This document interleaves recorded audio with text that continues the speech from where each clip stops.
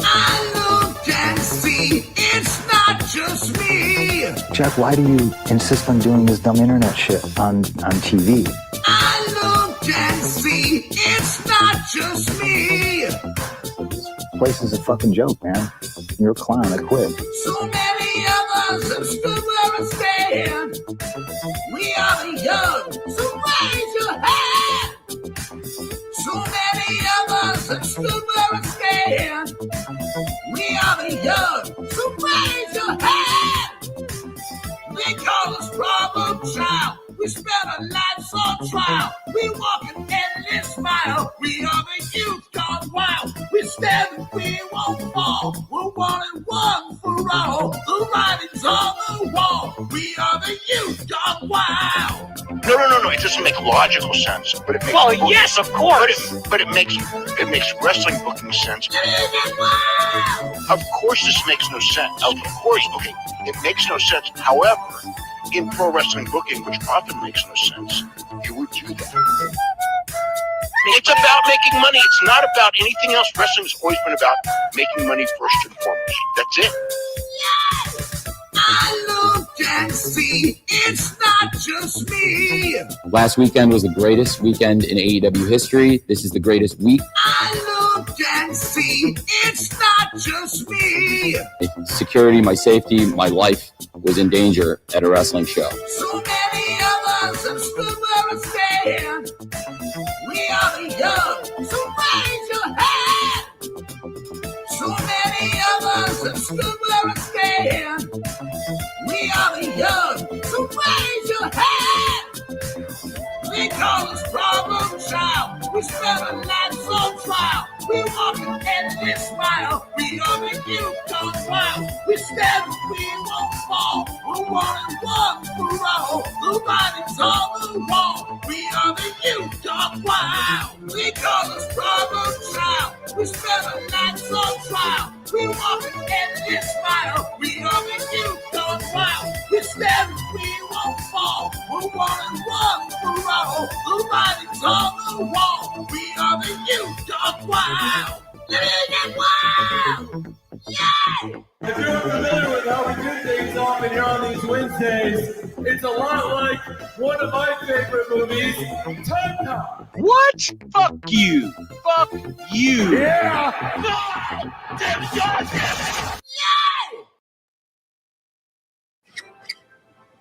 Boring. Well, so how many high school boys does it take to change a light bulb? What a light up for light? Yeah! Never those Slim Jim! Turn to the spice! Baby, do the thing!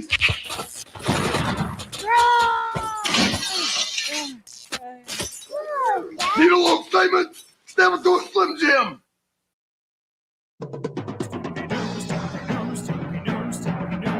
Call Stephen P. News.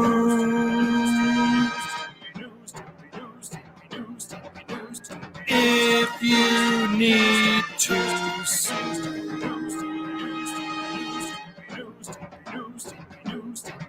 An outlaw mud show or two. He'll sue the rest.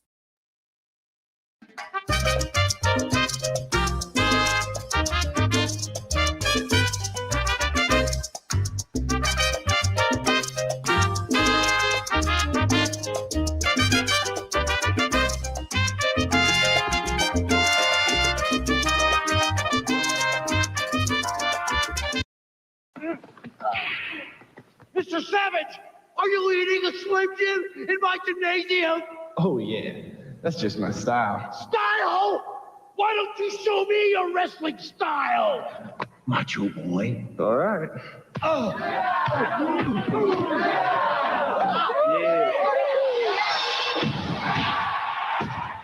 Need a little excitement? Never do a Slim Jim! Oh, yeah! First War Games Yeah. I got to be part of, got to be my team. You got to win the match, pin me. Is that what happened? Yeah, you didn't even need to pick for, oh my God. I didn't know it was you. JD took this crazy RKO. That's it, we're done, guys. Let's go. No, There was more. No, just like you had to. Yeah, Hogan must pose.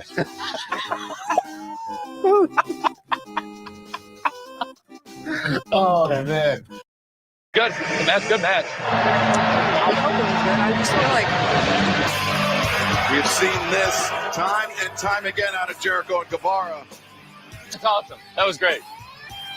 Ah! Yes! Sick! He's going to got it. And Claudio Castagnoli was it. Is that heavy, Tony? No. I gave you extra time. 6 a break for right now. Go.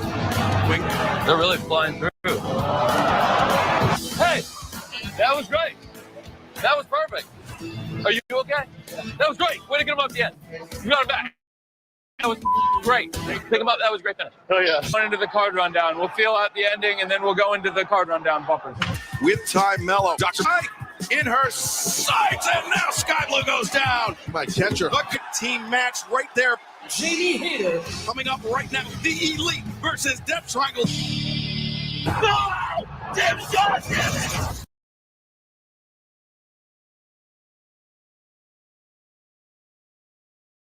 There's an epidemic affecting thousands of young Canadians, a condition scientists are calling the munchies. I'm World Wrestling Federation superstar Chris Jericho, and I've joined forces with Taco Bell to fight this hunger. You can join our tag team. By making a donation of only $3.99, you'll receive 3 Taco Supremes and a drink. Act now, and together we can help young people like Todd pummel the munchies. Why not buy this official WWF poster only at Taco Bell? Stuck a bitch. We're about to get vile.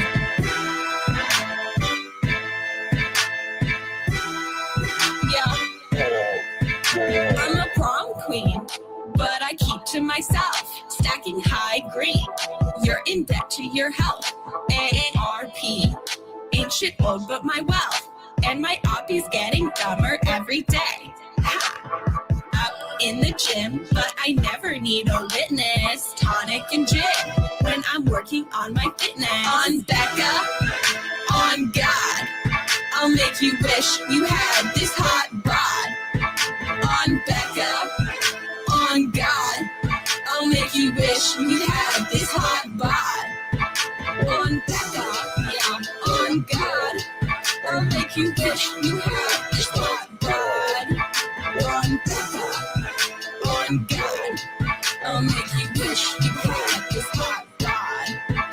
I be flexing like the dudes high on tread, all natural. Better give her tens. They say Blondie, how you getting those abs? Hey Bobby, let me call you a cab. Long legs, I'm a woman instead. My eggs, fertile, healthy, and firm. My trades, flowing free like the Thames. And my haters getting madder every day. On Becca, on God, I'll make you wish you had this hot bod. On Becca, on God, I'll make you wish you had this hot bod. On Becca, on God, I'll make you wish you had this hot bod.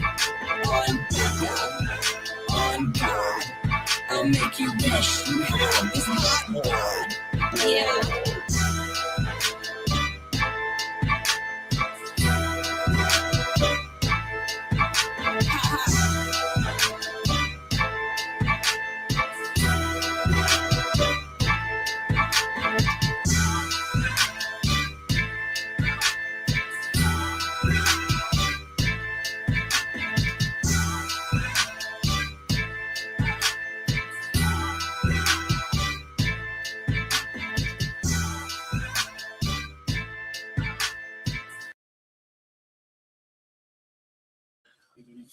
Ooh, what's happened, you beautiful PWT universe? It is time for a special Sunday WWE Clash en Paris. Yeah. I am your host, the infallible Phil Marks. Yeah. And we're here, man. It's about quarter after. It's 11 a.m. where I'm at. I was up. I got up at 8, did some moseying around. Went to my doctor, things like this. And I'm already hitting the sauce early. What can I say? It's not a typical thing for me to do, but it's a special one today. We got Clash in Paris, so we had a fun time last night. I had a great time last night. I thought last night's show was fucking spectacular. And we're here again today for another eclectic PWT live show. And yeah, I'm Phil Marks. I'm your guy, okay? I'm here for you guys. Let's do this goddamn thing. You're here for me too. There's already over 100 of you watching. If you're on X, come try YouTube out. I promise it's fun. If you're not like, oh, I'm not really into YouTube, just come vote in the poll. Come chat. Say what's up. Guys, I appreciate you all. Quick plugs. Pro Wrestle Times pod. I have a really great interview hangout with the veteran Jack Vaughn, 3-time OVW heavyweight champion. I have a great episode with JJ Alexander that's still climbing, still doing numbers about the Raja Jackson situation. And we have a little bit of an update on that. Again, we did every segment last night. So tonight there's not too much, but there is a couple Phil Marks bookmarks I want to get into before, this show starts, and it won't bleed over. Trust me. This is like the most perfectly timed. We've had such a great weekend here at PWT. So round of applause for you all for being here. Guys, become a member, 99 cents. Super chats are welcome. Become a patron. We're not going to ask for 100 likes today just because we always knock it out, but I don't know. Sometimes PLEs are like some of my most viewed shows, and sometimes the watch-alongs are not.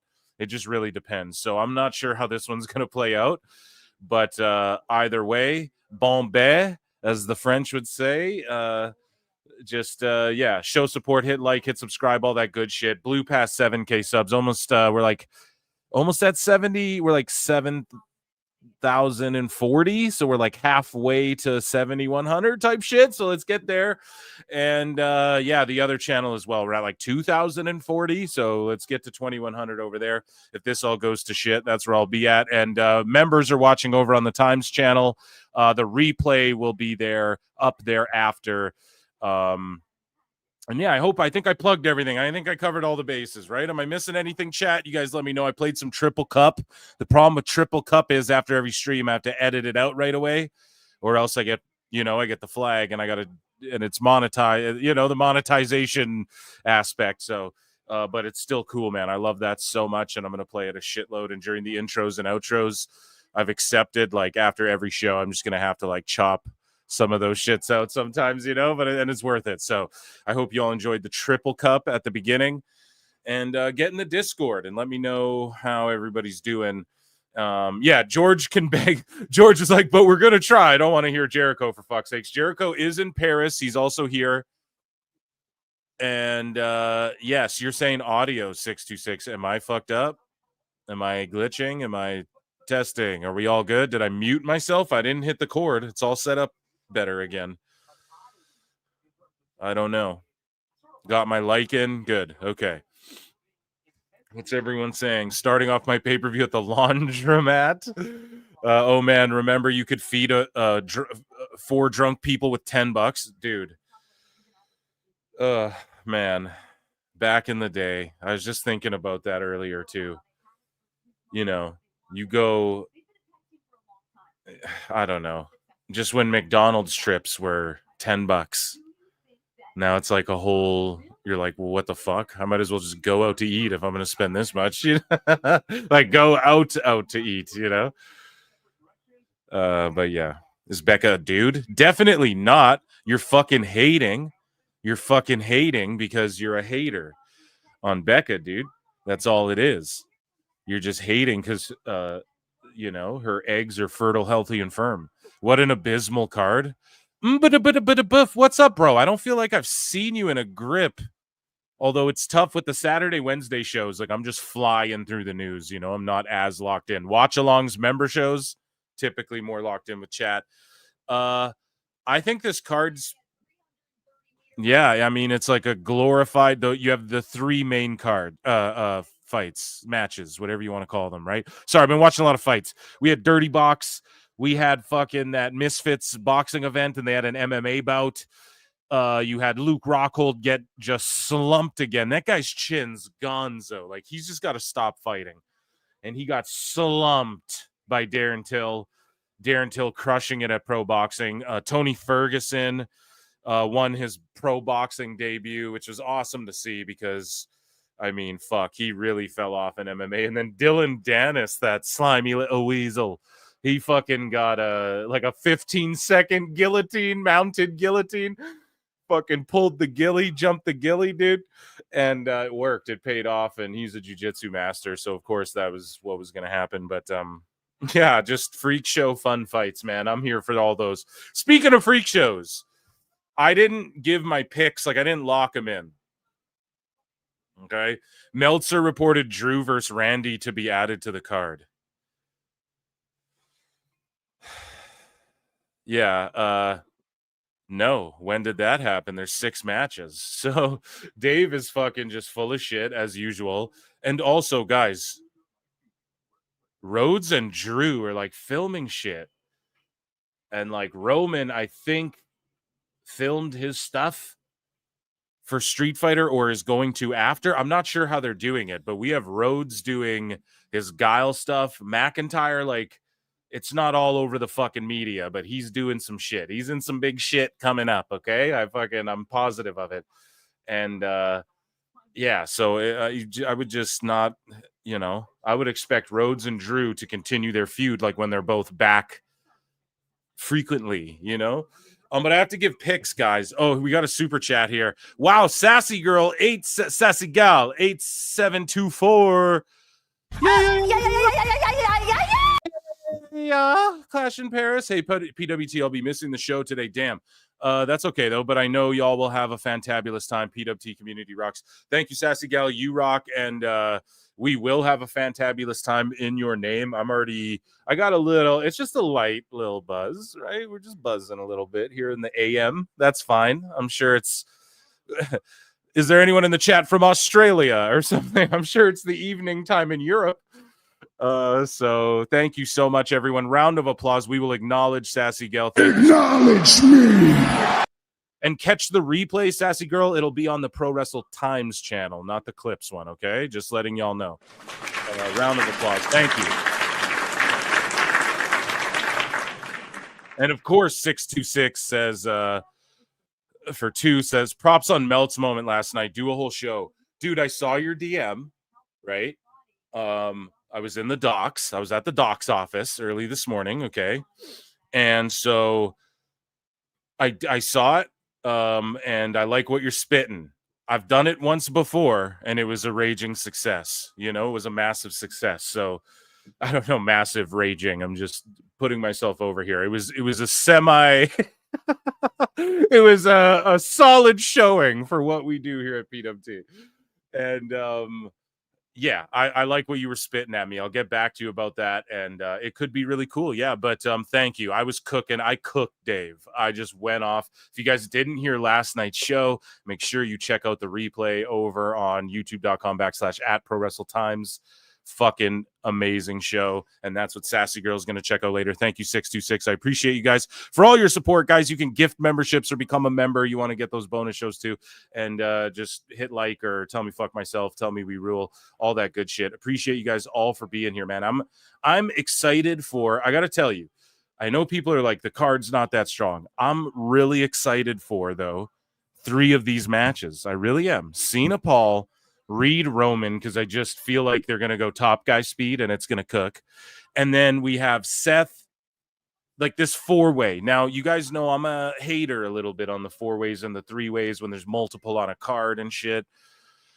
I'm okay with this one. It's the only one. So it's like, that's when you look forward to a 4-way. You're like, oh shit, it's the only one on the card. It could be crazy. Look at this venue. I'm watching the pre-show right now. Look at the venue. Look at the canvas they have. And again, for YouTube purposes, they have the sponsors covered in that. But again, it just looks spectacular. The building's full. It's going to be such a hot crowd. We have about 30 minutes to go. So let me give my picks for this. Okay. What are you guys saying? Did I not just say that? Pay attention. Pharmacist TK visits with all talent. No, I had to go see my doctor. Okay. The doctor on Sunday. Yes, bro, this is Canada. Okay. So my doctor today, how it works here. Okay. What he was doing today is he had some appointments and he was taking walk-ins today for just like a shorter hours. And then tomorrow is a holiday, Labor Day, whatever the fuck. Or is that what it is? I think that's what it is. We have different holidays too in Canada, like sometimes, right? Typically though, if we are like, we will invent holidays to line up with American holidays though. I've noticed a pattern of, not that we're far off and shit, but like our Thanksgiving is like a month before your guys's and shit. So yes, like I have, like, yes, I can go see my doctor on a Sunday fucking morning and it don't cost me a fucking thing. Well, it did cost, like I paid for it with my taxes and shit, you know, but that's what I went and did, you know. You got to go to the doctor, man. And I know it's easier said than done, especially depends where you are in the world, but I take full advantage of my accessibility to my fucking doctor, okay? And it was good. They have shaman witch doctors in Canada. Yeah, dude, it's yeah. I live in the US and they would just shoot me. Hey, can I see a doctor? Fuck you. Get off my property. I'll just shoot you. Oh shit, in Minecraft. Rusev versus Sheamus. Yeah, so this is what I'm saying, guys. We're getting distracted, and then I'm going to bleed over to when the PLE starts because I love chopping it up with chat. Fuck you guys. Super chat in if you got something to say for the next, like, 5 minutes, okay? Speaking of which, George does with 25 and says, not a person to be outdone at the super chat game. You may have started something fucking crazy. Yeah. George coming in at the laundromat and fucking drop. Thank George. Everybody acknowledge George. Round of applause for George. He laid down a gauntlet and acknowledge me. Round of applause. Right when I say it too. I'm like, we gotta lock in, and then motherfucker comes through, and then has been a member for 5 months. What an awesome thing to do is be a member for only 99 cents Canadian while we're on the topic. Okay, guys? So get your memberships. I do a bonus show every Monday. It's pretty fun. I just kind of chop it up with chat like I'm doing now. Typically Wednesday, Saturdays, I'm more like, I have this bit, this segment, this, you know. Yeah, so anyways, we're getting fucking distracted. I love you all. Thank you, George. Thank you, and Sassy Girl in 626 and everyone supporting, everyone in chat. I see you all of our beautiful members. Okay, let's get into the thing. So picks here, and this vignette for fucking Sheamus and Rusev rules. So let's start with that one. This is going to be like an underdog sleeper match, I think, just like when Gunther and Drew were duking it out, and it would be like Sheamus and Gunther, Sheamus and Drew, and it's just these underdog sleeper matches. I don't know if it's an underdog, if you could call it that, but as far as competing against like the name value of the other matches, this one could be a show stealer just based off them beating the fuck out of each other and making it look real and legit, and how hot this crowd will be for that match. The tag team championship, now they're finally starting to get the Wyatts like on PLEs and kind of they're spreading out. We're seeing Bo more and more. So hopefully now we see it like integrated into the show and we get more story out of this stuff, you know? I could see the Street Profits, again, we say this every show, but could they break up tonight and have the crowd, like this crowd, whoa! You kind of see the way Ford is reacting to Dawkins and what's being said to him backstage and shit. And it's with the facials, his mannerisms, his body language and shit. And I could see it being like the double swerve where Dawkins is the one who turns heel. It might not happen tonight. Everyone predicts it every show, and it never happens. So I think the Wyatt Six will retain their titles. I firmly believe that, but I think there will be some corruption and like maybe Nikki Cross and B-Fab do some sloppy shit on the outside, and then no offense to them, just, you know, it gets shenanigan-y and then it just all goes to shit. Maybe we'll see like other people in the tag division run out and blah, blah, blah. Also, though, with that in mind, could the Wyatts just drop these belts with smiles on their faces and be like, we don't, what is Sheamus singing? Vela, Lua Vela. Okay, I'm into it. Let's go. Let's kick him a beat. No. So the Wyatts, if they did drop the belts with like smiles on their faces and they're like, there's a bigger picture, and you have like howdy, like, oh, we're like whatever he's doing, freaky deaky shit outside the ring. I could see it. I could fucking see it. You know what I mean? I could absolutely see that happening too. However, I'm just gonna go with they get a defense because, like, do we need to hot potato these tag belts around more than we already have? Let's just keep establishing the Wyatt Six and them being on TV and Bo Dallas walking around talking to people in his normal shit and then going out there all freaky. I'm cool with them just having them more involved in the show. And I think we've already put the titles on the Street Profits, so let's just keep it on fucking Wyatt Six, but have some like story. Give me something with Street Profits. Have them break up. Have them fucking break up. Have B-Fab and fucking Dawkins turn on Ford after this match, dude. I am going with Wyatt Six. I didn't give a pick. I'm going to go with Chat, who won Sheamus Rusev #1? Oh my God. For 50. It says George isn't going to out super. You started something. Acknowledge me. Wow, everyone, round of applause for and George's feelings, because that's not very fair. I love red money. Yeah, dude, in Canada, 50s are red. So there you fucking go.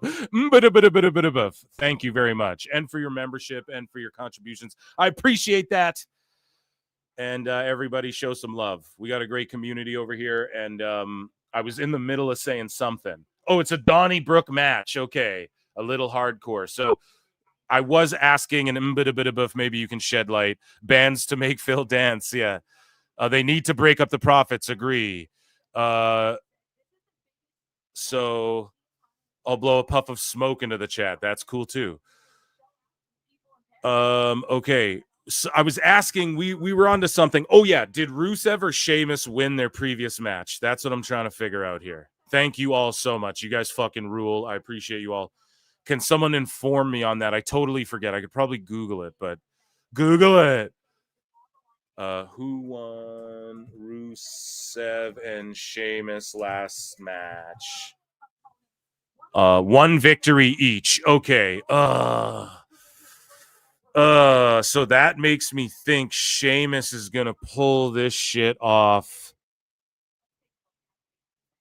the trilogy because he's like their long-term player. And even right now, Rusev's on a 2-year deal. Not that they hate on him or anything, but I'm gonna switch my pick last second and say Sheamus if they're 1-1 going into this match. Sheamus will get the win because of some crazy hardcore shit to keep Rusev looking strong. But Sheamus is their long-term guy. Okay, and then we have Becky versus Bella. Becky's got to defend the title. I don't know, though. Nikki winning that shit and then...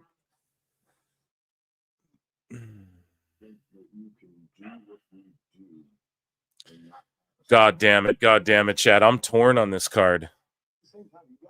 Is it all title defenses tonight?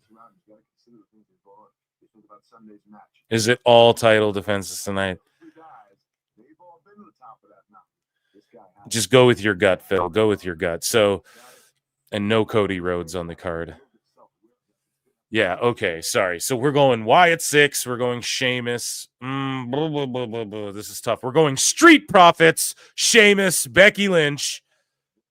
So we're going Street Profits. Lock that in. I changed my shit. We're going Street Profits, Sheamus, Becky Lynch. Logan Paul, Roman Reigns, Seth Rollins. Locked in. I can't even like review it or I'll get too much in my head. That's me locked in. Do you guys hear it? Prophet, Sheamus, Becky, Paul, Reigns, Rollins. Lock those fucking in.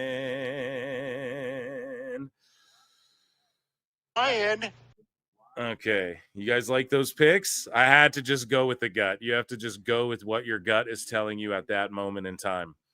So there you go. Ladies and gentlemen, what is chat saying? We have one tidbit of news. We won't even talk about that. We'll just talk about that another time. How about that? Excuse me.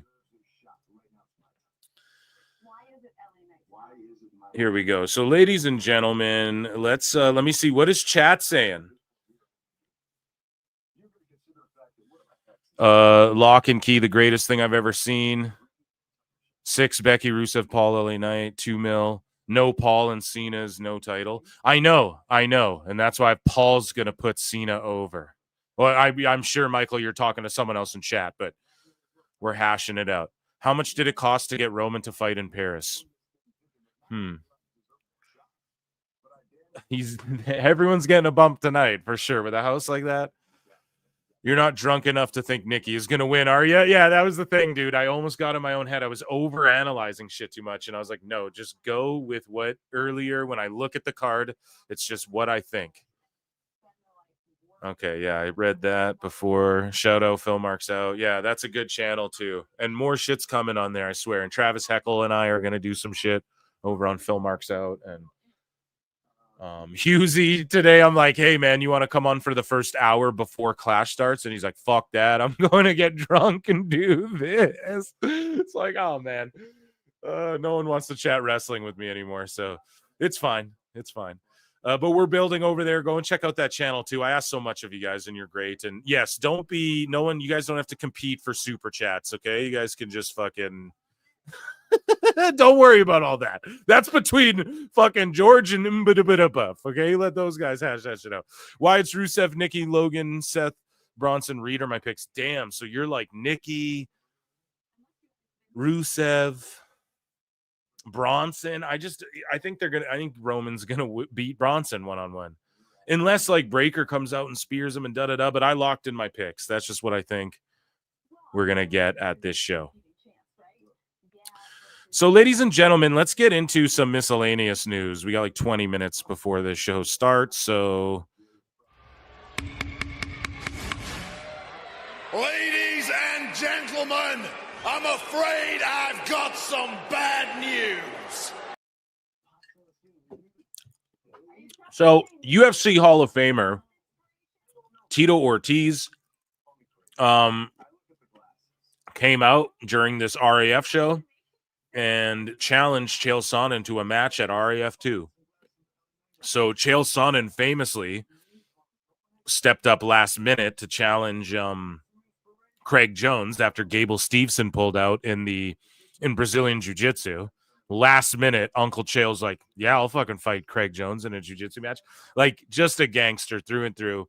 And then they had Tito Ortiz show up and be like, yeah, I want to challenge you to RAF. So again, this RAF show was a huge success.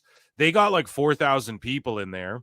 They drew more than the average Dynamite or Collision the last couple of years. I bet if you averaged it out, it's under 4K.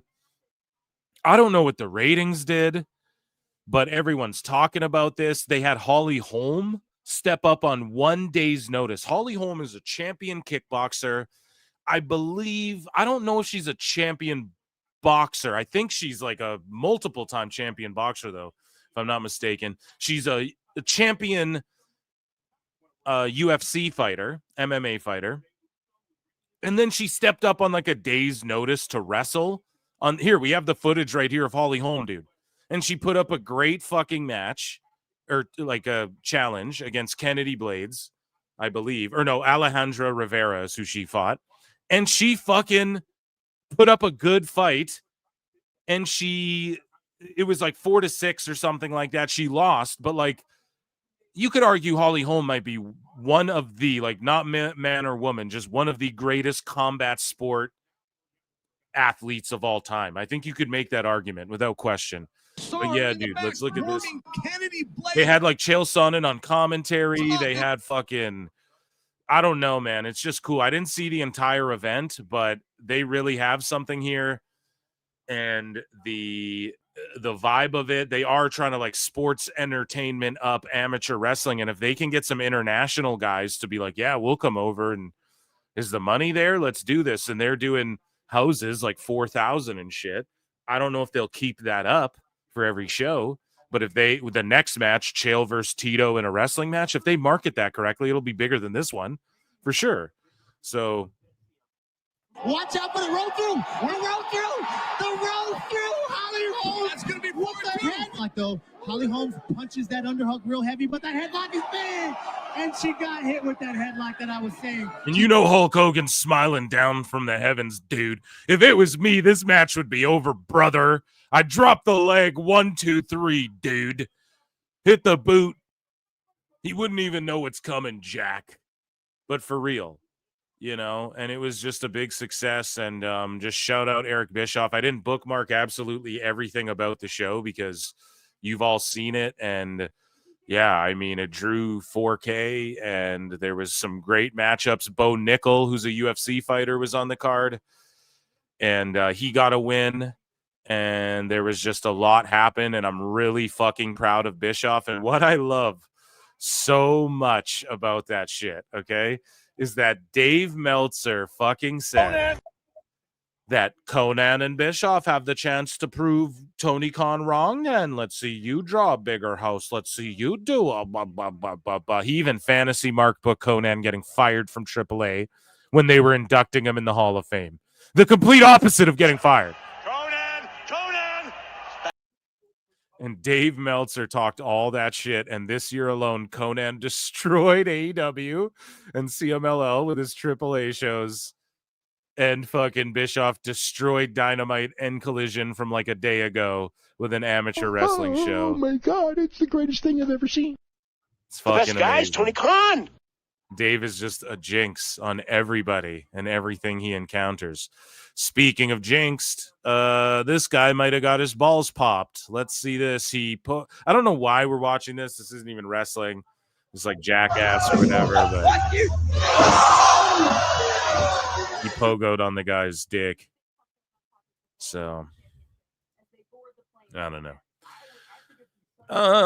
Psycho Stu has been released from the hospital and is at home resting. He sustained a serious head injury and was unconscious upon arrival at the ER.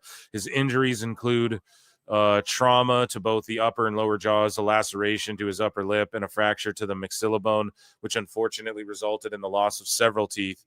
He has a long road of recovery ahead, but he remains in good spirits despite everything he has been through. We are deeply grateful for all the love and support we've received during this time.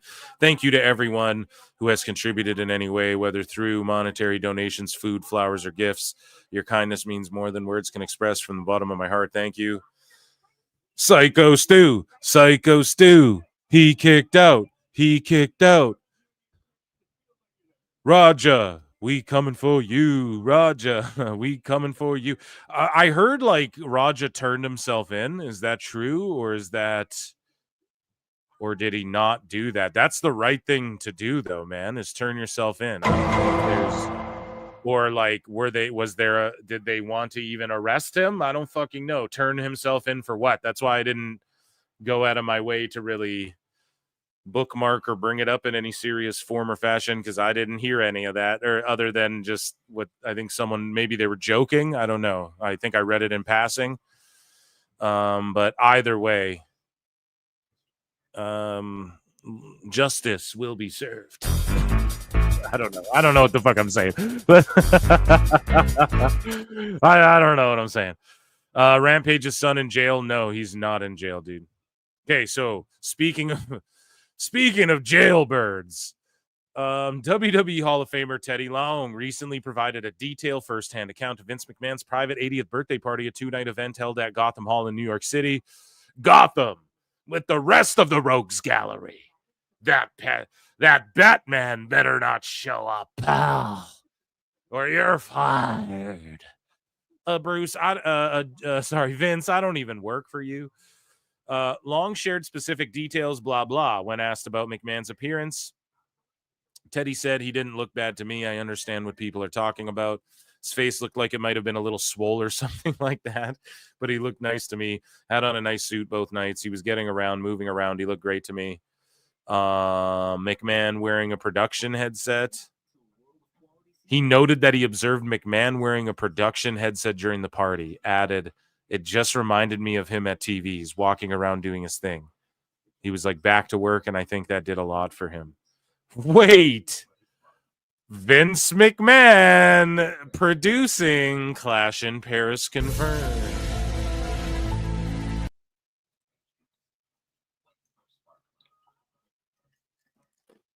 That's crazy. It's just like a fake one.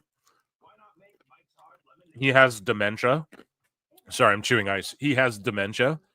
So it's like a fake one. And he's just walking around. Yeah. Go to camera 3. Okay, Vince. Can somebody, I would poo-poo in my pants. Send someone in here to wipe my ass.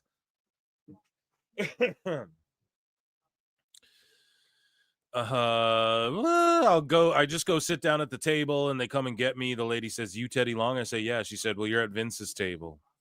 The only talent at that table was me, John Cena, and me and John Cena. John, you what? So Vince is like, all you peasants sit over there. John, you're cool.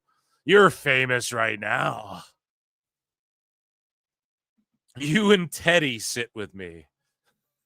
I swear, John, when I said the N-word to you, I didn't mean it. Teddy forgives me, right? Teddy forgives me, right? See? All's forgotten now. Enjoy your champagne. Oh, fuck. First thing he said to me is, "It was nice to see you. It's good to see you, pal." Many notable figures: Undertaker, Kane, Shane McMahon, Triple H, Jerry Lawler, Sergeant Slaughter, Godfather, Booker T, R-Truth, Shane. So no Stephanie was not there, but Triple H was there and brought the girls. See, it's fucked for Stephanie, because I bet in IRL that she's like, damn, like about what her dad did. Like, that's pretty wild, you know?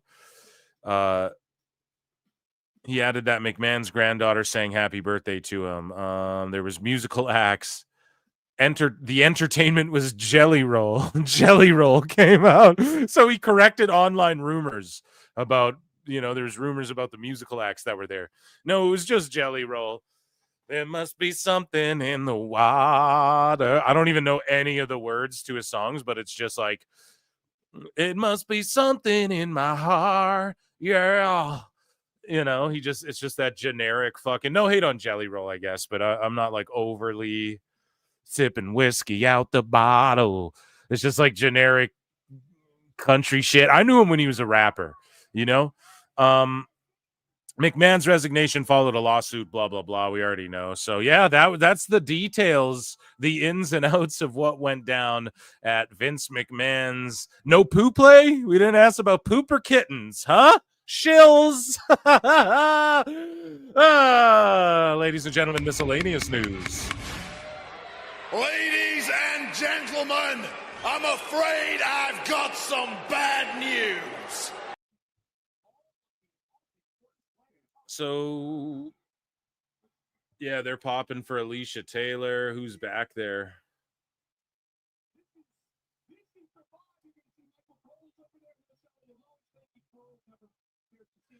So, ladies and gentlemen, it is time for nobody's favorite segment, and it is called the Single Segment.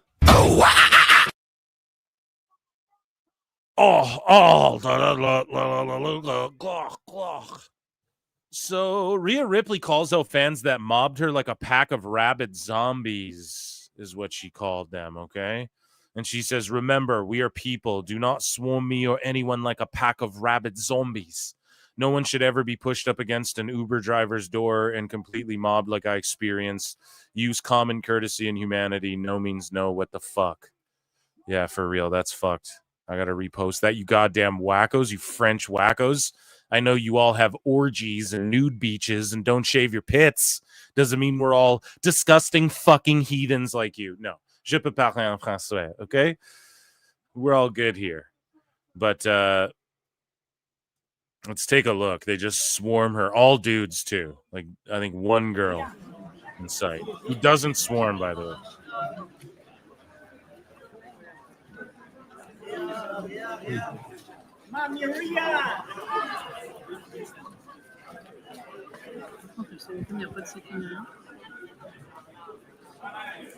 And yeah, Uber driver, open her fucking door. Why doesn't she have? She's so famous. She should have like a man around her at all times, like a big dude in a suit protecting her at all fucking times. I know that costs a lot of, but when you're in public like that, I mean, and I'm not like condoning any of this at all. Just Rhea, for real. Any of those guys could have a sharp object that they just hit you with because they're fucking crazy. What happened to John Lennon and shit, you know? The Beatles, I shot him because it was a great record.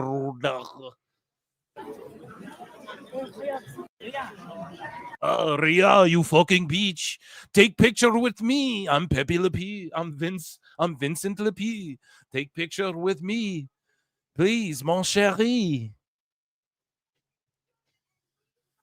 Yeah.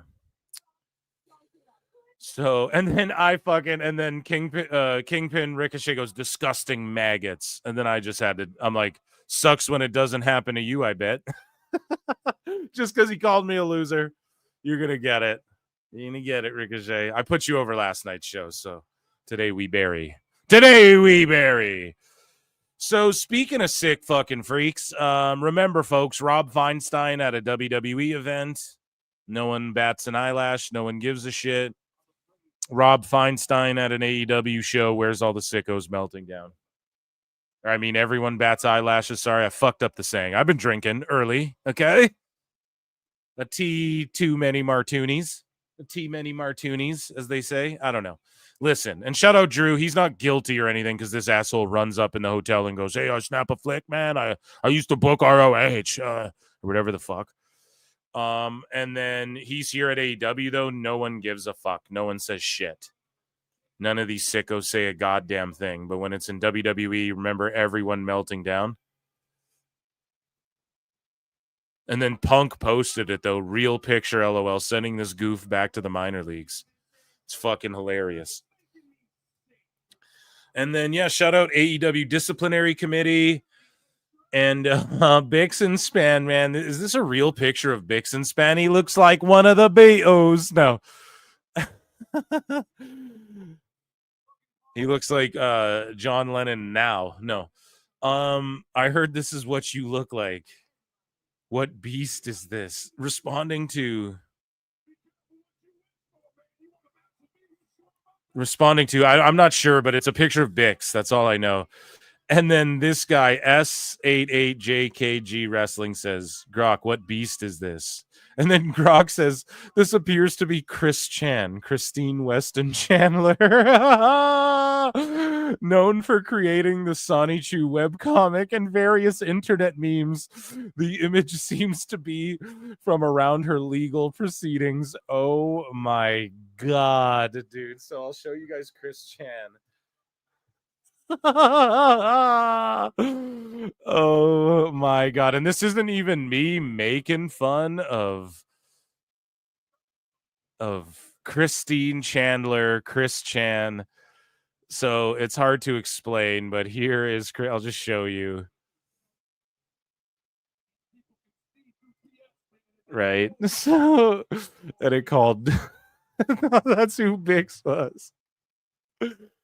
I don't know. I think that's funny. Chat, what about you? That's fucking hilarious to me, dude. And that, ladies and gentlemen, was our Sicko segment.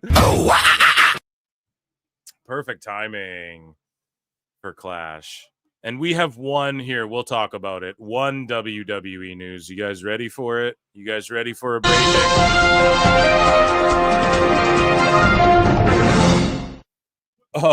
Rusev on WWE Return. This is the best locker room I've ever been in. And that, ladies and gentlemen, was WWE.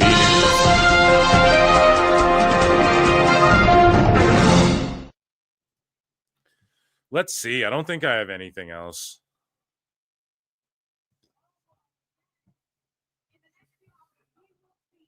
Yeah, there's one thing on Dave. I'll save it. You guys don't want just one little Dave. No AEW news, really.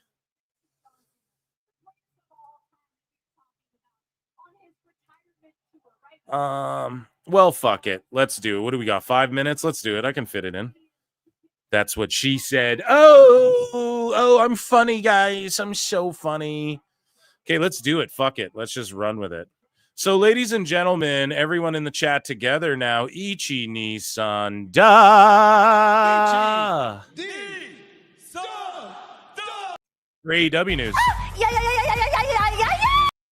I'm going to clip all the news from this episode into one clip, and then I'm going to fucking, it's going to be like a mini version of what a PWT show is. You know, it's going to be awesome. It'll be like a 15-minute version or 20-minute version of like PWT in its entirety, every segment. So, guys, here is Tony Khan. And this is a great point out from this guy here, JSM 319 Sammy Gurr 45 blah, blah, blah, blah, blah, right? He says this Tony Khan uses the same script when talking about AEW. He knows nothing about football or wrestling. AEW and the Jaguars, two failing sports ventures. And yeah, just listen to the way he talks about it's the same, just like non-specific, no real answers because he doesn't really know. I do think it's a really exciting time for the Jaguars right now. Oh, it's a really exciting time for AEW right now. Same shit, dude. This is CNBC sport as well. Think about the people clowning him for this shit. I do think it's a really exciting time for the Jaguars right now, and the fans are very energized about Liam, and the players are very energized. You know, from talking to players on both sides of the ball, of course, Trevor Lawrence and great players on the offense, and we have some great young players on defense. It's the same thing. He just names the big name. Of course, Trevor Lawrence. He's awesome.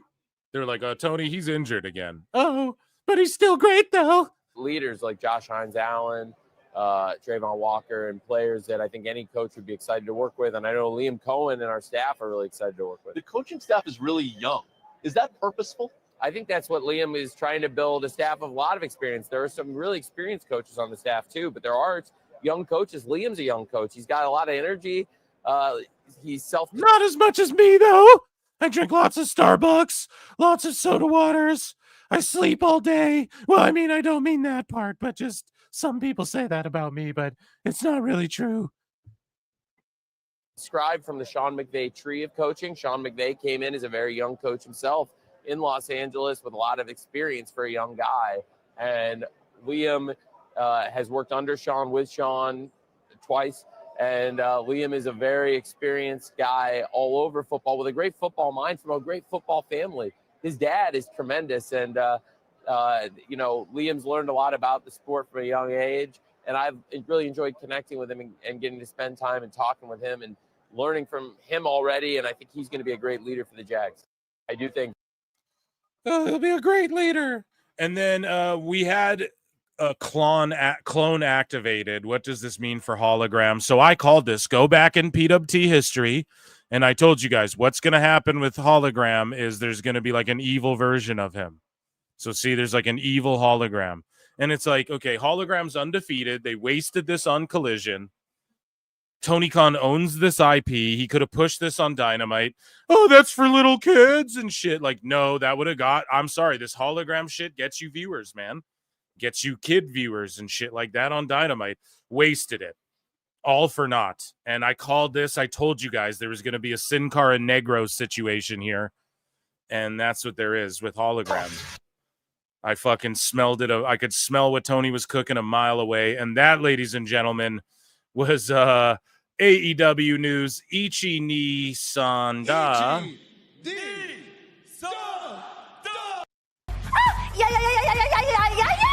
And we have one more segment. Flutes in chat, everybody, as quick as you can. Flutes in chat, ladies and gentlemen.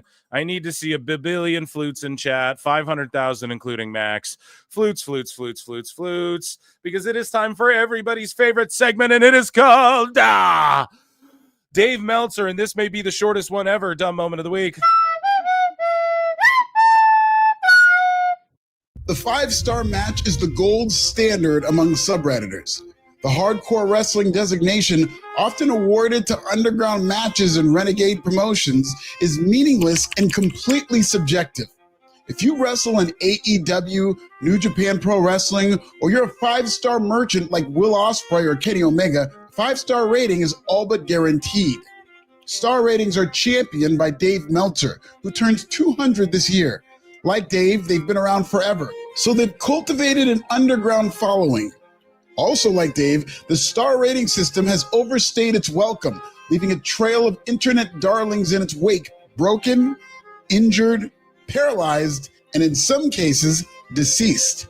Today, we're going to talk about the undeniable damage that the 5-star match has had on countless wrestlers and why Dave Meltzer's fetishizing of strong style has had a negative and sometimes deadly impact on the physical well-being of some of his favorite wrestlers. Subscribe in Creole. So subscribe in Creole over to Pro Wrestling Bits. Shout out my guy Alfred Kunawa. He will be back on the show soon. Make sure you guys go and watch his whole video. We might do it as a fucking we could do this. We'll just watch it on this show, maybe for the next Dave Meltzer's Dumb Moment of the Week segment as well. So I'll actually leave that in here. But we'll EFAP the whole thing together. That'll be a Dave Meltzer's Dumb Moment. How about, because it is tragic and it's incredibly sad how careers have been shortened and shit because of Dave Meltzer, and he knows that. And that's what I tell these kids out here, these sickos, man. They just want move corn, and they don't care if these wrestlers die in the fucking ring. They just want to see them drop each other on each other's heads and do all this crazy shit, you know. And that, ladies and gentlemen, was Dave Meltzer's Dumb Moment of the Week. All right, let's get into it, guys. So I want to shout out Netflix. Before this PLE started for the first time ever, the the countdown was just a little clock. So they've changed it a bunch of times, as we've chronicled here at PWT. But it was just a little clock on the bottom, like a little timer on the bottom, counting down with the WWE logo. And then they're showing us highlights from all eras and all like big, huge moments and shit, just in general. It's not just like people flexing in front of fucking lights and it going do, do, do, do, do, do, do, do, do, do. You know, it's not like some shit like that. It was just like moments and epic music, and that's a way better Netflix deal. That's a way better deal Netflix has given us there, watching that than having to stare at that, than listen to that annoying music and shit. So love y'all, gotta run. Lincoln Hawk, my guy, appreciate you tapping in. There's 200 people watching across X and YouTube. Come on over to YouTube, guys. It's fun. Hang out and chat. Chat is a fucking absolute blast. And guys, hit like, subscribe, become a member. 99 cents. You get access to my bonus shows. You can super chat in, join my Patreon if you want to support. Just hit like or subscribe. Also, that's a free way. Even if you're on Twitter and you don't use YouTube a lot, come subscribe and then go back over to Twitter or whatever. Okay. Love you guys. Okay, we're getting into this thing. I'm fucking excited, man. And how fly was Cena's gear on SmackDown? The white, blue, and red.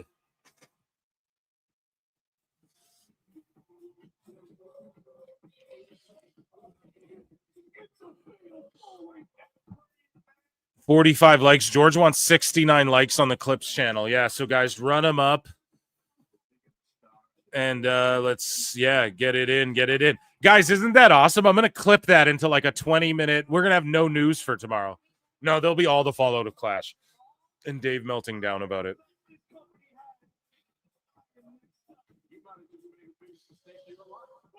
Is Brie Bella going to interfere? I don't. No, I don't think she's going to come back to WWE, guys.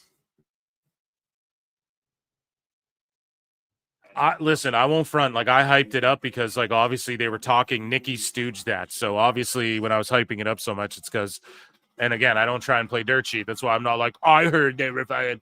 But, like, they were talking and shit, and then all of a sudden, that blew up.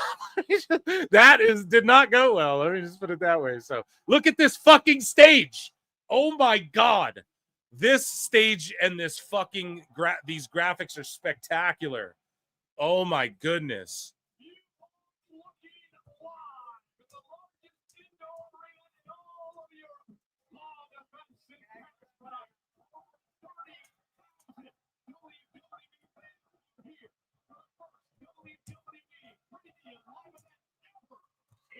I really fucking hope that they, with all this money they're making, that they continue to invest in like stages and setups like this. You guys know what I'm saying?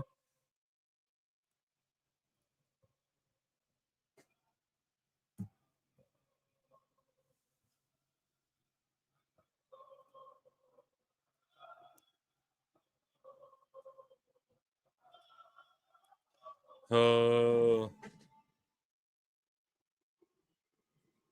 Damn. Okay.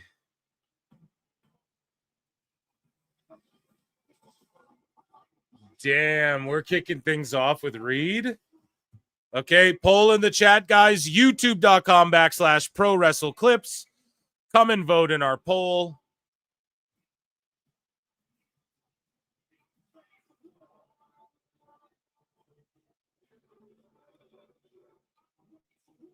I will end this poll. 89% of you said fans are doing too much swarming Rhea like that.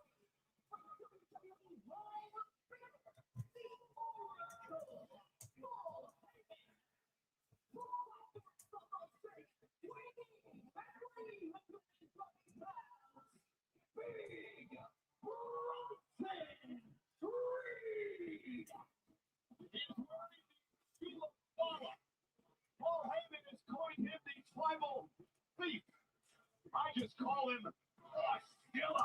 330 pounds of big. I'm here, guys. I'm just putting a poll in the chat. Okay, who do you think wins this grudge match? The Tribal Chief or the Tribal Thief? And you guys can vote, but I want to see ones up for the Chief and shoes in the chat for the Thief. If we can get that going, that's amazing. Bronson should go over. I fully agree, but I just don't think... Roman's been around more than I thought he would, and he's won matches. Like, I don't know if he's going to lose this match here. I don't know if they can afford to do that.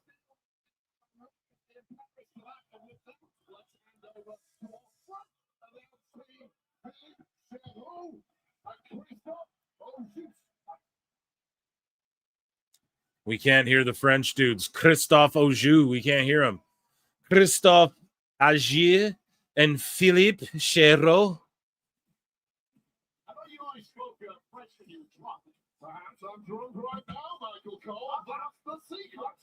Perhaps I'm drunk right now. Me too, good sir. No, I'm definitely buzzing right now. We having a good time. Shout out to everyone in chat. You're all fucking goated. Over 200 of you across YouTube and X. Round of applause. You're all fucking...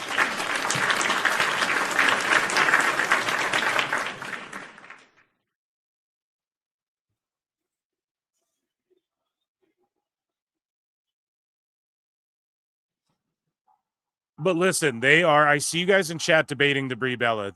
She's pushing hard to get in the company. Like, I've heard some shit about, like, she's pushing hard after it's sort of, you know. So I'm not like saying it's impossible, but I just don't know if like so quickly it'll happen. That's all. Oh my God, this fucking stage is unreal, dude.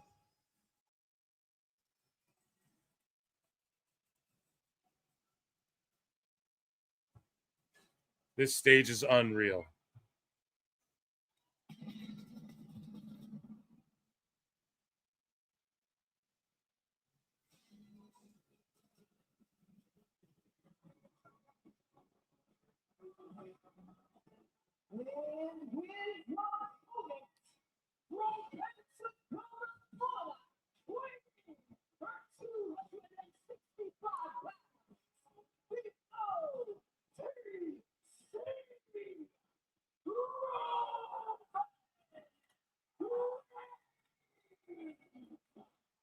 Roman Reigns is wearing two Ulabalas tonight as he makes his way to the ring. They are to honor both his dad. Let's see, guys. Let's see, guys.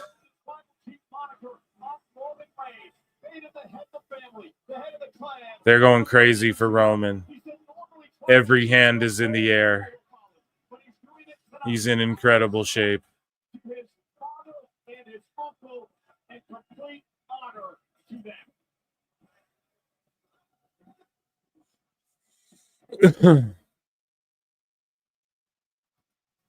This is one of the coolest stage setups. Like, I hope they keep investing in this shit. It's all this money they're making. You don't need Braun Strowman. You need fucking unique pay-per-view set designs. He told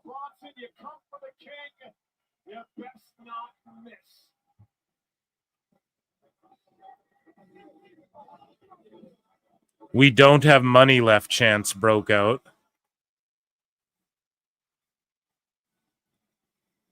So that's fucked.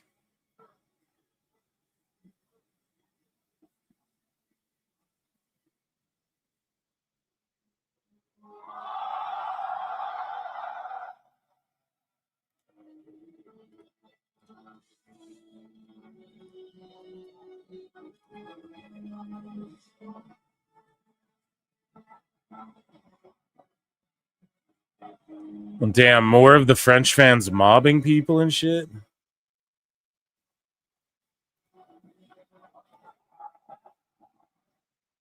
It's just like, guys, when they paid this much too, they're gonna go fucking crazy. Like, they're treating you like the BOs. Okay, so like I don't know, man. When people pay that much to see you, they're gonna go crazy to get to you, dude. You're treating them like they're the biggest stars in the world. Well, yeah, you better be ready for that then. Omar for 2 says, let's Filkin go. Acknowledge me.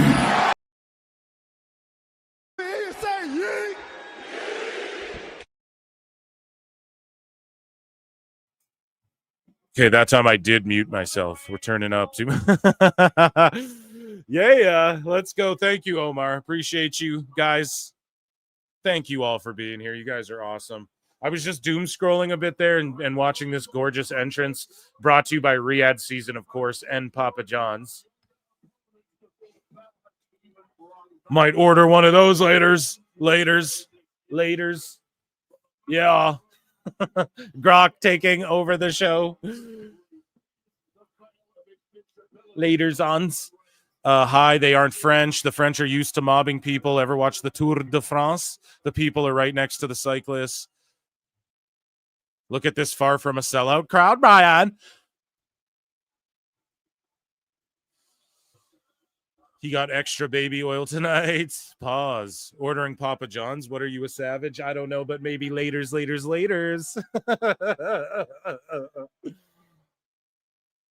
Dude, he's got 2 Ulafalas, the red and the black.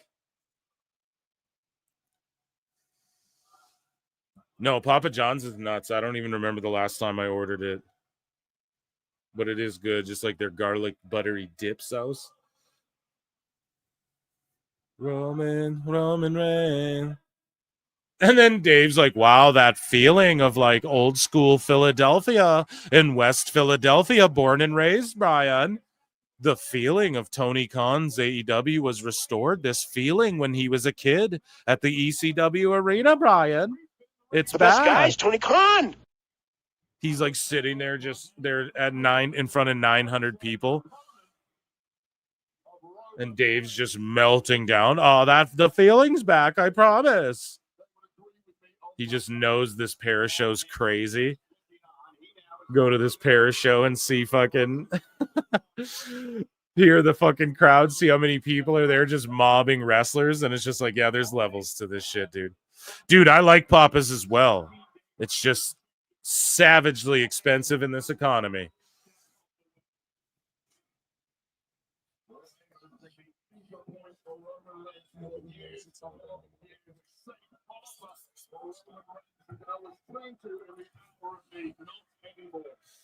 Roman.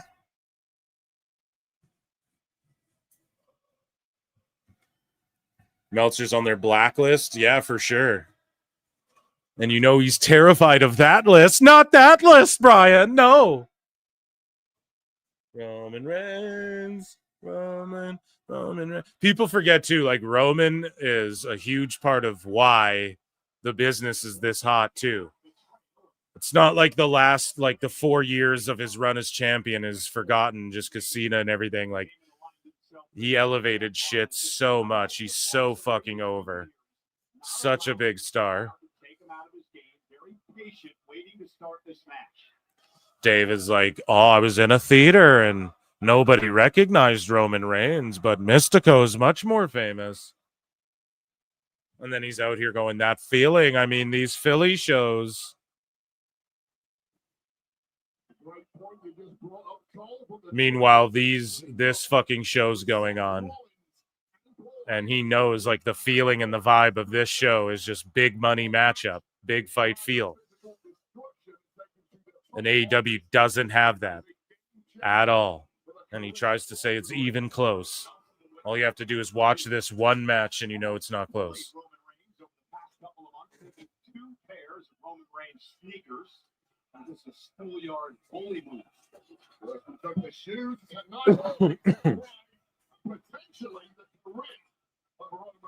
Just Cena or the four-way main event? I think the four-way.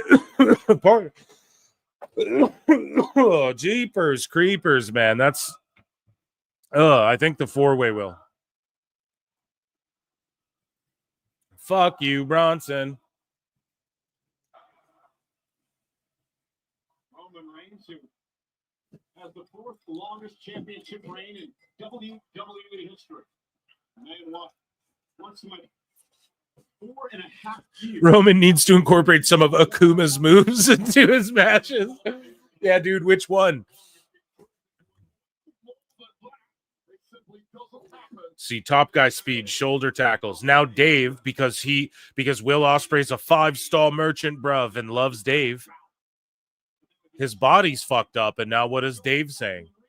He's begging Ospreay, oh, he should really slow it down and just do like a WWE style from now on because he can do it better than anyone. And begging Ospreay now? What an idiot. This is why Dave should be shamed. I will never relent on him. This Never just in, we have relent on confirmed that Dave Meltzer fears PWT and flutes. Because there's people in fucking with broken necks and herniated discs, and now he's saying, go top guy speed, you'll still draw. Oh, so you're admitting that the top guy speed is the best shit in the world, and you're just a fucking dumbass, you know? Like, you're pretty much just walking back everything you ever said. If he's so good that he could do top guy speed and get it over, then WWE's the best style then. You're not refuting that anymore, right? Okay, stupid. Where's all your 5 stars over here, you know? And it's, yeah. 3, 4, 5, 6, 7, 8, 9, 10. We can go longer, man. Keep going. Oh, I thought he was going to start hitting that 11, 12, 13, 14.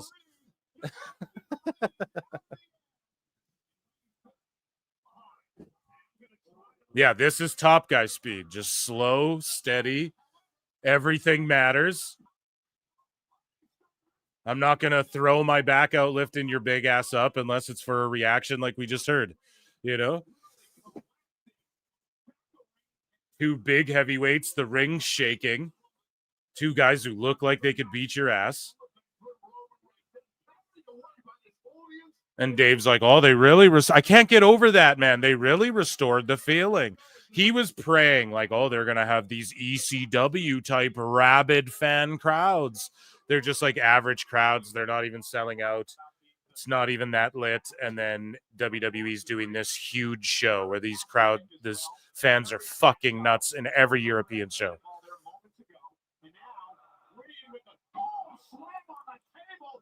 That's why he does and says that shit. Super heavyweight who can move like a lightweight when he wants to. Paul Heyman and Seth Rollins knew what they were doing. They put Reed and Braun Breaker together. Yeah, top guy speed is selling. Exactly. Why is it selling? Why is it called selling, chat? Because selling sells.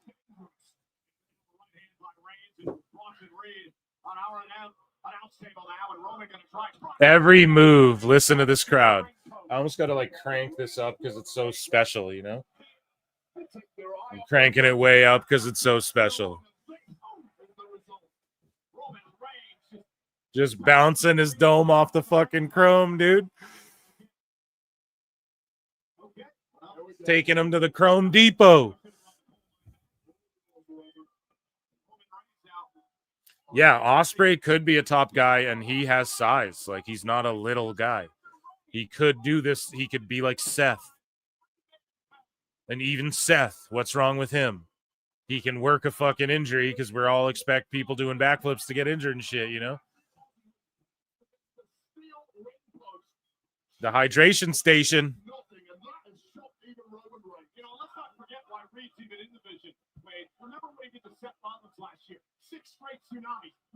Big boot. And like, how many times is Bronson bumped? Can I ask you that too? If this was Bronson, if this was Bear Bronson in AEW, he'd have fucking been bumping around and taking Hurricane Ranas, and you know what I'm saying? And I'm not even trying to knock that dude. I'm just saying, like, if this was fucking Wardlow or Hobbs, he'd be fucking a pile driver on the outside. Some guy would jump off a chair onto him or something into the crowd. Like Bronson, fucking how many times he bumped for Roman? When, you know, when he does, it's a fucking big deal. Like, top guy speed, hashtag. I love that Jay coined that term. That's one that Roman and Jay call it that, so it's not like we're hearing Meltzer. Oh, great rope work. I played a game. I play this game with wrestlers when they come on the show called Meltzerisms, okay? Where they have to rank. I give them 5 Meltzer terms, and they have to rank each one out of 5 stars, but they can't use the same 5-star rating twice. And I played it with Jack Vaughn. And I said rope work, and he said, I haven't even heard of that one. And I'm like, yeah, dude, I don't know if he invented it, but he talks about, like, oh, Mystico does great rope work. The rope work him and Hechicero were doing.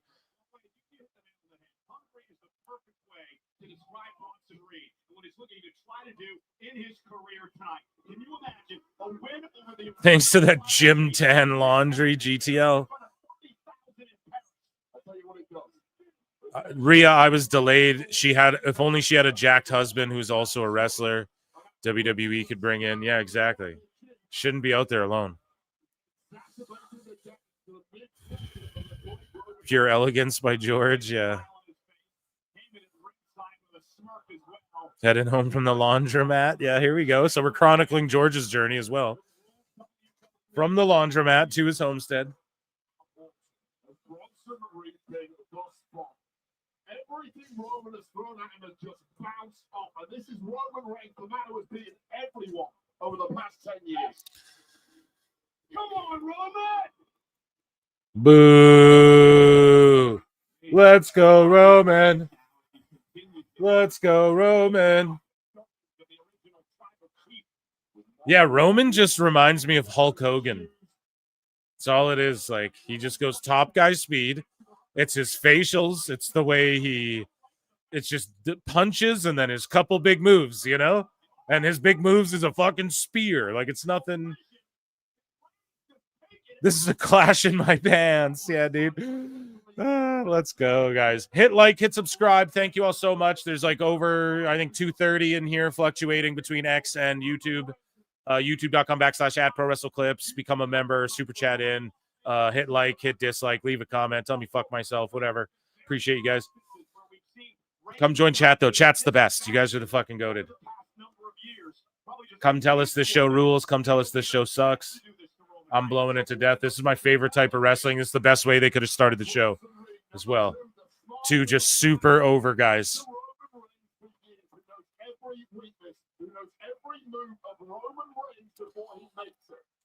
AEW has that shitty ring. Yeah, his ankle was hurt worse than he thought. It's from that shoddy ring. It's facts, man. It's so sad. It's so sad too. Because everyone called it out. And that's why I believe, because karma always like does this to AEW for some reason. Like, they bring up union workers and shit on TV. All of a sudden, there's union workers protesting them, whatever the fuck. Everything gets thrown back in their faces, and I just think that's because of... It's just karma. I feel like it's the right side of history, right? And, like, that's a cringe thing to even say. But it just makes me feel like, yes, my takes get validated when shit like that happens. I don't wish them ill will, but it's like, told you, like, shut up and fucking wrestle. It sounds shitty to say it that way, but it's like, man, you guys are wrestlers. Fucking wrestle. Make your show good. Stop fucking worrying about everything else. Like, And just like that, a big Samoan drop cuts him off. The shoes are in the ring. Shoe.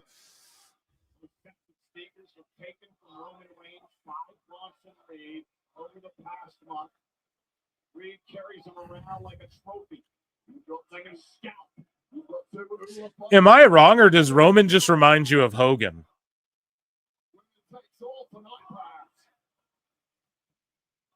What were they chanting there? This match greater than Lights Out Cage so far, without question. Dave literally says his star ratings are based on how the crowd has moved.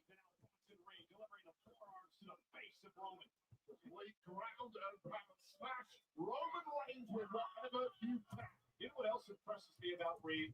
The engine. He has a non-stop engine. Reed goes from the pedal to the end.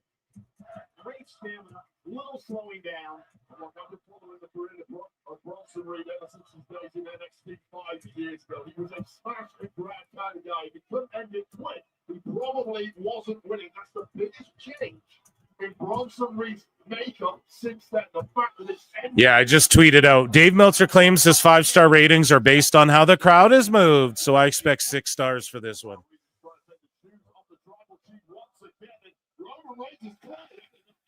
Question that strategy. Not sure if that was the right point in the match for Reed to do that, but let's get the job finished first, Bronson. Then you can do whatever you want here. Went with a splash in the corner. Roman Reigns rolls out of harm's way. And now Reigns looking to try to rally here. Haha, Meltzer said what? He posted a great one too. Look at this. Hey, dude, trade the fucking crowd on these lariats. They're so behind Roman. Pause. Oh, he can't get him over. Oh, try again, Roman. Yay! Holy top guy speed. A clothesline to the floor, man. Listen to the crowd. That's money right there. And look, all these guys. Bronson Reed once beat Okada. This week on Raw, he won thanks to a distraction.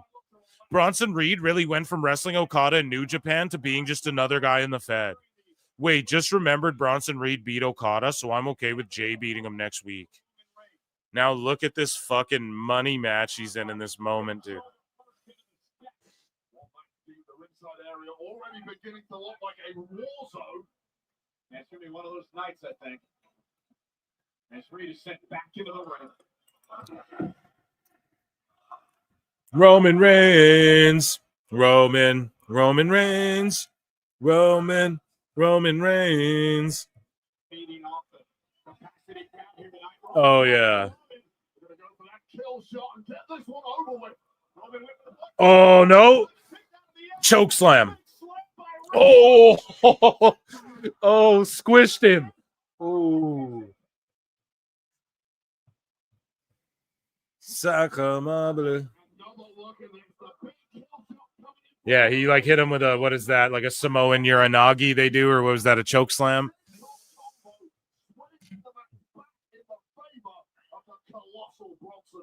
Wow, he beat the bitch guy. Yeah. Exactly. And Jonah was lit. I love Jonah. And I call him Jonah sometimes too, but still, but same with Gunther. I slip and call him Walter sometimes, but it's just Reed was meant to be a WWE superstar.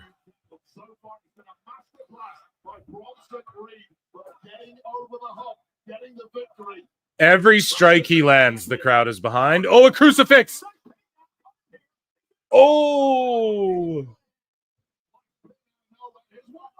No, caught him again. Oh, Death Valley driver. Kick out. Damn. Damn. This match is going off right now.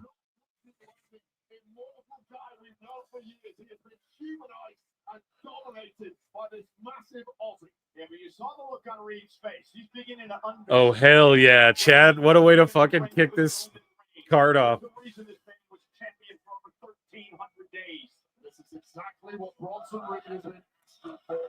Against the very best. Well, they get no better than Roman Reigns. And right Oh, he's hitting him with the Batista. The thumbs up, thumbs down. Oh, pile driver, maybe a pile driver. It looks like he's no reversal. Super kick from fucking Reed, dude. These Samoans, they throw those super kicks. Oh, is he gonna dive on Roman? Superman through the ropes. Oh, another one. First big bump. Like, I mean, that was okay. Maybe he bumped like on some Samoan drops, but how many times did he really bump for Roman? Probably count him. That was maybe 3, you know, like it fucking matters there. That's why he took him off his feet now, Roman.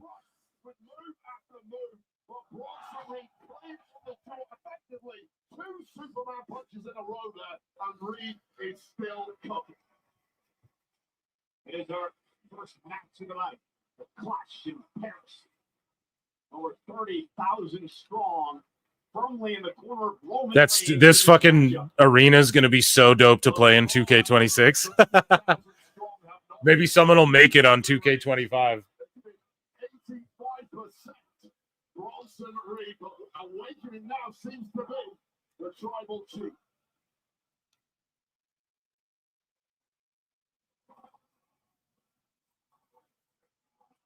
Oh, hell yeah.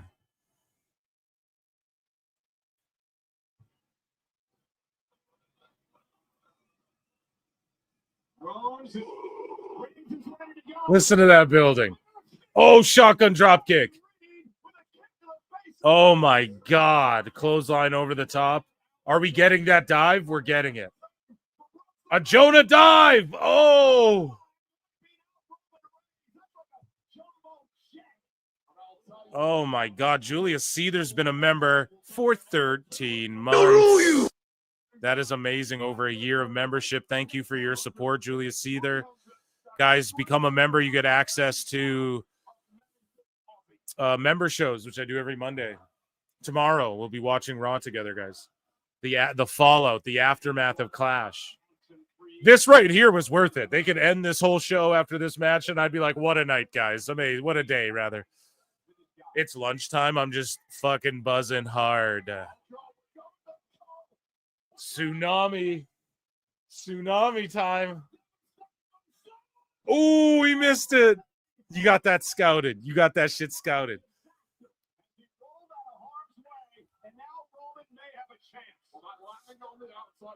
Exactly, no pop.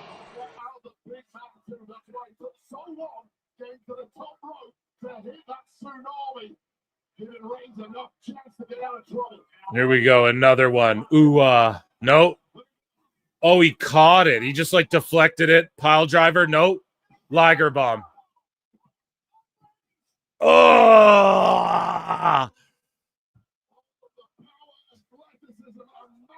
2.99.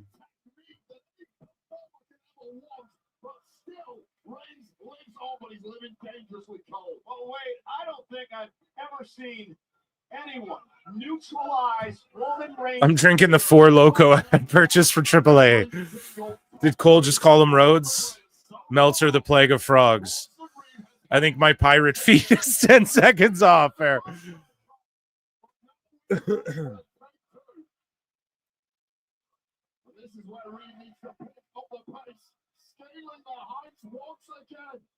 Oh, Roman popping up.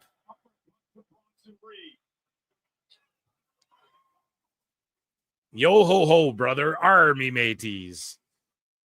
What does Roman do here? He's chucking y'all. There may be heinous consequences. Heyman doing the cross. That's funny because he's Jewish too. And like I know they like whatever they believe in the. I think it's like they believe in the same God, but it's like they don't believe in Jesus or something like whatever. I don't want to even speak or fucking speculate. I probably get it wrong. I haven't studied all the religions in the world. I don't know, but it's just funny to see him doing the cross and shit. The Jew doing the cross is hilarious. Exactly. Like I get what he's doing there. It's fucking. It's just like an egregious thing. A Samoan off the middle. He almost went through the canvas. Did you see the fucking ring bend in? Holy shit.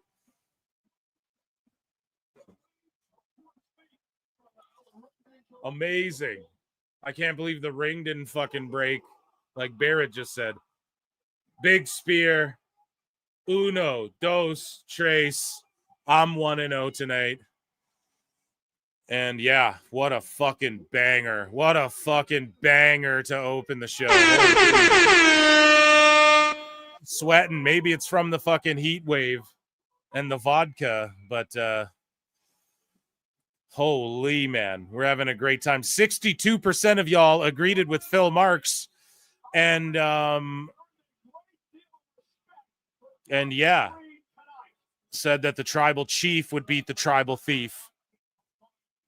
So that was fucking awesome. 6 stars and a hot pocket. Yeah, where's Hot Poxley?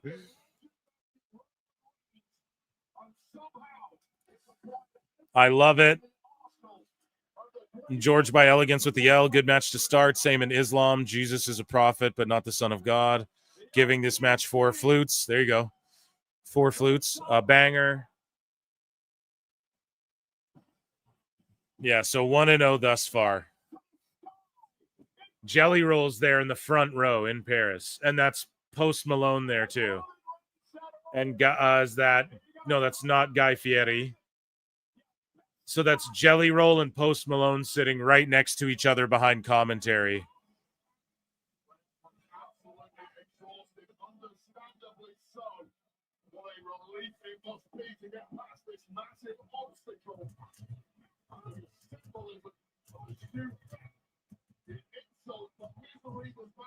And they were marking out for Roman Reigns. Think about that. 2 of the biggest stars on the planet.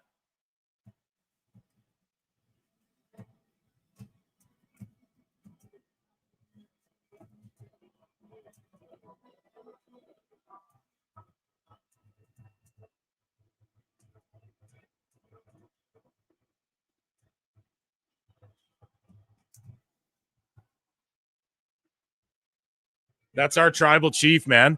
Did you guys see Post Malone and Jelly Roll fucking sitting there marking out for Roman Reigns, their tribal chief?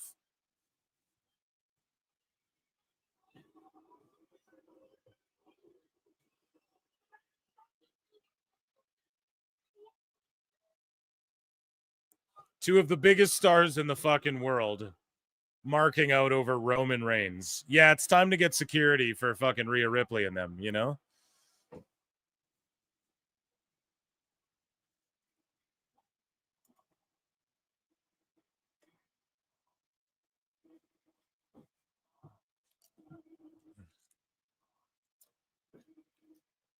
Is he taking the Shula Fala back? Dude, he's got it. Take Heyman shoes.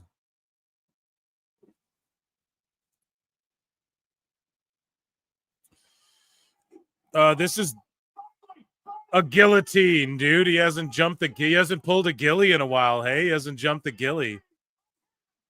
Why put Roman over Bronson? Because Roman's a huge megastar, and Reed's going to be around longer than Roman, and Reed will get this one back.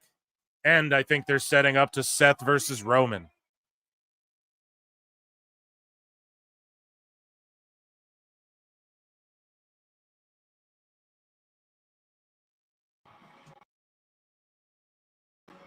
I think that's a match they want, is Roman versus Seth down the line. But I do agree. I thought Roman would be putting more people over, but I didn't think he'd be around as long as he has been recently. George Capture for 5 says, hypothetical question. If AEW was started going against the WWF with no social media involvement, would AEW succeed? What do you mean? So, like, if AEW went against WWF without the social media exposure that WWE has, like if they were on an even playing field.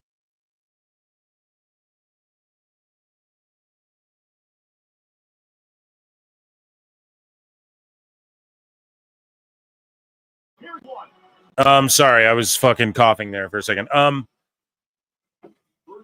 So I think that, so he's just signing the shoes and chucking them. That's so sick.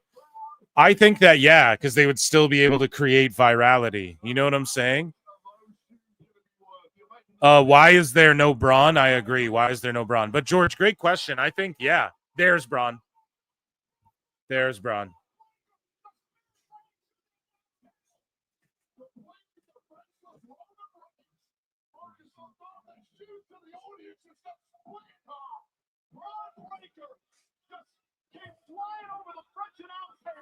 Yeah, there's Braun. So now it'll be Roman versus Braun next, and then he'll fight his way to Seth. Or maybe Braun gets the big win over Roman. But yeah, George, I would just say that, yes, WWE would win no matter what. Like, they're on an even, like, if it's just the minds in WWE are better.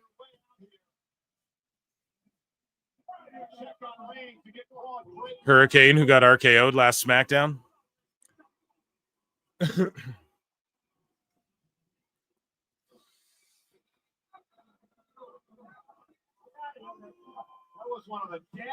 Jelly working. Yeah, that's what you're supposed to do, man.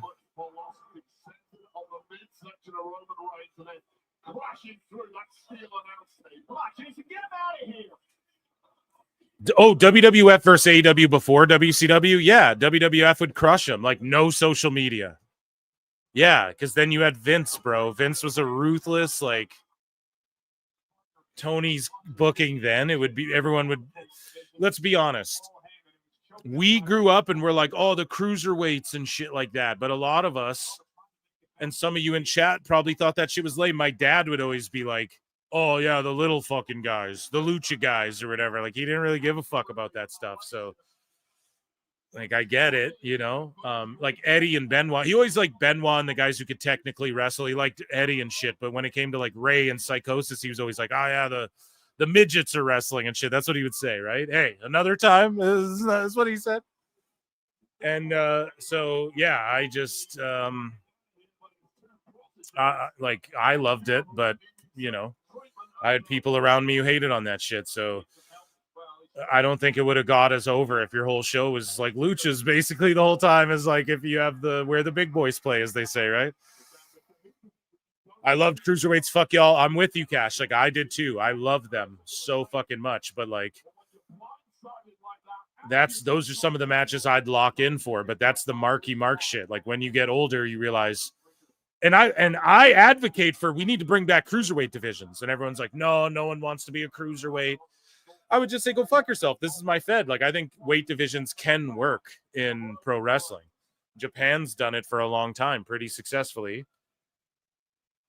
And then the more they've sort of switched away from doing shit like that, the more people have shit on New Japan and stuff. So, oh no, Braun. Oh no. Oh.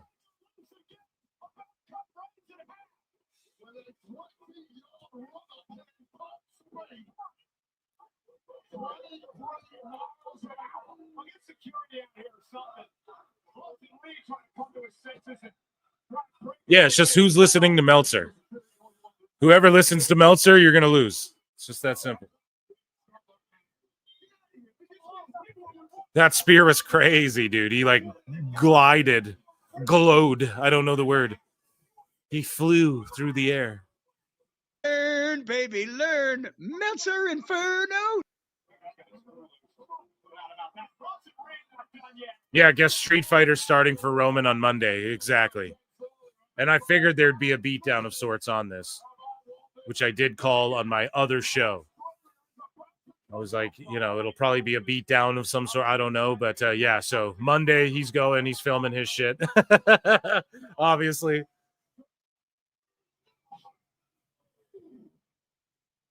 tsunami to Roman Reigns. That's 330 pounds flying through the air, and now the security heads out here. Our general manager for Monday Night He glid. He's a projectile, by God, King.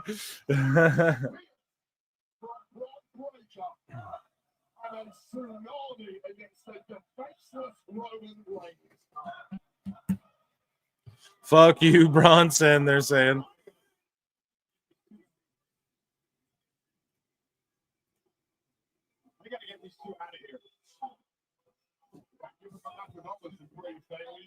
they want to. How about stun guns and handcuffs?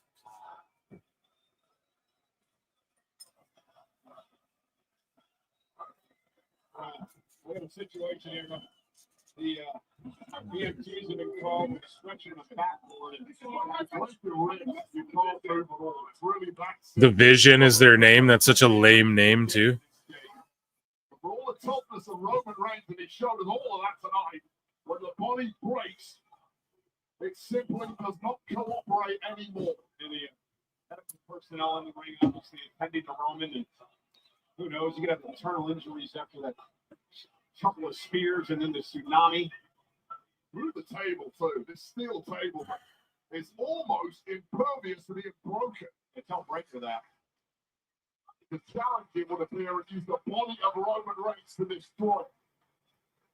Now, Roman being strapped in. This is Damn, Roman being carried off on a stretcher. Nah, nah, nah, nah.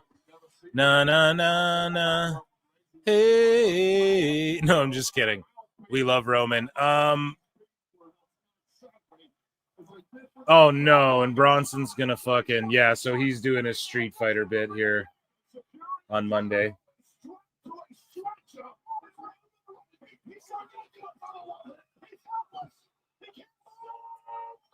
Oh.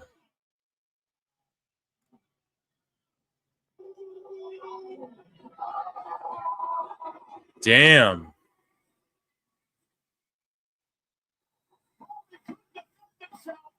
Oh, shit, here comes Jay.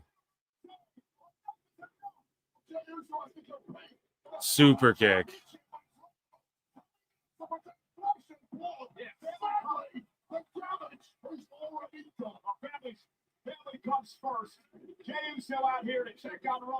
Damn, they're all yeeting for your boy.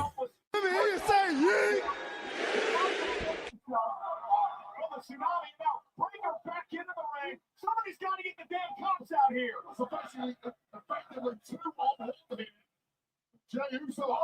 Oh, and then a spear on Jay. And then just a nasty kip up.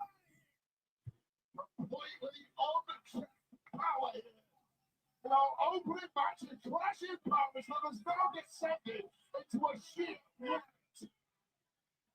Now the ring being flooded with security. Finally, They're chanting for Punk.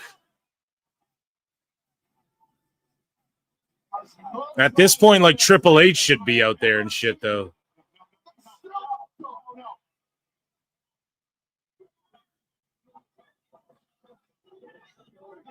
Security guards aren't careful, they will be next. There's no talking reason to two ice-cold killers of Bronson Reed. Damn, Reed's going back up again. Oh.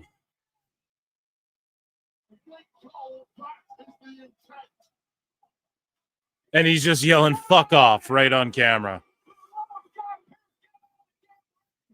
Yeah, Triple H should be out there, like, get him the fuck out of here. Yeah, Jay super kick Punk. He's not coming out. Good call.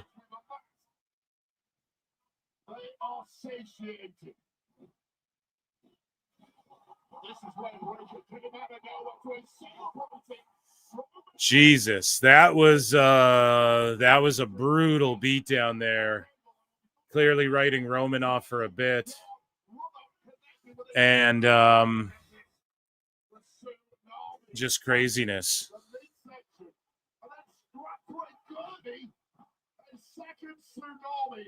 They got to follow this. Whatever matches next, I feel bad for.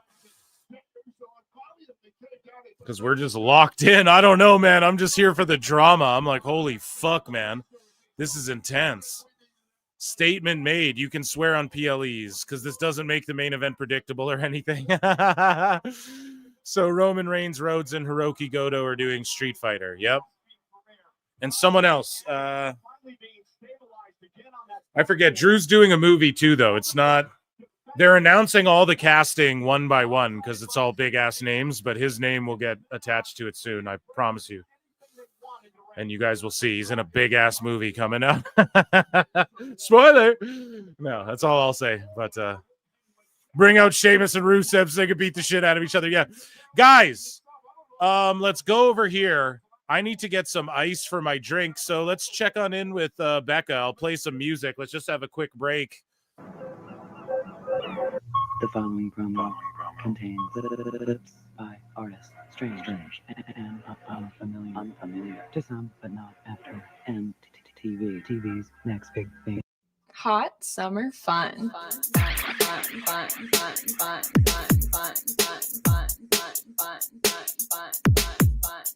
B3CCA. Hot summer fun.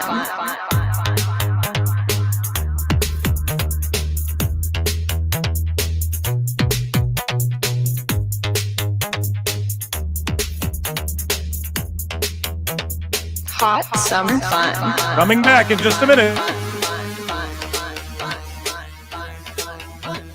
Hot summer fun.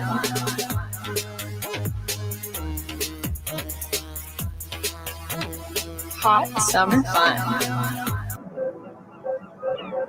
Spectacular stuff. We are back here at PWT. Okay. So, okay, guys. Entire first hour was cinema. Yeah, dude, that was the first hour. So the next hour we'll have like 3 matches stuffed in.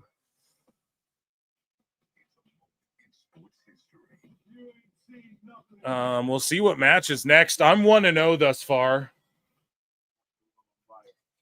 This is WrestlePalooza, Saturday, September 20th. Tickets on sale now.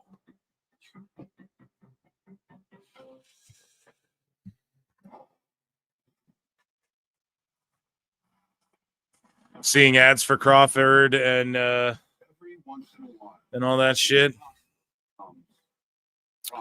Hot summer bod. Hot summer fun. Da-na-na-na-na. Man, I remember when 240p was called cable TV. Phil, why aren't you a wrestler? You know, I did like wrestle when I was younger, and that's like one thing I wanted to do, but I just started like writing and doing other stuff and just, you know, you just get away from it. But I always did martial arts and stuff my whole life, and I've always been a diehard wrestling fan.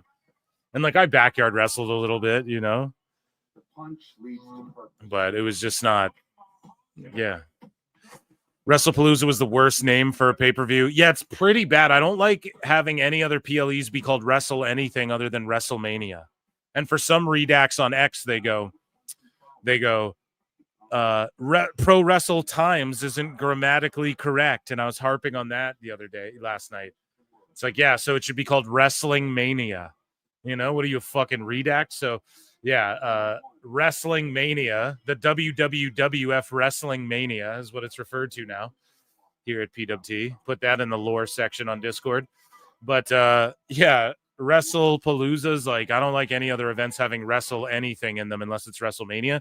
AEW already has like Wrestle Dynasty and Wrestle Dream or whatever as well. And then there's like Wrestle Kingdom and Wrestle whatever. So I don't know. I'm not a big fan of it, but it's a cool name, I guess. When Canelo Alvarez faces Terrence Bud Crawford in an epic showdown at Allegiant Stadium in Las Vegas. Get your tickets now at Ticketmaster.com or elevate your fight night with VIP. Phil, what was your finish? I did. So, okay. I had a few. So my original 2 finishes were I would do a DDT, but I would hook one arm. So you know how Mick Foley would do the double underhook DDT? I would do the DDT, but I would hook the inside arm with my other arm. Right? So it was a single arm hook DDT. And then I also did a big splash off the top. That was my thing. And I did, and then I adopted after a while, before Mark Jindrak started using it, the Mark of Perfection. So you guys know the move where you get them in like a back suplex, then you go to a Uranagi slam. So it's like it's a standard back suplex with their arm draped over your neck, but then you turn into like the Uranagi and rock bottom them down. I did that one. And then my last finisher that I use like in my last couple, not that I had like a babillion matches or anything, but my last couple matches that were in front of like 4 people, I used the Samoan driver, or everyone has a different name for it now. It's called like the the Phantom Driver. I've seen so many different names for it, but what it is, I call it the Samoan Driver, and it's where you pick someone up on your shoulders like fireman carry, and then you like spin them around and do a sit out bomb with them, but their feet are facing away from you. Does that make sense? Santos Escobar, I think, uses it. Some other people have used it. So it's like a spinning Samoan driver or whatever. That was like, I used that in like 2 matches at the very end. And I was young, you know, it was like teenage time, but there were people watching. There was like 4 people watching. So it counts, right? Is being taken to the hospital. At least they got rid of those monsters, Breaker and Reed. The hammerlock, yes, but I didn't. Isn't the single arm just the hammerlock? Yes, but I didn't put it in a hammerlock. Like the way I trapped it was I would just, so with my left arm, I would hook the DDT. And then with my right arm, I would just lift their arm up and just put like my hand on their back. I can't explain it really, but I would just hook the arm. I wouldn't hammerlock hook it, you know? Hammerlock's like when their arm is fully behind their back and you're like pulling it up to their shoulder blades, right? I wouldn't hammerlock it. It would be with my opposite arm, like it's like the way Foley did it, but I wouldn't hook the outside arm. I just hook the inside one. And I thought that was like my unique spin on the DDT, you know? And it was the Philly T. And I'm not joking. Not kidding. Yeah, so these guys are wearing this like Borderlands shit, right? Is that the name of the game, Borderlands? Street Profits are wearing like cosplaying Borderlands gear, which I'm okay with a little brand integration from time to time, but I don't really know. It's kind of AEW-y, and I don't really like that. I'm not going to lie, Eric. That's not very fair to say I don't like that when it's my true feelings, but I'm friends with Tony Khan. The Philly T, someone write that down. Yeah, put that in the PWT lore, dude.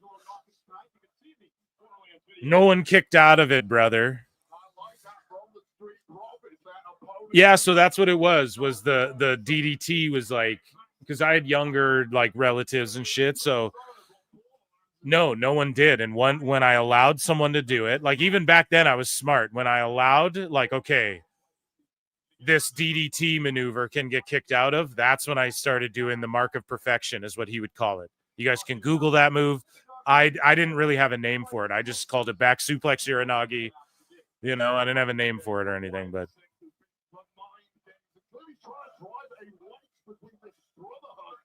I love Borderlands, probably top 3 faves. Nice. Yeah, I need to do a Borderlands run. Macho Man never dressed like Pac-Man, just saying. The entire post-match beatdown screams. Michael Hayes, yeah. George Capture for 2 says, where can I get the Phil Marks action figure? I don't know, dude. I'll team up with the Major Figs pod, and I saw the other day we had like way more live viewers than them, and that's not a knock. It just means we're killing it, PWT Universe, so maybe I'll get my own little rubber guy or something like that. Big rubber guys or whatever they're called. Damn, look at all these fucking fireflies. Okay, poll in the chat.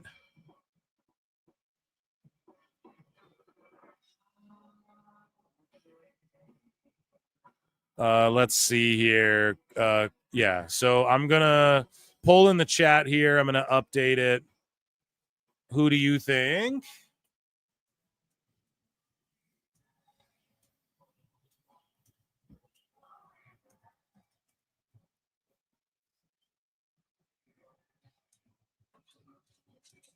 Who do you think wins the WWE Tag Team Championship match?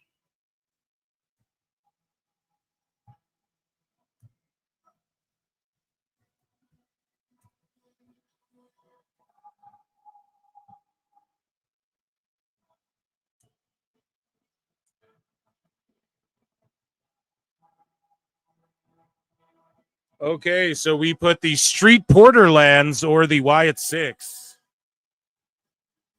I just thought of that. Street Porterlands, I guess. You guys vote in that poll. Let me know what you guys think. I said the Street Profits last minute gut instinct. I'm starting to regret that pick a little bit after that long beatdown. I'm like, fuck, they might give the people something to cheer about again, but I just don't think it hurts the Wyatts to lose this, and it just was my instinct. Unless there's a turn that happens. That's what I thought would happen, but after that beatdown, I'm kind of glad I didn't go with, there's not going to be like a schmozzy heel beatdown after this, so maybe the Profits just leave with the titles, and then when they lose them back to the 6, maybe that's when they, you know. DIY the NFTs, and this past Friday, no, don't miss this opportunity. Official Stephanie Lachard calling for the bell, and now Ford and Dawkins in a discussion over who will start this match. Apparently wanted to start things off. Damn, maybe there is some fucking. This is the kind of thing you should have sorted out in the locker room. It's rare you see that from the Street Profits, but it appears Dawkins is the one who's going to keep this off. Here we go. Tabloid Wade trying to magnify everything. It's Bo Dallas, remember, trying to get the Profits in on Friday. I mean, how many times have you Damn. seen that before from the Street Profits? You've been watching for 7 or 8 years. They're doing it. This gear is way fresher for the Street Profits, though, than shit they've been wearing. Like shit that they wear typically. Back to being number 1 contender. You feel like you've really got something to lose tonight. Unlike the champs who, of course, have the championships to lose. You don't want to be back at the line on that SmackDown tag division. We didn't see it, folks, but Montez Ford delivered a pretty stiff tag to Angelo Dawkins.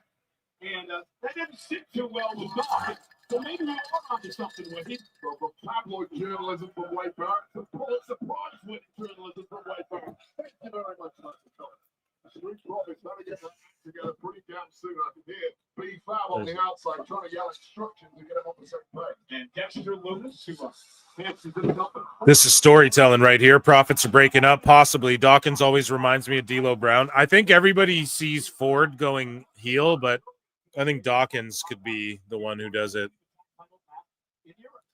Well, they've had a hell of a run in Europe this year alone, winning several matches back on the tour in March, including winning gold in Barcelona. Oh, shit. They're both doing their 2K taunts here. Again, the mind games of the Wyatt 6, creepy and unnerving, and clearly Montez Ford did not want one piece of it. Oh, wow! I mean, when you're the Wyatts, I guess it's easy to play mind games. I mean, they got split personalities. Demented. Finally, perhaps the Street Profits back to their usual selves. Casey thinks the big one, Lewis thinks the buzzer. And now B-Fab trying to get the Profits on the same page. And now Punt kick. B-Fab getting them on the same page. I think it's a bigger swerve for Ford to go heel. Okay. I just want it to happen. I don't care who the fuck does it or when.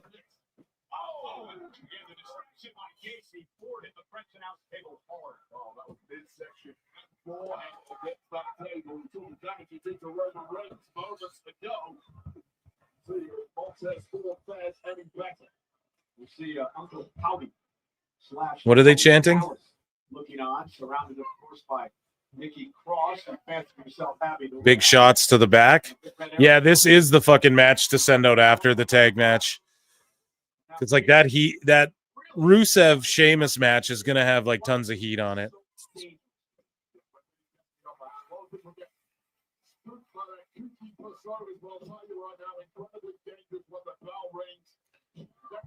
I don't think Dawkins has ever seen the inside of a gym. Oh, that's not very fair. Lots of football players look like that.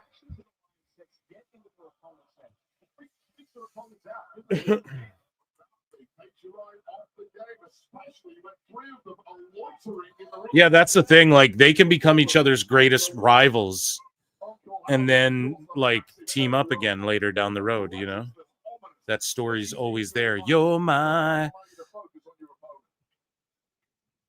enemy. Yeah, this look for them is way better. This gear, I'm with you on that. This gear looks way cooler than their typical Street Profit shit.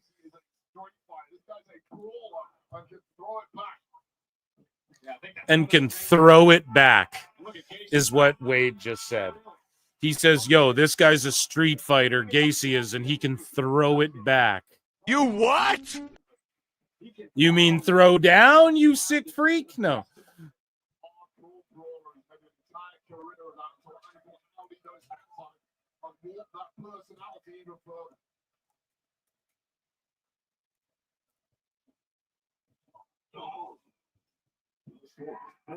Hours ago, of course, the Street Profits had an incredibly exhausting matchup in order to win this, whereas the White Six have not competed in a couple of weeks now.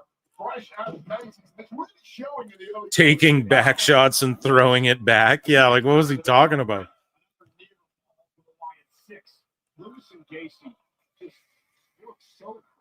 You got the wrong faction, buddy. That's Dark State. I'm eating a blueberry muffin. Sorry, guys.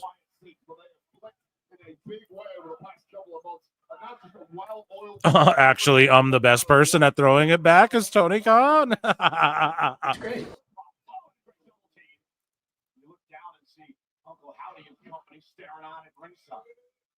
Gacy, the elbow, cover, hook of the leg. We're going to retain the tag. Titles and a kick out at 2.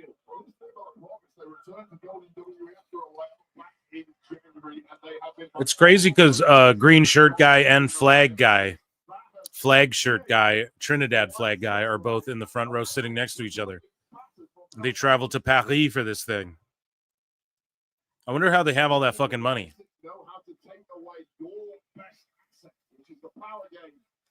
Of the Street Profits, and now they're looking into Lewis walks over the top rope. Montez Ford has an opportunity. Gacy, though, intercepts Ford. Just some rich Uber fans, man. I wonder how they always get dibs on the front row, though. Like, how the fuck does that happen?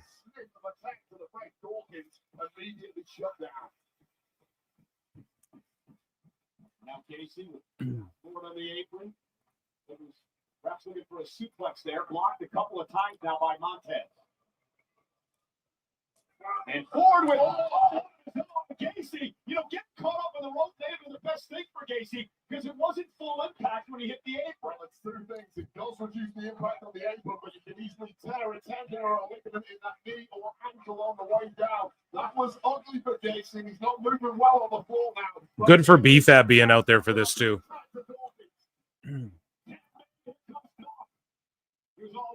She's awesome, like on the outside of the ring and shit.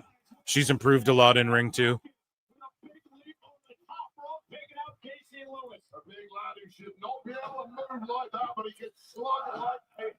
Exactly, Phil. It's someone inside the WWE. Yeah, they're probably like relatives or something, hey? Or they have like, they're like big-time stock owners or something, you know?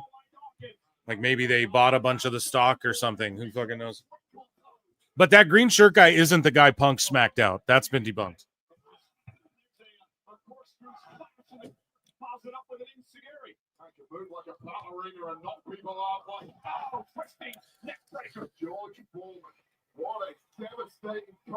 Hey, hey, yo.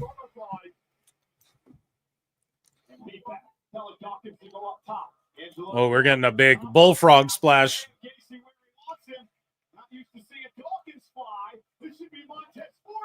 Oh, a Bronson bomb. Just kidding.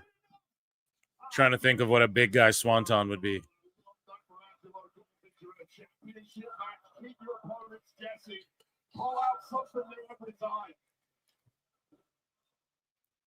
I'm sure there's a green shirt Illuminati out there. Hey, the truth is out there.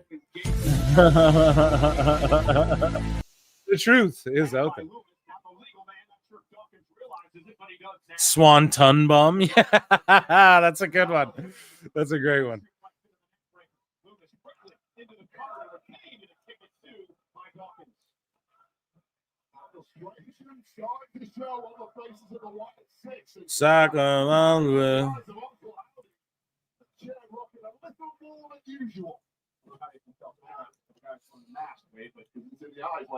Only the second match as well, guys. What's the poll at? Let me check. Oh! Oh. 78% think the Wyatt Six will retain. So going against me there, which is totally, it makes me regret. Listen, after I saw that beatdown angle, it made me regret picking the Profits because I thought this would be sort of the like shock and like, oh, moment, you know? But they did that beatdown where it's like, oh my God, he's killing Roman. So they got that out already. So I'm like, fuck, yeah, maybe. It's all about like flowing together, you know? Perfect wrestling shows like the perfect album or the perfect set list or the perfect fucking story or movie or whatever, you know? 626 chimes in for 2 and says Uncle Howdy watches the matches from the cuck chair. It's true, man. No one even there's chairs all back there around the officials and shit, and he brings his own and is like, I'm putting this right here. Mind if I'll just spit. I'll just give it an old hock tooey. Don't worry about me. Blockbuster Doomsday. That's pretty funny.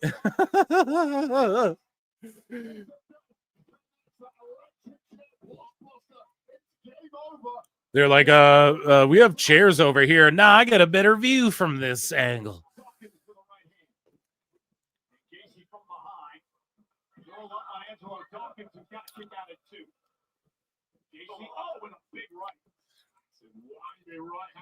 Phil and Poised versus the Undertaker Taka. You see that security guy telling all the fans this? Yeah.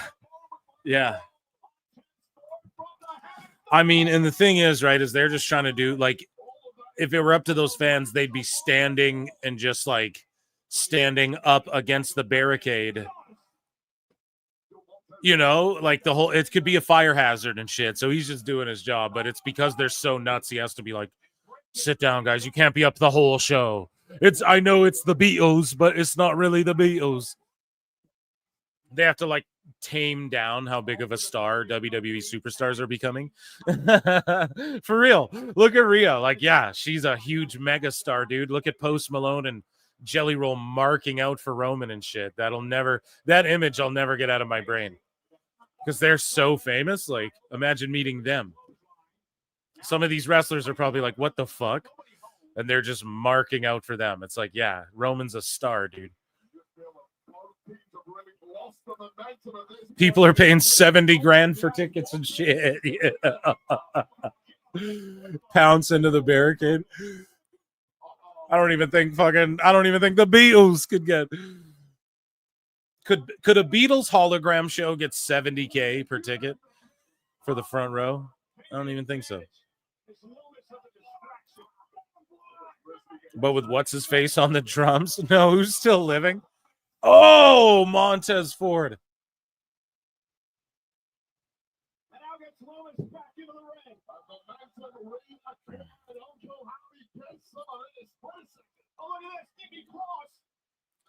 It's always some bullshit. Look at this Rob Zombie looking motherfucker.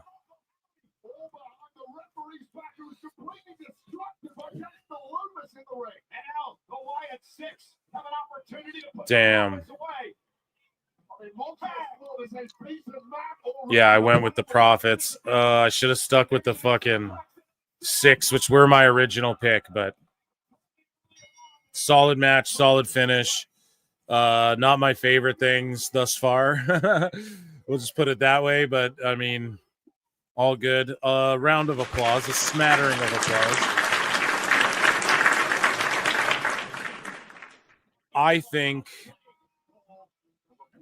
let me just look this over.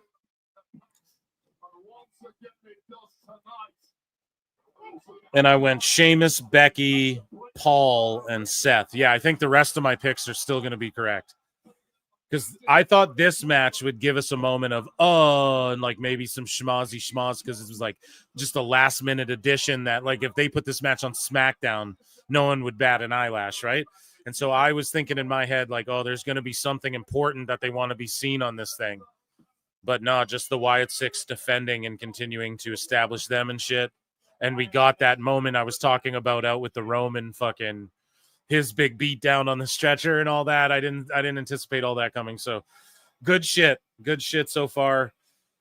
Who knows? Oh, let me end the poll before you guys start cheating in there.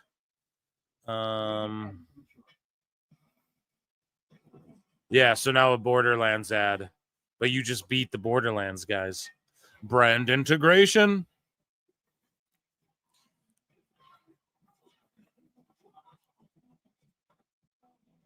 So the 76% of y'all were right. So the general PWT universe is spot on so far tonight as well. But Wyatt 6 for 76%. Okay. So good work there. We'll see what the next match is. I'll throw up another poll.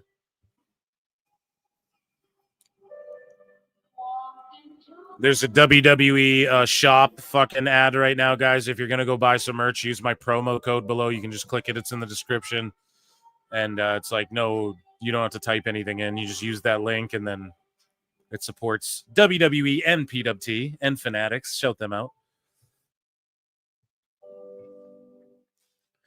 Save up to 50% off site-wide. So now would be a night. I might buy some shit. What's going on?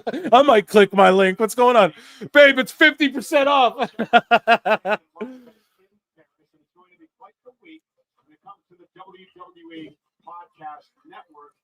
Impulsive with Tyrese. Yeah. Look at all these shows they're doing. They're trying to fill every day with a pod as well. And I'm not trying to shit on any of these shows, but like, I don't know. They're kind of mid, you know? Undertaker's is worse than it was before when he was just doing his own thing. Steph's is like okay, but it's because of her access to the people. Like, it's not like it's this great, profound fucking show. And then the Rhodes one is good because you get to see people get drunk and talk, and that's what's fun a lot of the time, you know? And especially because you don't get to see those wrestlers like inebriated like that and stuff. So, and then what's the other one? Morant and Roberts. Like, who listens to that? Like, not even trying to shit on it. Fucking Sam Roberts is like a cockroach in the radio industry, and not like that he's a bad dude, but just that he's like outlasted so many fucking legends and shit. Just because he does like mediocre enough work. You know, decent enough work to get by for years now, for decades now. And I don't know. It's not like this. The greatest shit that ever happened was Cross going off. So I'm going to start a poll. Becky Lynch really is one of the greatest of all time. It was super Becky Lynch, but I knew it was okay to take the stuff away because the women's division was in such great hands. You turned out to be such a disappointment. Poll in the chat. Why don't you face me one-on-one? Nikki Bella versus Becky Lynch. You know what? We never went one-on-one.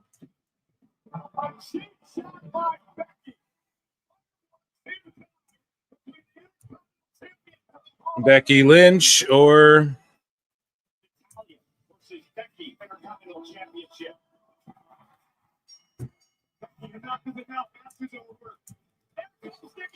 I'm putting a third option. Brie Bella running.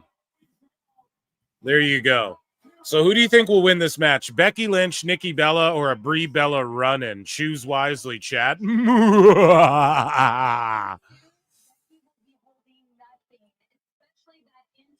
Shout out 250 of y'all across X and YouTube. Please come on over to YouTube and subscribe to the channel. Appreciate you guys so much. Thanks for being here. You motherfuckers rule.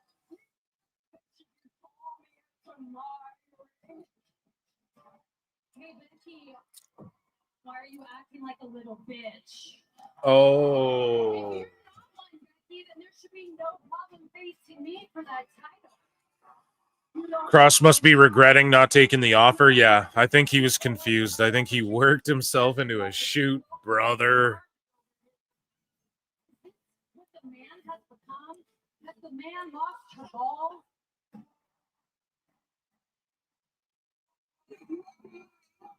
Only one is Jim Cornette Experience, the drive-thru, and also PWT. Thank you. That means a lot, man, to rank me among such great shows.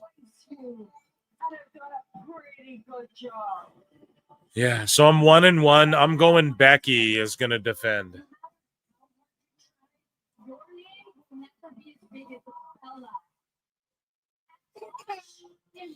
And she says, no matter how hard you try, your name will never be bigger than Bella. Well, here's the thing, Nikki Garcia. Neither will yours or Brie Garcia.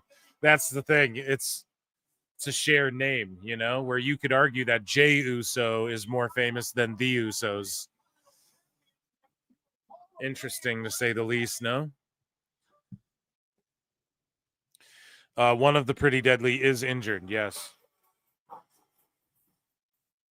You keep dreaming on the stars above.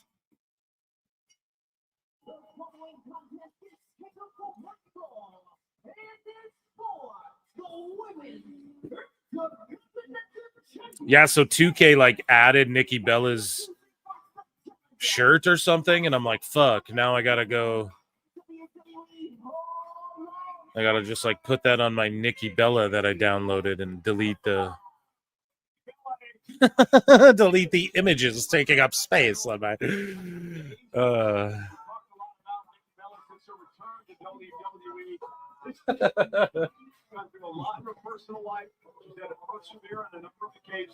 my baby's dancing to Nikki Bella's shit. It's about time I did things for myself, not worry about my sister, not worry about what people think about me in the locker room, not worry about Downloaded. Yeah, dude, you got to download all the missing characters, man. That's why they give you the slots, the 100 slots. I'm a big mark for that shit.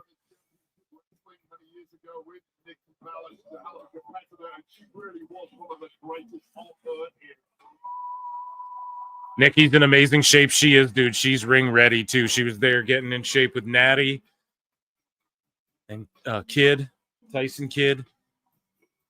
But now I've said those nice things about Nikki Bella, I will say she dominated, as you mentioned, in the Divas era. I used to play Fire Pro. That shit rules.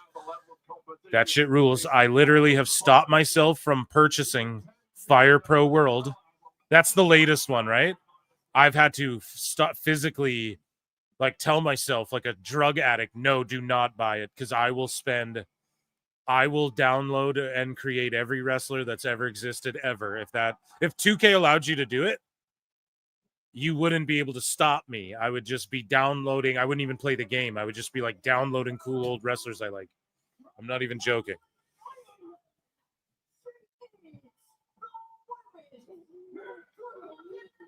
Hey, Phil, get your boy McDavid to sign a contract already. No fucking shit, bud. Or wait, did he? Hold on. Yeah, they did a lot of switch ups, man.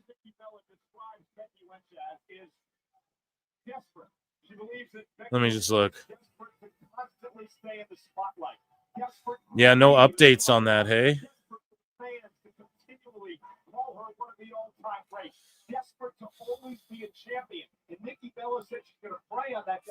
Ooh, yeah, it's just because, man, I'm going to tell you guys this too. In Edmonton and shit, you got motherfuckers who will like, you've seen the videos where there's people who are like, carry our groceries for us and shit. Like, people treat him like shit.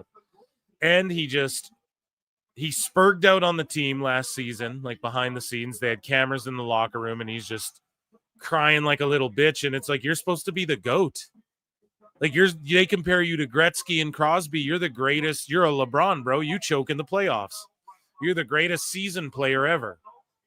Too bad there's no season tournaments. Oh, there is. It's like the Olympics or the Worlds, whatever the fuck. And then what does he do? He wins those shits. Doesn't win the Stanley Cup, though. What's your fucking deal, man? So I think they're moving a lot of pieces around, and you've seen a lot of people be moved around in Edmonton. This is hockey talk. I don't know if you guys are Oilers fans or not, but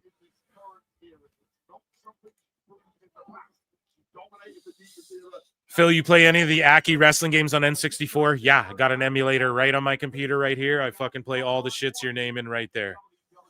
Oils need to invest in goaltending. Yeah, if they lose McDavid, this is what I would do. Try and get like an all-star goalie. Because they're always a come-from-behind team. And they can always seemingly, like, the coaching's all good and shit. It's just, it's like, okay, does Draisaitl step up and play way better without fucking McDavid? as well. Becky Lynch did say, I don't want to look up to Nikki Bella. Yeah, so 8-year extension. So there's 7 years left on that. Yeah. So like with Draisaitl, it's like, does he need McDavid there, or does he just become? Does he become the all-time goal scorer, or not all-time, rather, league leading goal scorer next season on his own with like just a couple solid guys surrounded? Like, we don't know. Him and Nugent Hopkins could maybe do it. We don't fucking know. So I don't want McDavid to go anywhere. I want him to win a fucking chip for this team and prove, like, because how far they've gotten the playoffs is nothing to shake a stick at either, you know. But Florida just dominating hockey.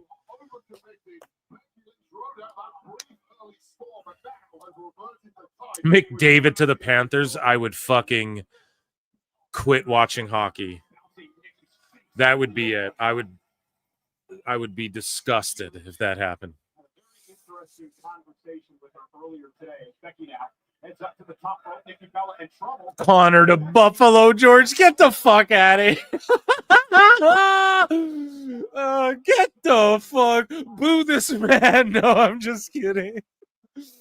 No, bro, he ain't going to Buff, but I could see him getting out of Canada. Let's just be honest. But if he went to Tampa, okay, that's still super cringe. But then he'd be in Florida and shit. But if he went to the Panthers, I would maybe just stop watching hockey. I'm not even going to lie. I would maybe just quit. That might be too much for me to handle. To Toronto, that would be insane. I would applaud that. I would be like, because he's an Ontario kid, right? Am I wrong about that? Yeah, they love Becky. This match is whatever, but Becky's like missing a stomp there, and it's kind of.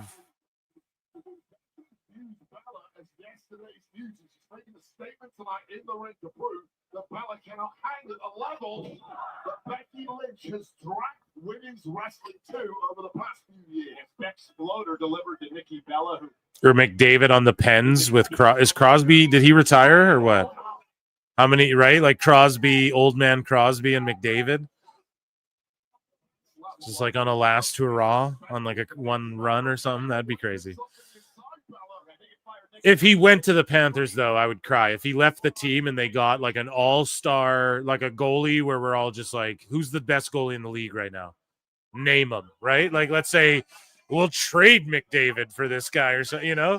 I'm okay with it if they invest in that goaltending because I think they can get – I think the forwards and the prospects, like Edmonton always does a great job of mining and farming prospects and shit, so – I think they could get that together relatively quick if their goalie was just unreal. That's all. They just have this tendency to fall way behind and have to play from behind.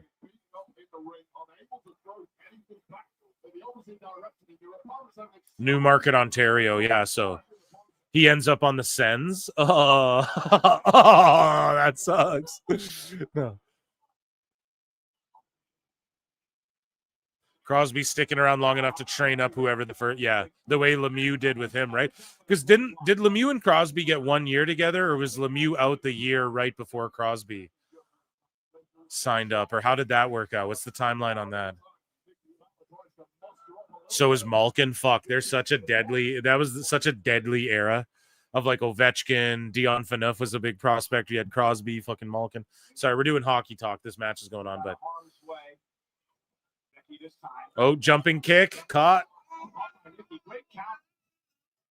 Crosby half a season, yeah. So he was like there reluctantly, I feel like, right? But he got some time in with Crosby probably on the ice, like training behind closed doors and shit a little bit. So he came back to play with Crosby. There you go. Fuck yeah, that's epic. Phil, let's do a one-off hockey pod. Let's fucking do it, bud. We'll do it. We'll do it another time, yeah, because these girls are brawling. But is this match a little slop shop or what? Even that brawl, it was like, okay. Even that like trading, you know, da-da-da-da-da.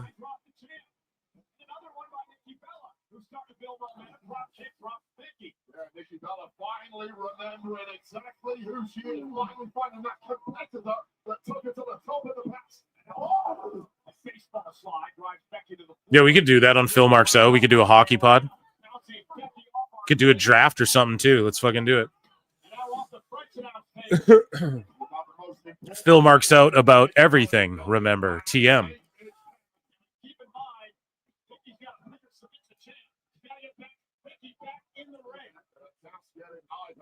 Carried away here is Nikki Bella. Focus on what is important. That is winning the gold tonight, Nikki. And Nikki Bella suddenly looks like a very different human being than the one that started this match. Yeah, they're kind of booing, I think, just things in general. Not even close from Nikki Bella. And Nikki kicks it too. Kick out. Well, a leap of faith, really, that did not come close whatsoever. So Becky Lynch, who was nimble enough to avoid that massive strike. What about a free entry hockey league? Yeah, exactly. No money, no gambling. Just see if we can beat the host. That's you. You're the host. Yeah, we should do it. We'll set it up, and then I'll just like give whoever wins a $50 gift card or some shit, and I'll just take that one. Let's do it. And if I win, I'll go. I'm buying a jersey. I'm dropping the money on a jersey. No. Or you guys buy me a jersey. That's what it is right there. Or it's a $50 gift card, whatever the fuck. We'll do it. That's Phil Marks Out stuff, though. We'll do that. I'll set it up. We'll fucking do it. We'll get it going. We'll get it going. For sure. And if we start too late, then a playoff draft. But we're not going to fuck it up. We're going to start on time. Yeah, plenty. And just DM me. These are the moments that lack of ring sharpness really starts to tell in a competitor. Nikki Bella is in the deep water at this point. Here we go. Nikki Bella's just, I don't know. It's not clicking for me in this match. Becky's like trying her ass off here. Crowd's kind of sitting. They've been standing for the whole show. They're kind of just sitting here. Okay. It's like the classic women's match, bathroom break type shit almost. Unfortunately. They're getting behind Becky, though. But it's just like a portion of the people. This stage looks so good. Every time they show that angle, it's like, fuck this stage, man. Big slap.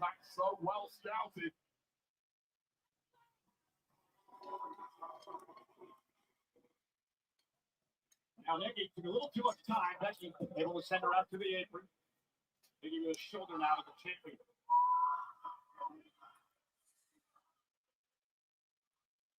Nikki took a little too much time going up the ropes, and Becky made her pay.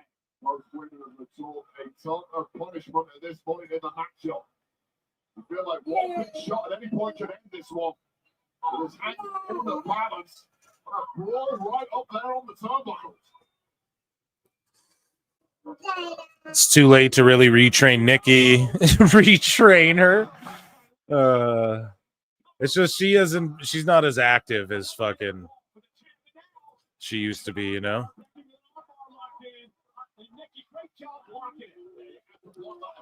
Yeah, they're behind Becky, though. They're European girl. Tap, tap, tap. Does Nikki still do the rack attack? She does the rack attack 2.0. Where it's like it's what would you call it? I think they call the move a TKO is another name. So it's like a fireman carry, but then you spin them into like a cutter, an RKO. I think that move is called a TKO when like Test would do it and shit back in the day. Man, Test is one of the most underrated. Fuck, that guy was awesome. Test, man. I miss that dude.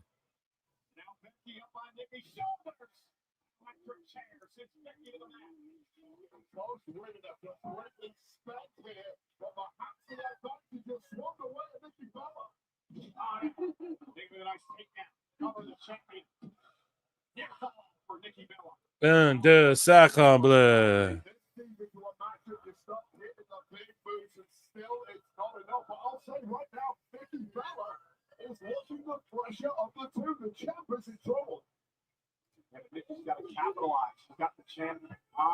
Is Tess still dead? Yeah, I think he's still dead, bro. I don't think anything's changed. Allegedly.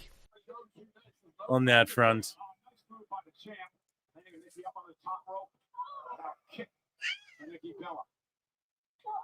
Another one to the face. Whitney with shots here, and once again going up top is the man. Nikki has to roll through as Nikki rolls out of harm's way. Now Nikki. Oh. Face plant. Oh, we're going to get like a heel hook. What? Oh, an STFU. Stealing Cena's moves. Still using Cena's moves.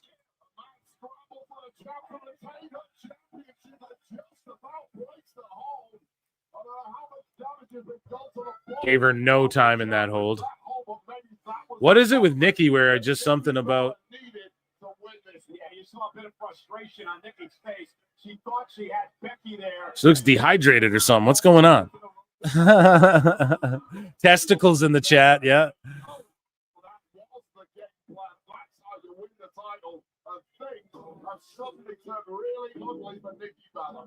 And Becky Lynch understanding now that she's in complete control after sending Nikki into the steps, and she breaks the count, wants to do more damage to the challenger.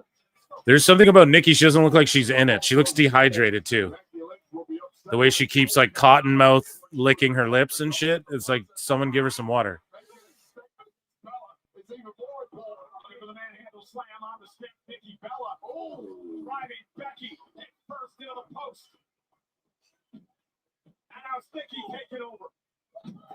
Bella Buster. Becky Lynch's brains are completely scrambled. Won't be able to think, won't be able to defend herself. Bella can attack at will here. And now Nikki gonna lift Becky up into the position. Looking for the back attack 2.0. Didn't have enough as Becky was able to duck under. What is it? Becky's elbow against her for the title. Oh, pulled out a move thief there. It would have been for Becky Lynch to lose her own move. Got to keep her abs. Yeah, she just like fasted and dehydrated herself for this shit. I just get that vibe.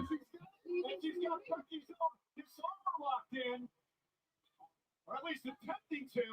And Becky looking to counter. Your own move, you know how to reverse it better than anyone too. Wait a second. Becky, roll through, shoulders down on Becky. Oh, she did that backslide again. Okay, I'm 2-1 tonight. I'm 2-1. Yeah, I don't know. This is my fucking match.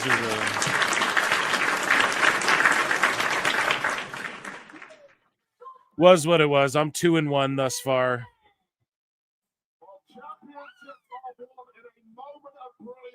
So we will end the poll. Let's see. The PWT universe. You guys are perfect, as always, and beautiful and spot on. And I see all these fucking green names in here. Guys, youtube.com/@ProWrestleClips. Hit like, hit subscribe. Consider becoming a member for only 99 cents. You get access to bonus shows on Mondays. Also, you can gift memberships. That's a very nice thing to do. You can super chat in, hit like, hit subscribe, all that good shit. Hit retweet or whatever if you're on X and you're not going to come to YouTube. Appreciate you all. PWT Universe batting 1,000 here. Becky Lynch, 68% of you thought Becky Lynch. Only 12% thought a Brie Bella run-in would happen. You guys listen to your boy Phil, and that's good because I don't think that shit's happening, man.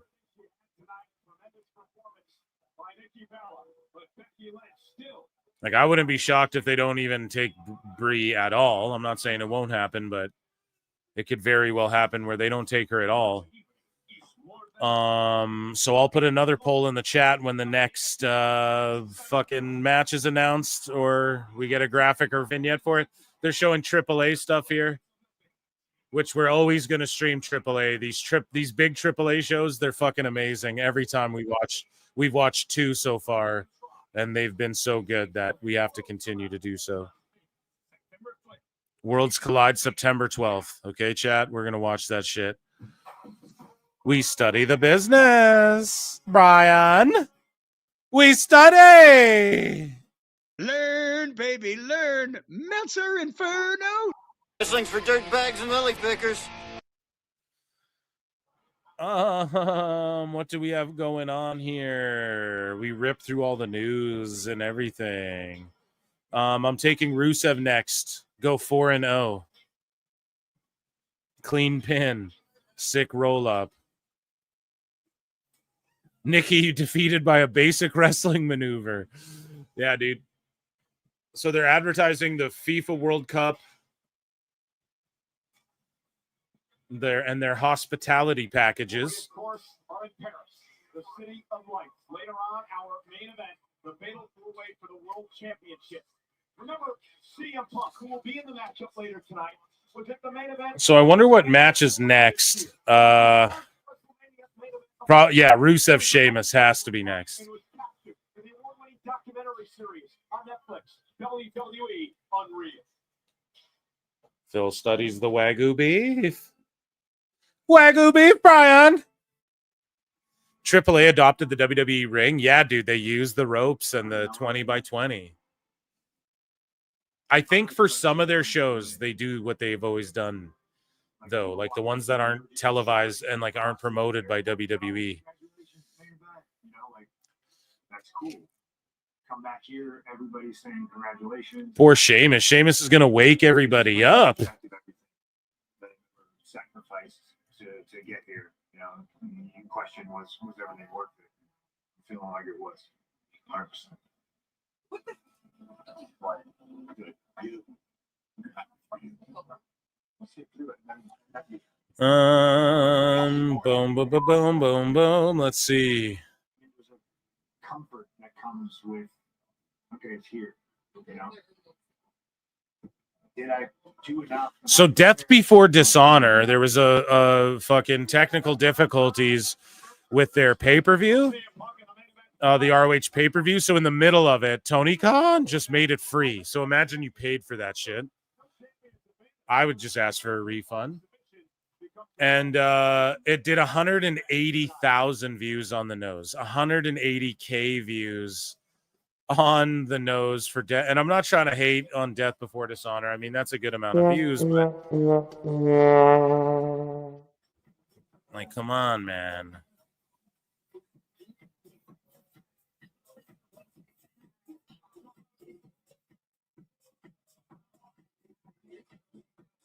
Well, what happened with Roman Reigns, Braun Breaker, Bronson Reed earlier tonight? You heard what we had to say. Let's hear what the international announce team had to say.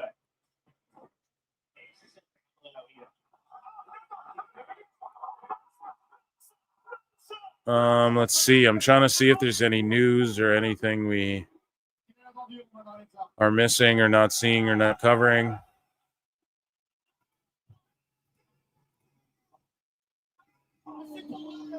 Mercedes Monet posted this. Here, you guys, look at this. It's okay to be a marca for Monet. Are you a Monet marca, chat?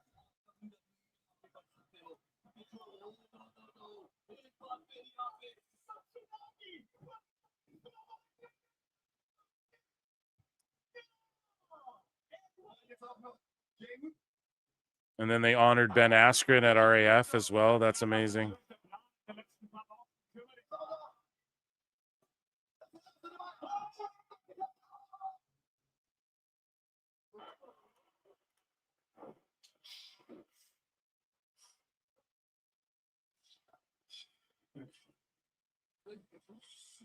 I'm going to talk to him for a second. Thank you. The other names. Are you good to go today? I can go, AP. I hear what you're saying to me, but I feel like medical's on the verge of saying something else. So I need you to listen. Okay, so what's going on here? Medical say, AP. Last thing my cousin said to me, go out there and win that world heavyweight. So is the world title match next? Tonight. No, or it's later. This is like an episode of Raw. Yeet. Jay is more dangerous than ever tonight. Well, Rusev's return was supposed to be. Okay, no. Sheamus Rusev. Okay. I'll start a poll. Break out the barrels and the shillelaghs because tonight it's all legal. Sheamus and Rusev collide in a good old-fashioned Donnybrook match with no disqualification. It's a Donnybrook match? Donnybrook.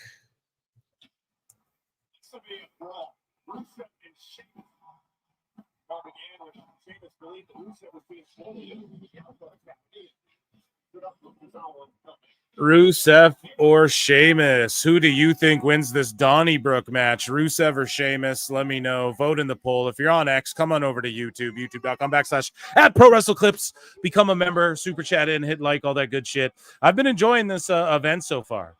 There's nothing compelling to bring to the fucking... I was going to like freestyle other than that Monet post.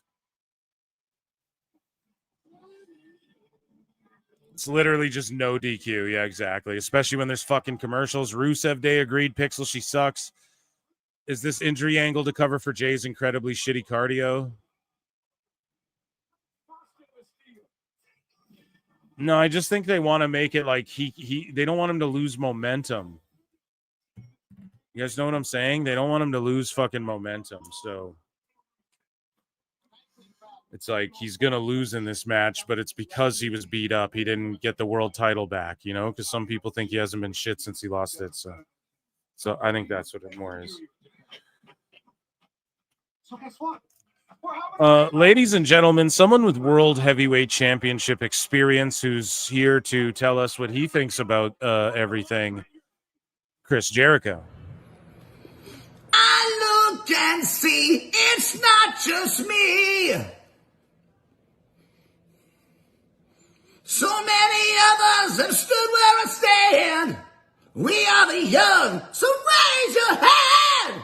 They call us problem child. We spent our lives on trial. We walk an endless mile. We are the youth gone wild. We stand and we won't fall. We're one and one for all. The writing's on the wall. We are the youth gone wild.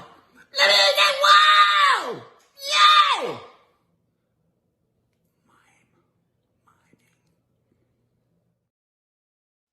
Little you gone wilder. Yada. Yeah, when Jericho goes back to WWE, we're going to need a new bit.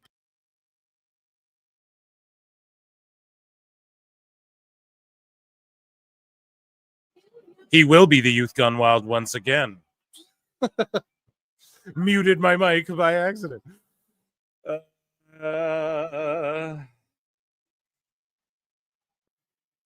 No, I didn't go and piss.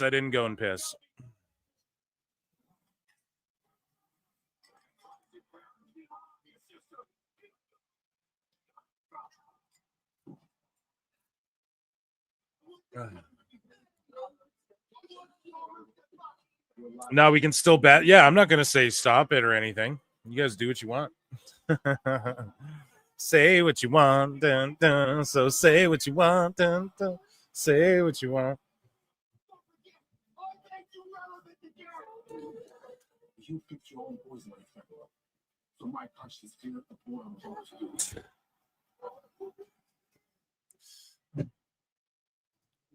of Raj Gary's like, that match. Nikki Bella's still hot, but outside of that, it wasn't pretty. Just a funny thing to say. Oh, a cheesesteak? Yeah, that's what I want. Cheesesteak. The only way to win is by pinfall or submission.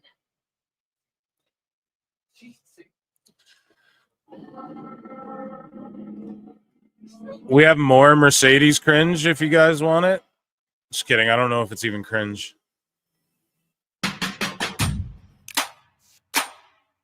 More Mercedes thirst trapping.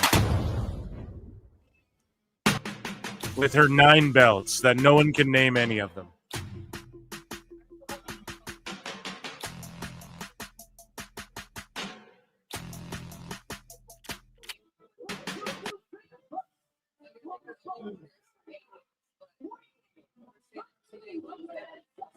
My wife told me that she saw a post on Facebook or something where these fucking marks were saying Monet has a greater legacy than Undertaker as a wrestler because of all the belts she's won and shit. Fucking mark! Isn't that shit crazy? Even my wife is like, that's retarded.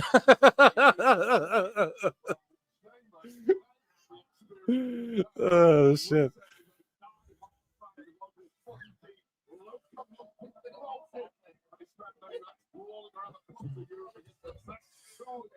Mercedes is the greatest wrestler in that video.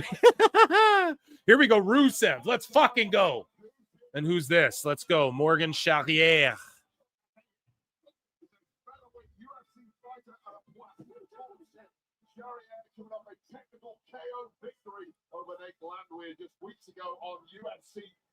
Yeah, he got a big finish there.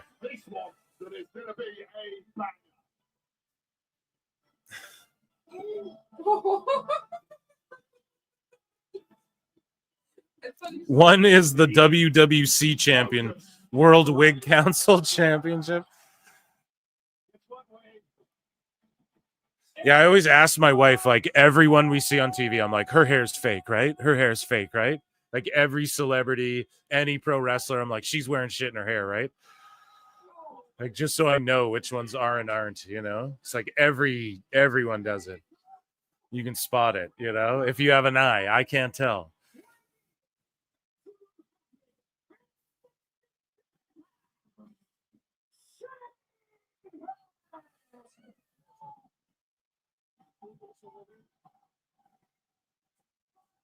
This is gonna be a banger. Hell yeah, old school green trunk Sheamus. Donnybrook match. And the first one in almost a year. Hell yeah. And that's Shillelagh that Sheamus is carrying. Hey, that's legal under these rules. Well, the referee's taking it off, and it has to be away from Sheamus at least for the bell to ring, and we've got two men. Hell yeah. Meat.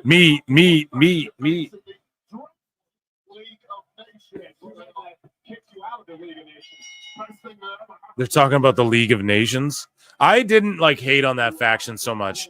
There's like, I'm never against a team of guys who are from different countries and are like, fuck America and stuff, or like fuck North America, or like even the un-Americans.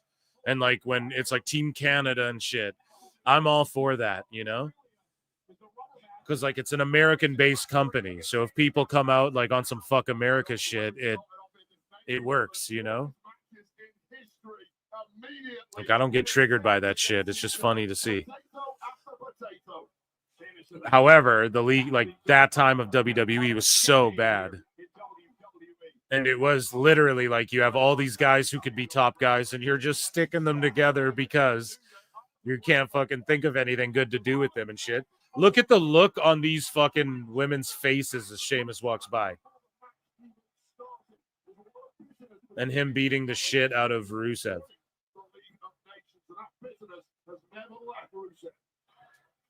And then they got all the Cracker Barrels out there. Well, oh, come on. That's not very fair. We changed our logo back and, you know, we're just trying to do right by America. Is it so wrong to try and do right by America? That's not very fair to hate on America. The question is, who can take more abuse? Both can dish it out. We know that. But somebody's playing tonight. Fuck it. We're going to get Sydney Sweeney in our next ad. Didn't you know? Cracker Barrel. Come here. Cracker Barrel. Fuck those commie pricks. Our new slogan. There we go. Suplex off the fucking barrels or what?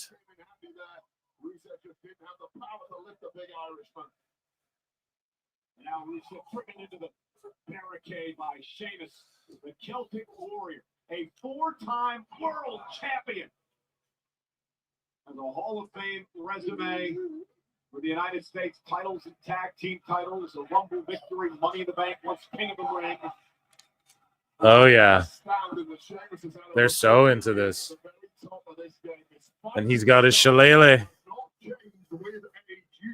You slow down a little. You have to unbang when you're fighting all Father Time. Oh, God. Kendo stick by Rusev. Oh, Rusev completely sucking in Sheamus there. Sheamus with that shillelagh thought he was getting a cheap shot. Oh. Rusev. The Kendo stick like a baseball bat. Getting conned in France and not the film festival. Hey-oh! Where's my snail? Someone get me a fucking snail. I'm dying out here. Jameson position here on the apron. Usually, Jameson will use this for the 10 feet to the modern door. Rusev go for the eyeballs. Perfectly legal in this match. And Rusev delivering Jameson's own move to it. 7, 8, 9, 10, 11, 12, 13. Oh. Sheamus has smelled filthy all over his body.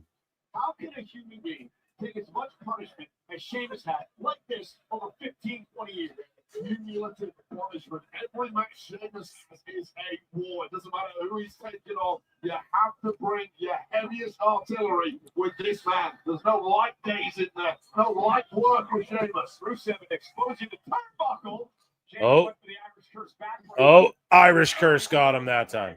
Rusev knew just how dangerous that was. Scrambled out the first time. Sheamus was not letting him get away that easy. And these men know each other so well. Know how to counter each other's offense. They've depicted everything their opponent can throw at them over the years. Now it's Sheamus' turn to use the kendo stick as a weapon.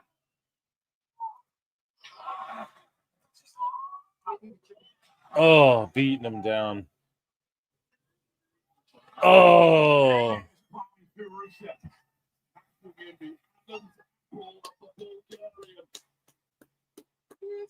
I'll tell you right now, all European wrestlers, when we go back to this continent, no matter who you're fighting, Yeah, we're going to see someone go off the barrels through the tables, 100%. Turnbuckle pad yeeted, Toru Yano for the run-in. You're going to see every mark on Sheamus. They need to bring the decor back. I want to eat pancakes while looking at a possum crossing sign again. What's with the Cracker Barrel shit? Well, they made like a lame-ass modern logo. I get it. Like the old style, like I'm an old school kind of guy myself. I like retro aesthetic, but also, hey, everyone is triggered pussies online. That's what I think, and you guys know that. Everyone, you get triggered about every fucking thing all the time. Such a dumb fucking thing, you know? Like Burger King years ago changed their logo to a more modern, kind of shittier version. Everybody's going back to retro, though. We talked about hockey earlier. All the teams, all the basketball teams, they go back to the retro. Everyone kind of does the retro thing, even WWE with the Saturday Night Main Event and all that. So I think it comes full circle, and you're all crying for no fucking reason. But they just, I don't know, like everybody just freaked out about that. It was kind of funny. But I just like, I can't pay mind to like getting mad about a logo switch when I don't know. I don't eat at Cracker Barrel, right? So I don't have that. We don't have that here in Canada. We stand on guard for thee. So I think we like just got a fucking Olive Garden or something. I don't know. Listen, all I'm saying is people just fucking lose their minds over dumb shit these days, you know? It still happens.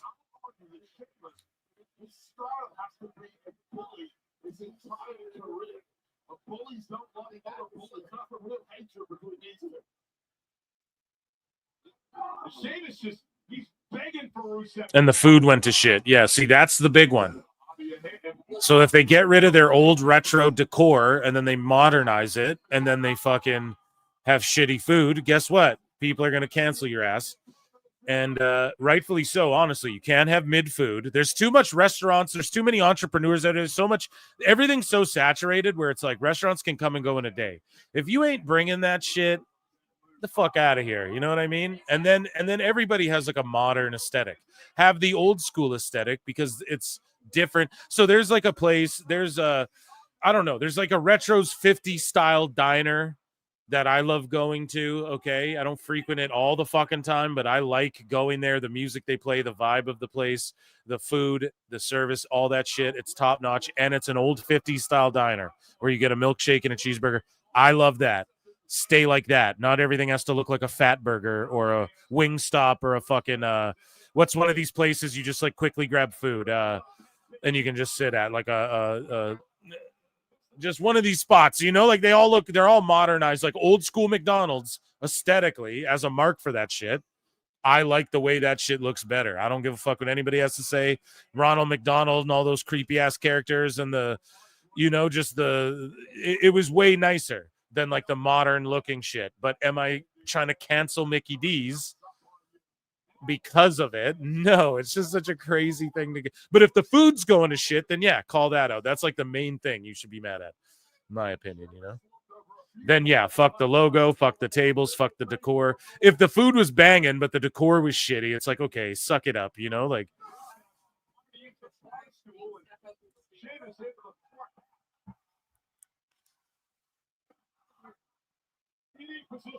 Cat, 5, 6, 7, 8, 9, 10.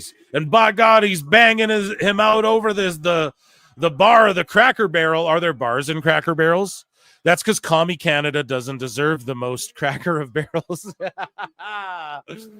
Are we commies? I don't know about that. Phil Spittin, thank you. Dragonov will return. That would be cool. Hey, 626. That would be fucking cool, dude. But then as what? Just a guy who fights really good? Oh, he's Shillelagh fucking... And Rusev's just taking it.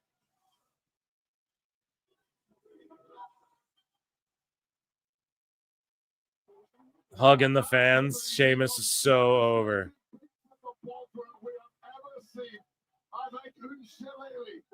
Avec une shillelagh. Or as the French say, shillelagh. No.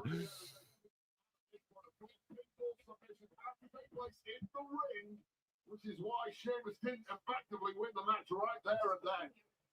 But it looks like victory is imminent. It's Sheamus lifting Rusev up on his shoulder. What is he going to do here? White noise? Yeah. Into the chair. Fuck, I love that stage. God, that might be one of my favorite all-time stages. I've been marking out. And then the way the lights have the red and the blue. I tried to do that. Do you guys see the thumbnail? With the live show colors, I tried to make the France flag. Kick out.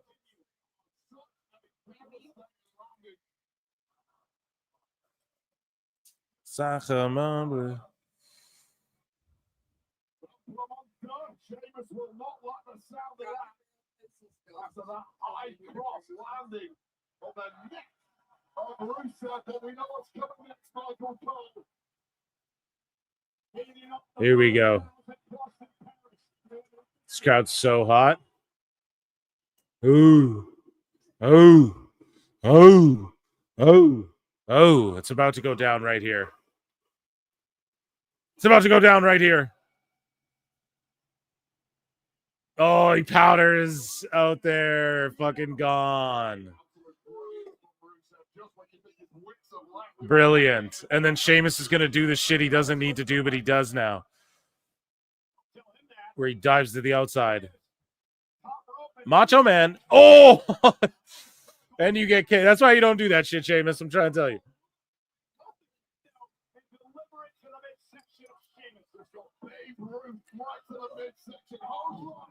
This is definitely a slobber knocker, King.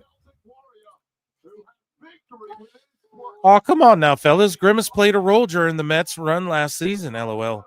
Almost made to the World Series, but lost to the eventual champ Dodgers in in 6 games.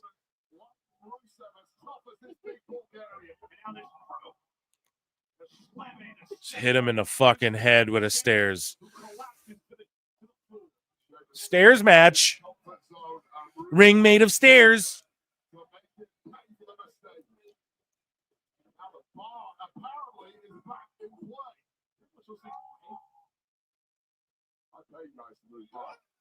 I pay guys to move mine. Barrett's so funny. Separating the steps. Separating from his shoulders the way this is looking.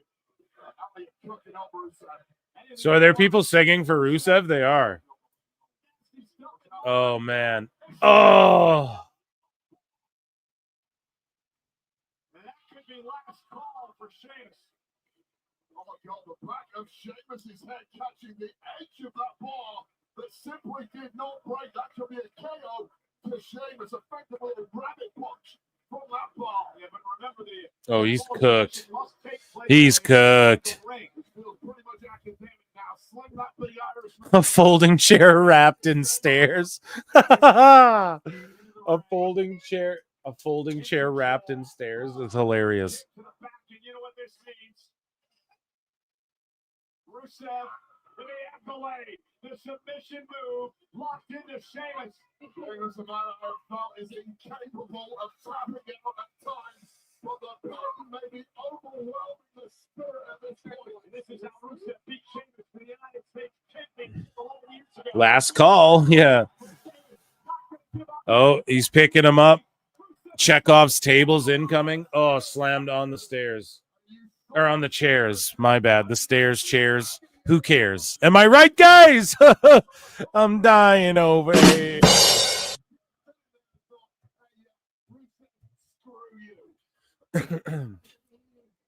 Excuse me. This is awesome. Showing their appreciation for what these two men are putting themselves through here tonight. We do over again, didn't we, Cole? They put these two together in this kind of matchup. Maximum agony. Hey, we invited Sheamus out for a beer last night. He said he couldn't come because he had to. So we have Matt Keene, and he's like, WWE counter programming PLE days, but not creating compelling reasons to watch theirs is a bold strategy, Cotton. And then this guy's like, cool, sounds like you're watching it. And then he's like, kind of get paid to, so yes. Pretty funny, man. That dude's always fooling. Put that in the sickos for later. You got sickoed.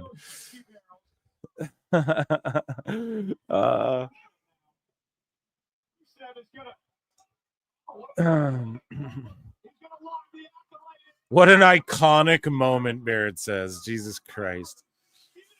Let me say that, Barrett, not you.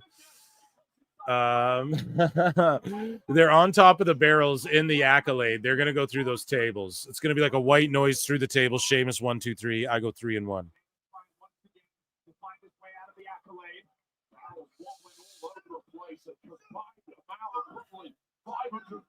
That's so sketchy being on those wobbly ass fucking barrels. Fuck that shit.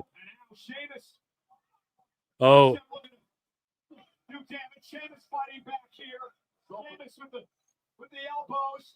Yeah, see, white noise.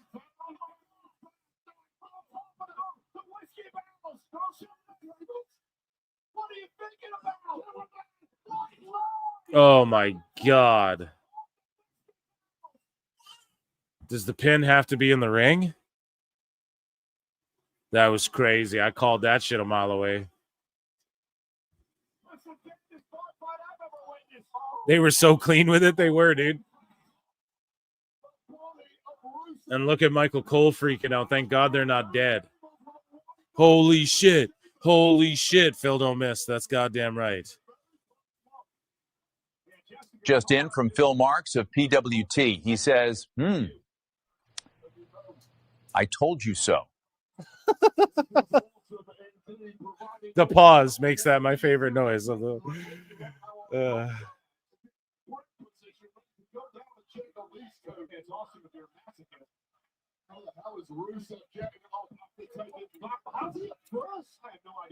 was wondering the same thing, Barrett. How the fuck is Rusev up first?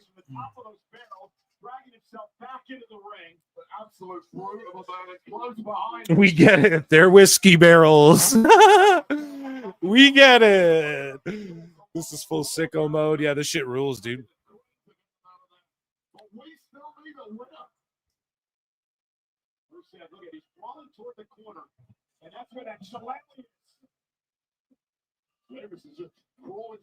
Fight forever. You have 10 marks yelling fight forever.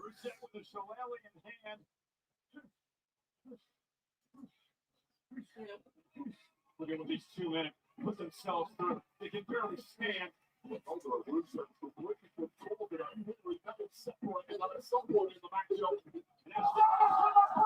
Oh my God. Oh, that was such a crazy last second kick out.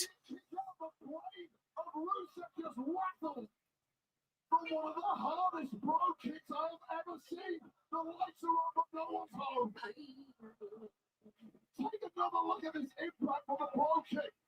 I've never seen the heel connect with the tackle quite as powerfully as that. Okay, how the hell Rusev kicked out? It's a question that will never be answered. Okay, explain to me this.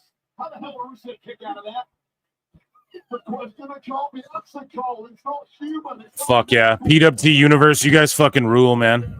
I really appreciate you guys turning up and turning out. If you're on X, come to YouTube, subscribe, bitches. Round of applause for you guys. It's a fucking blast. Oh, the Machka kick. Oh, knee. They're just trading. He's KO'd.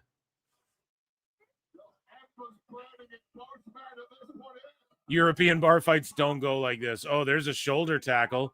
Rugby style Machka kick in the turnbuckle.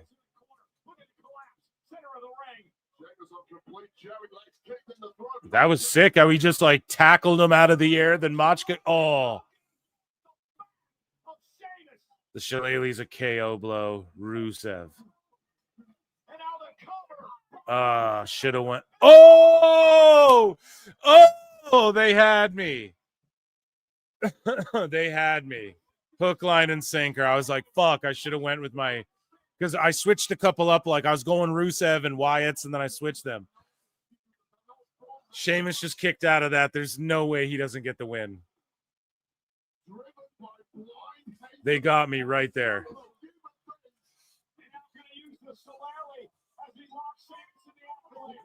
Oh.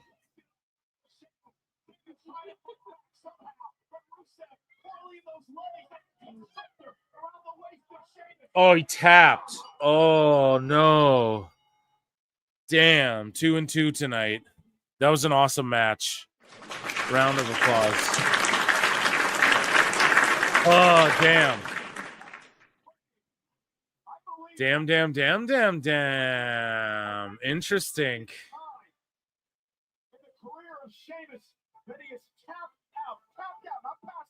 Who's got the IC title right now? I want to see like an international, someone from each person from a different country fighting for that shit. Rusev should be your fucking IC title holder after this.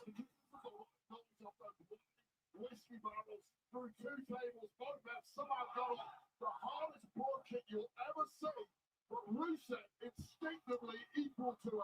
Well, that's how this one stayed alive. This was a closer by Shillelagh, broken across the spine of Sheamus, but that's unique. Damn, 4-0 for Fro Dizzle. Nice, man. Good work. 4-0 for Fabio El Fabio.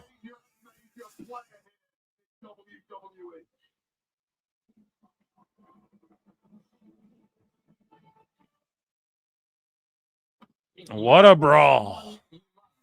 Yeah, that was good shit, man. I'm all good with that. Round of applause again. Awesome. So I'm 2-2. What do we have left here? We've got the 2 money matches, Paul and Cena, and then we got the 4-way for the world title. Okay, so I cannot wait for these last 2 matches. That very first match was worth the money alone. The Nikki one was weird. There's something going on there. She was like fasting or something and didn't have energy. The Street Profits, whatever. I mean, that could have been on Raw, SmackDown, any fucking show. It was on this PLE. I'm not mad at it. Not every match is supposed to be like banger, you know. That last one was really good, and I can't wait for these last 2.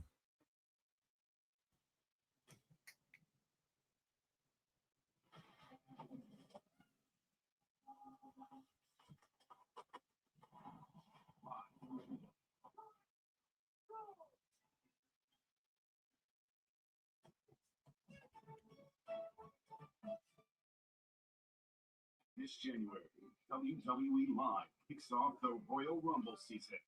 11 days. 11 dates in 11 cities. Road to Royal Rumbles all in Europe again.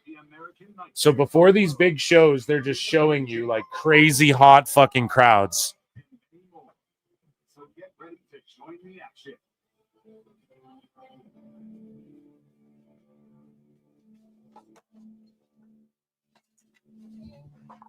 Yeah, they're giving you these crazy hot fucking crowds. So I was just checking the dates there. So Europe 2026. Oh, they're going to show them, of course. So Leipzig, Germany, Berlin, Germany. So in the new year, hot crowd, Royal Rumble. That's how you do it, man. Perception is everything. Take a PWT sign. Yeah, guys, make PWT signs. Make Meltzer Fears flute signs.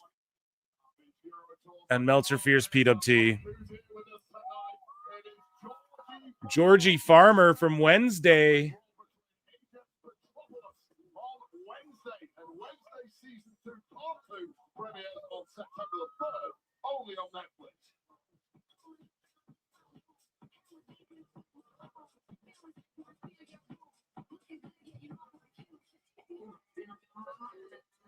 The Elite action figures are on screen.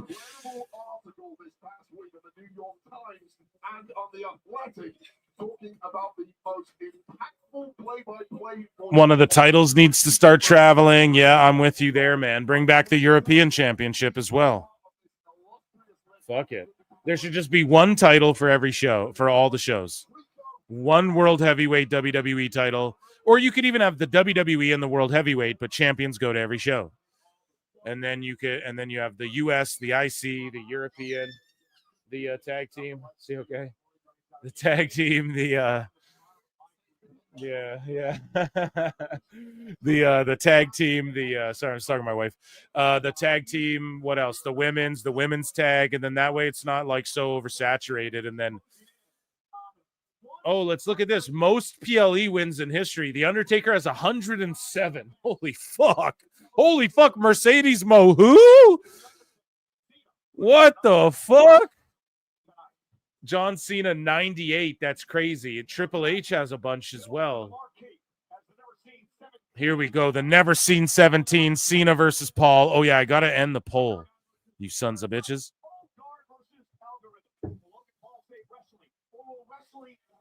Old guard versus algorithm.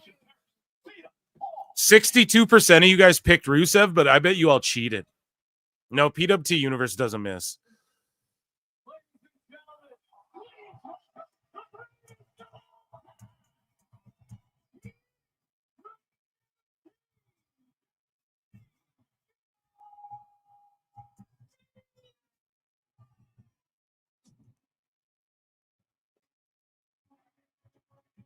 I'm afraid after I'm gone, you guys are going to forget about it. Here we go. John Cena, Logan Paul. Who would have thought we'd ever get a match like this? Poll is in the chat. Who do you think wins the grudge match, Logan Paul or John Cena? And joining us on the show, ladies and gentlemen, so I can get some ice, is Chris Jericho. I look and see it's not just me. So many others have stood where I stand. We are the young, so raise your hand. They call us problem child. We spent our lives on trial. We walk an endless mile. We are the youth gone wild. We stand and we won't fall. We're one and one for all. The writing's on the wall. We are the youth gone wild. Let me get wild. Yay!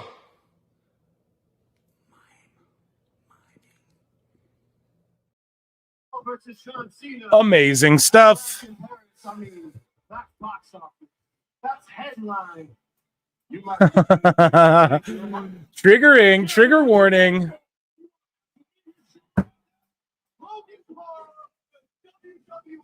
I went Cena. I picked Rusev. I picked all the ones I wanted to win. Yeah, so Fabio and Fro are both 100% tonight. So we'll see if you guys. We'll see how well you guys do. So one of you is losing now. Hey, Fabio, who did you pick? And Fro, who did you pick? Guys, say your picks because I missed it.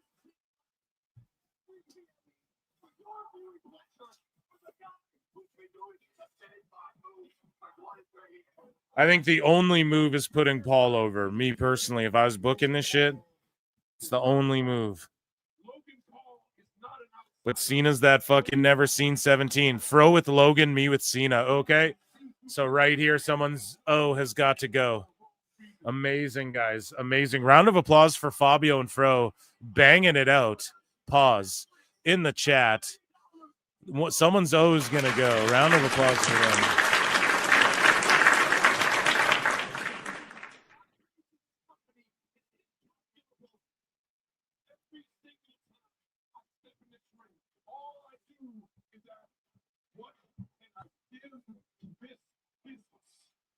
Every time you step in the ring, you got one question. What can you take from this business? Because after Sunday, they still know that you're worthy. You will not say wrestling. No, you will wrestling will ruin you. Okay, had to mix myself up another cocktail. Dun, dun, dun, dun, dun, dun. It's 2:22 here. Make a wish.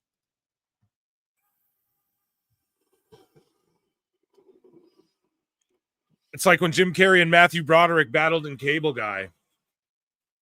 Yeah, just way less funny. No, I'm kidding. Plenty of my exact thoughts for picking Cena, though I'm worried about a Brock run-in. Yeah, Brock run-in, dude. Brock helping Paul. Ooh. Ooh, the heat.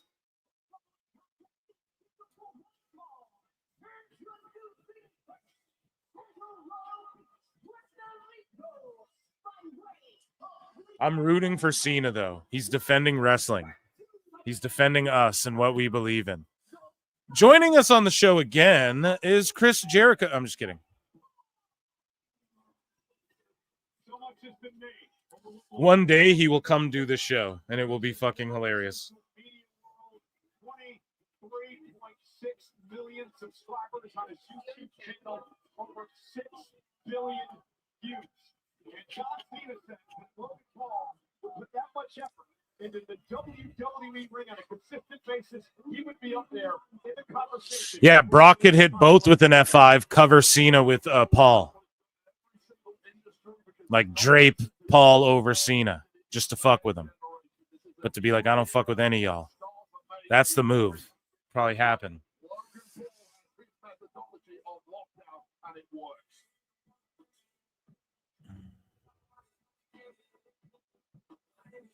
Do we think that Brock left Canada to pop up in Paris? Here's the thing, man, is Brock.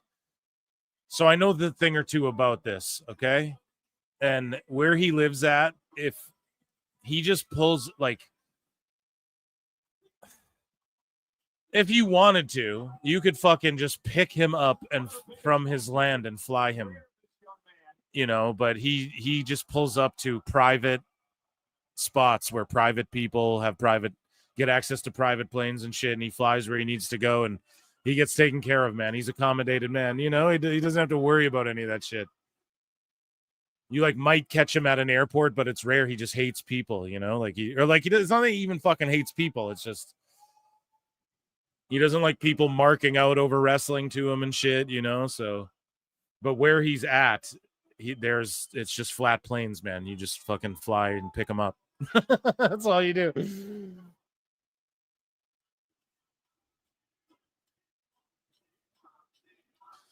If Cena does become a guest in PWT, will he be Peacemaker? That's on the Phil Marks Out channel, but he does follow me, so maybe one day.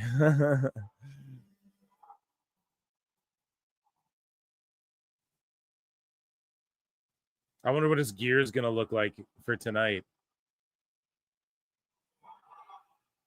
Yeah, because just the black version of the fresh.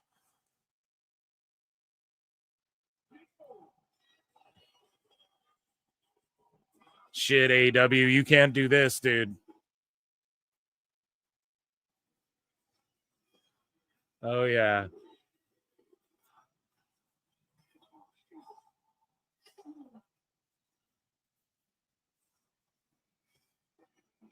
Cena over like Rover. They could fly him without being seen. Yeah, dude, 100%. That's how it's like they keep his shit under wraps. He lives in the prairies.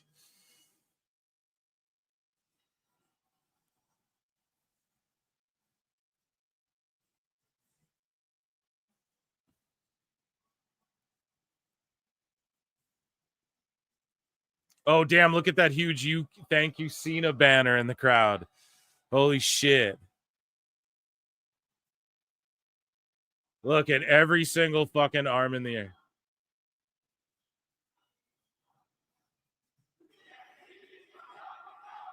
Oh, yes.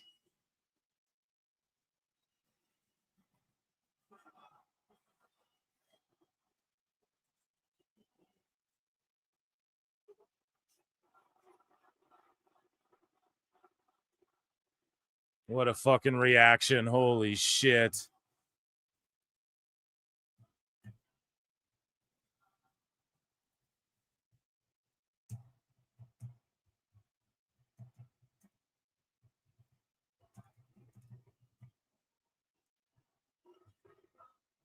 And then a thank you, Cena chant.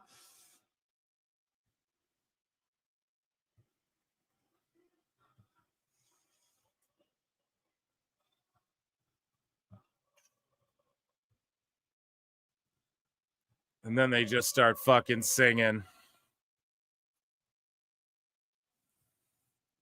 3 stars. Crowd was kind of quiet. Dave Meltzer.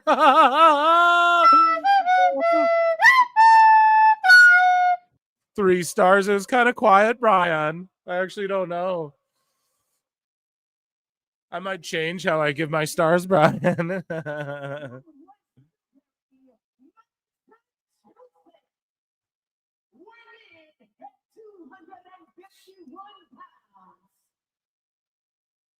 He is the best.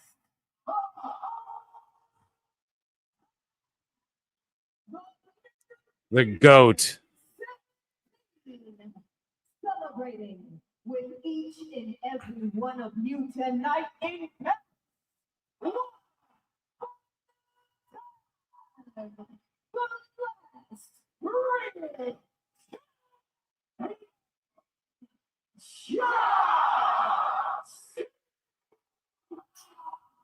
Damn, that crowd going crazy.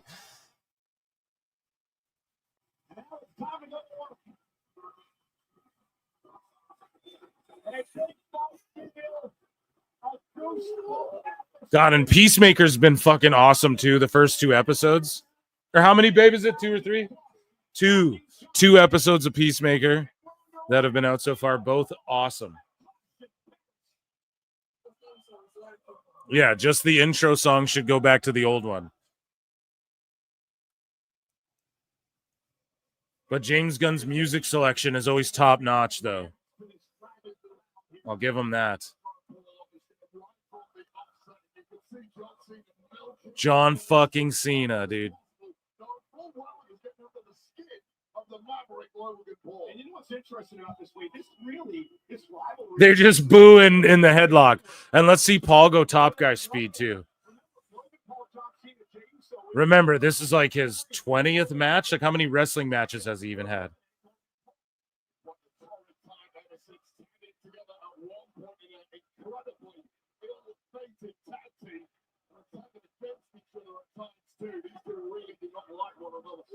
And for John Cena, he says, this is going to be a lesson in respect to Logan Paul tonight.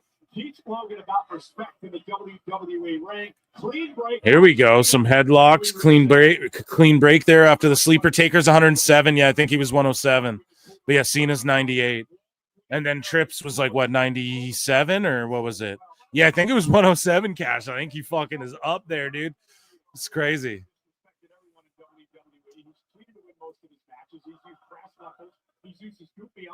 He's used brass knuckles and his goofy entourage. James Gunn is behind Peacemaker. Yes, he's behind the entire DCU. And he made Peacemaker season 1 and 2. And he made Creature Commandos and Superman. So on I think it's Lanterns is the first project that's going to come out where it's not him like writing and directing everything. So we'll see if the connectivity works there, you know? But he's going to be hands-on with that as well. Yes, Gunn is behind Peacemaker. He's fucking brilliant. I love James Gunn's work. I always have since years and years and years and years ago. John Cena with a verbal bomb, absolutely tearing Yeah, Creature Commandos rules. Logan Paul showed the real danger. Matches aren't won with words. They are won with shots. All the big shots to the jaw, and Cena is down for the cocky Logan Paul showing out here. Remember, this is John Cena's retirement tour. The last time is now. It wraps in December. Look at the heat on this, and Paul's just so fucking good in the ring. He's just years ahead of his time with like on how to heal and how to fucking, you know. Bastion of the old school. He's taken on the modern incarnation of what makes a top professional wrestler with Logan Paul. Now John Cena. Neuf, 10. Sends Paul to the center of the ring, but he lands on his feet. Now a boot to John Cena. Not quite anticipating the reflexes of Logan Paul. That was Cena's first mistake. You've been studying this man, the 23 matches that Cena has been using as an insult. He has shown that time and time again. Oh, and the thing is, those 23 matches, Logan Paul has never had a bad performance. I'm sorry, he hasn't. The way that he's taken his role here at WWE, he had one of the longest United States Championship reigns in many, many years. How dare you play the 23 matches? That sounds terrible, right? Here we go. 23 matches. So Cena's been in the shit for like 23 years, right? But then you have like 23 matches for Logan Paul. And think about how far along he is. Logan Paul's talented. He's got all the tools. He's going to be a world champion someday. But then he has to do, he hits an uppercut, now he's posing for the crowd. You know, an issue with John Cena was doing it before the crowd. Yeah, the crowd was not cheering Cena. They're not cheering Logan Paul. He's doing it to egg him on and tick him off. Logan Paul is just sticking out that backside. Oh! Damn. Big clothesline. Here we go. What a clothesline by Cena. It's better than half the roster. Yeah, he's better than like 90% of the roster. Honestly, Logan making a name first. Yep. Discovered wrestling before scamming millions. Yeah, I know. Fuck all that. Like, he's a piece of shit. Oh my God. I don't know that. Yeah, dude. Yeah, Peacemaker's been so good. Me and my dad are watching you right now, bro. Shout out you and your fucking dad. PWT is for the kids. Are you sure about that? Just like Wu-Tang, we're for the children. Kenny D for 2 says, I'm driving. Call the action, PWT. Okay, here, let's call it. We'll call it. We'll call it, Kenny D. Thank you for your support. So the crowd is chanting after a 2 count. Logan and Cena are going top guy speed. Logan's just sitting, observing the crowd, arguing with the ref a little bit, just like in a minor fashion. Cena's working his way up to his feet. Yeah, Cena's teaching Logan how to work. Yeah, bro, this is the experience points right here. Just building it up. Logan just knows how to work to the crowd, piss everyone off. He's telling them to go fuck themselves. Big suplex. Stalling suplex. A delayed vertical. So Paul just holding up Cena, showing off his strength, and a big suplex. Cover. Top guy speed. 1, 2, kick out.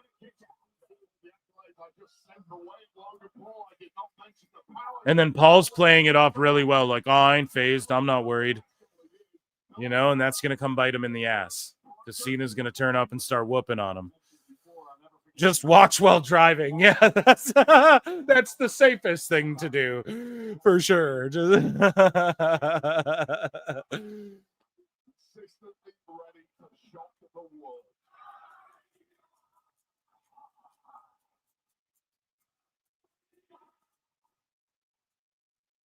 Why is Chad Patton senior ref and not Charles Robinson? Agreed. I hope you watch it at home. It's so far this in because I'm not sure. Look at this crowd. Unbelievable.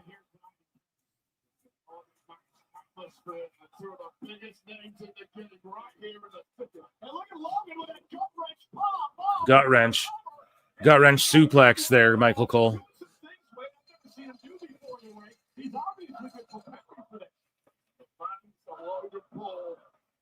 few of us as they are, ask for one thing, some damn respect. An icy drink on a hot day. Have you guys been getting hit with a heat wave?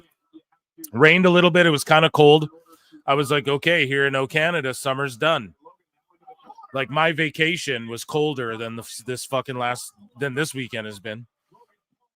And it's been just hot as shit and just muggy and humid. And I can't wait for fall. I'm ready for spooky season tomorrow. As soon as September 1 hits, me and my wife go full fall spooky season mode.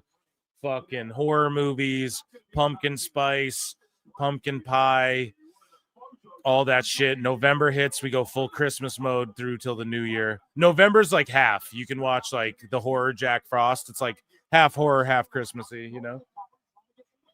You guys get Thanksgiving in November, so it's a much better place. We get it in October, like before Halloween even. And it would be much better suited in November, but it is what it is. Coldest August on record in Michigan or so, I'm told. Oh, you don't want to go down that road down there, I'm told, bud. That road down there is a dangerous one, I'm told. Big clothesline, big lariat. Look at this crowd.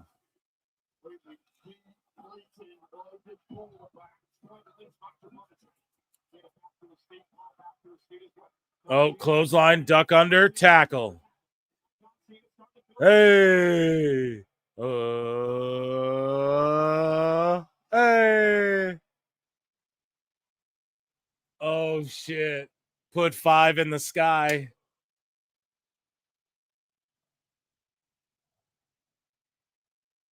You can't see me. Oh, shit. Let's go.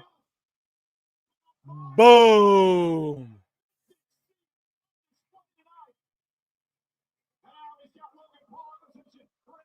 Attitude adjustment and FU. Oh, shoulder tackle into the guts there from Logan Paul. Springboard. He's looking for a springboard on the apron. He's going for it. Buckshot lariat. Oh, and he got him. Kick out. Kick out from Cena.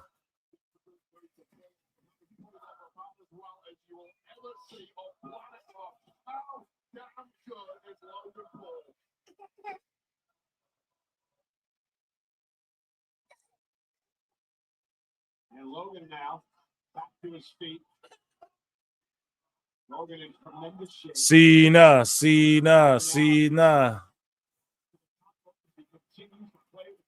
I live it when Phil calls. Yeah, sorry. Frog splash from Paul, knees up on Cena.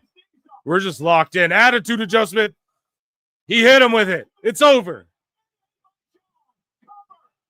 Kick out from Paul. Eyes closed. Did an Osprey better than an Osprey.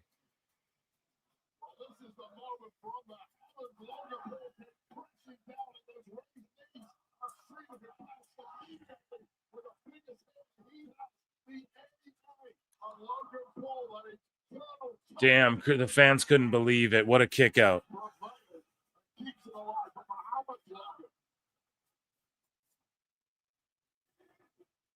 Oh my God, this crowd guy is amazing. What an amazing show. Oh, he's going for another one. Oh, Paul flips out of it. What is this? Oh, the Inoki special. The octopus stretch. The Inoki special. Logan Paul studies wrestling, bro. He studies the fucking game. Damn, Cena just powers out of it, though. Lifts him like a lightweight. Oh, sunset roll. Kick out. STF. You're done. Tap, tap, tap, tap, tap, tap, tap, tap, tap.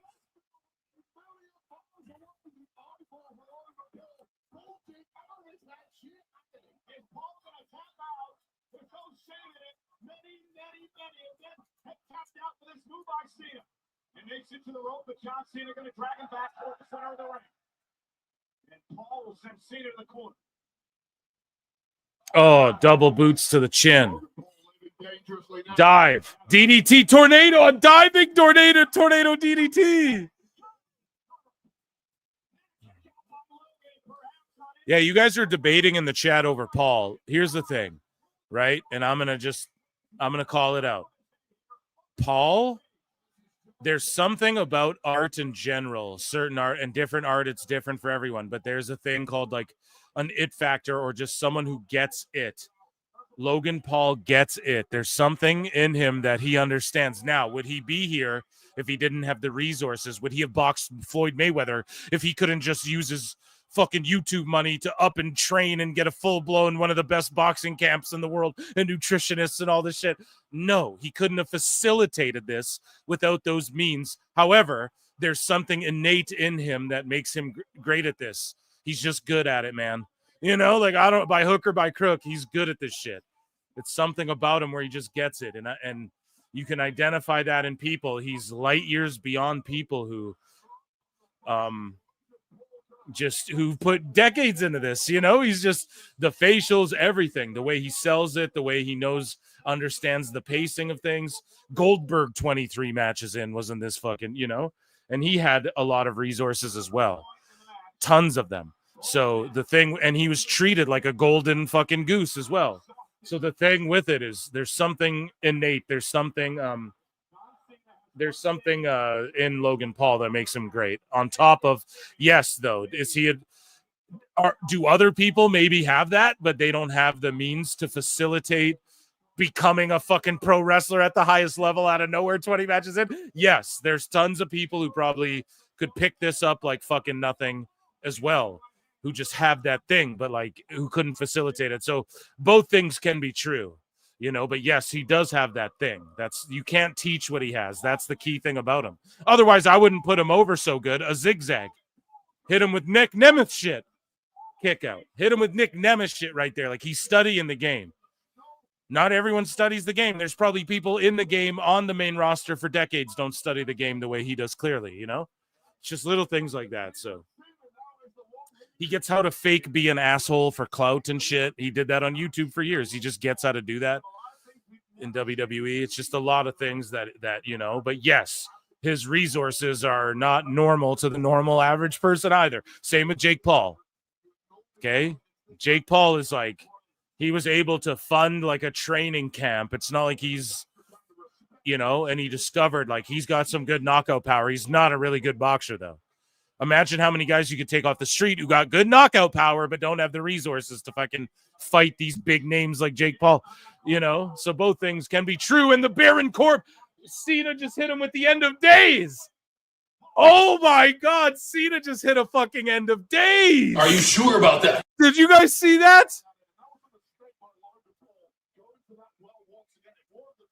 Did you guys see that?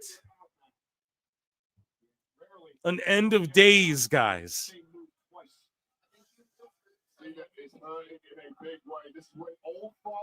Crazy. His money played no part in his success as a wrestler. No, I think because he could bypass NXT and shit. Like if he had to go through the grind of the indies and NXT, would he have done it? I don't think so. Even his friend, that Jim Waller guy, is going the indie route, but he's using his virality to like amplify what he's doing, you know? So I think he bypassed a lot of shit because of his name and everything, but you can't take that away either. So did that fucking guy named Zeus in WC. Didn't Hulk Hogan fight that guy in a movie? So did that guy. What was his name? Debo? So did Debo, right? That motherfucker bypassed a lot of checks and balances too, right? And you get that privilege when you are a star. So it's just thank God he gets it, and he operates at a high level in pro wrestling. Thank God. Because it could be another Jelly Roll, and we've had enough. It could be another Travis Scott. We've had enough of those. So I put him over, but I think both things are true. Like to get him at this level, but it has nothing to do with. So I'll agree with this. If he had no money and said, I'm going to do the indie grind and fucking do the NXT grind, he'd be he'd be one of the best pro wrestlers of all time. I still maintain that because I think he just gets it at that level, you know? So I'm with you on that. I'm with you guys on that one. If he had no money and had to start from the bottom, he'd make it 100%. If he was like dedicated to pro wrestling, 100%. He just gets it, you know? It's just you're not this good at something. Like he wasn't this good at boxing. He don't box no more. You know what I mean? So he's good at crypto scamming. So he does that and he pro wrestles, right? So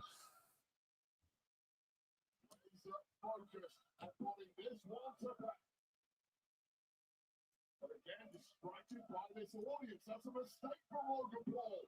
He's got Cena on the ropes here, and John Cena took advantage again. He went for that uppercut, and John Cena moved out of harm's way. And John. Oh my God! What is Cena hitting him with? A fucking shout out Fallen Angel. He hit him with the fucking. Oh my God! And he hit him with the Fallen Angel, dude. He hit him.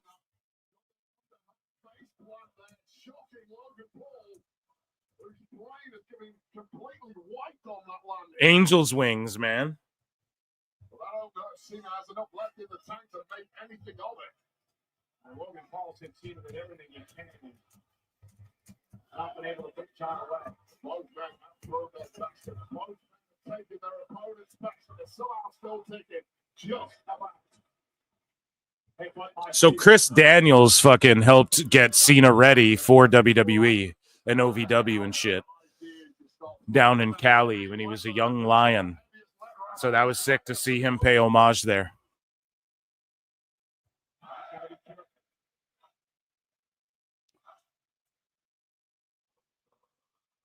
Oh, hit him with the Claudio.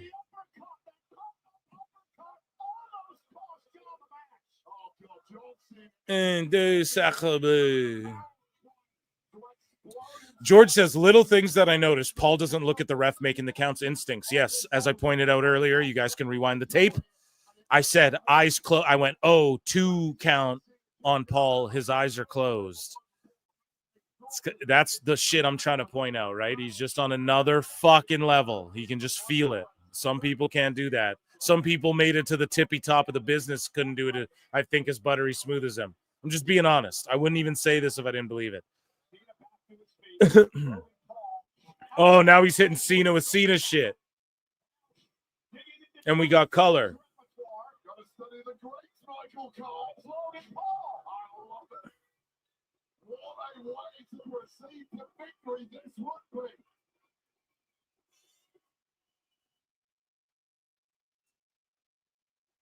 Here we go. He's going to hit him with the shuffle right here.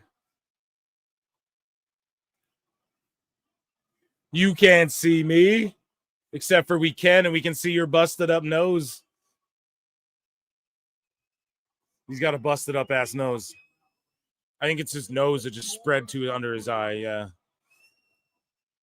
He like wiped it. Oh yeah, Cena's up. Attitude. You're done. F you. It's over. Dude. Oh. He got that resiliency payback. You know what I'm saying? 1 second.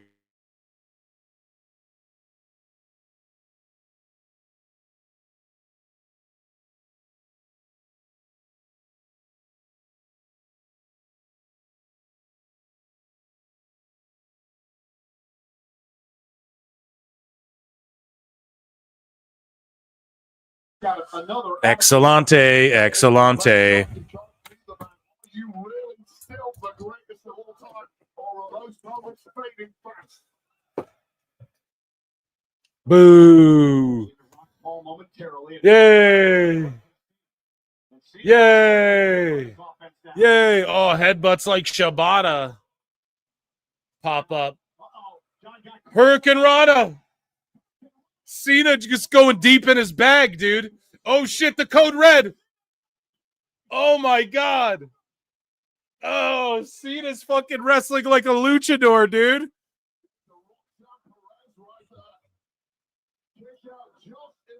Look at Cena, dude.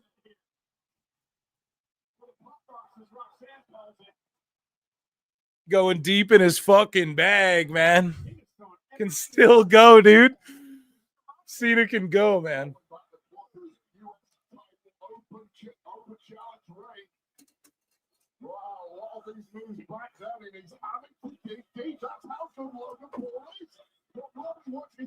Super Cena, they're chanting. Once again for an AA. Logan Paul too close to the ropes, long arms, able to grab the top rope. John sent back to the ropes. Oh, the knockout blow. It's over. Yes. Here we go. I fucking picked Paul, but I want Cena to win, man. I'm Team Cena all day. I'm a little kid again watching him wrestle. He hit Cena with that titanium loaded right hand, and John somehow was able to kick out. And versus the right hand, both men have taken the both men have kicked out. Let's go. But we still need a winner, and this place is rocking. Oh, a kip up from Paul just takes the heat away, dude.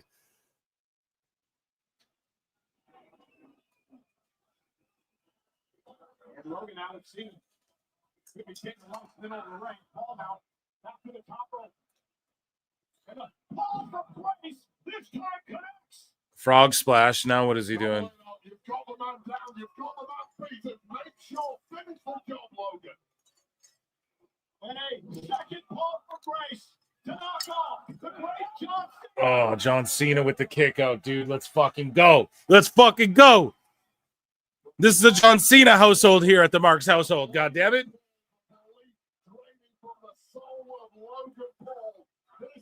Really is Superman.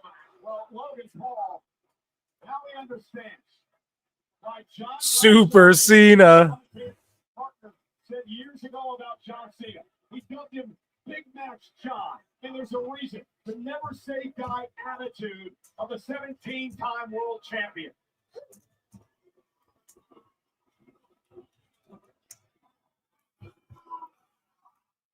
Once again, Paul going to mock John Cena. And this time, delivers a 5-knuckle shuffle. There's a 5-knuckle shuffle from Logan Paul. And then he's going to AA Cena. Roll up. Oh, powers him up. Oh, he's going to Styles clash him. Fuck you, Ospreay. Oh, shit. Oh, my God.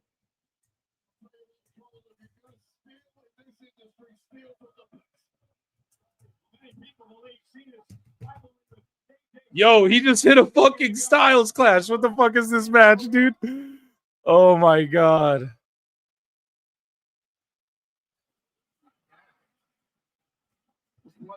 Oh, my God. 11. Oh, man. I can't believe AJ's not on the show.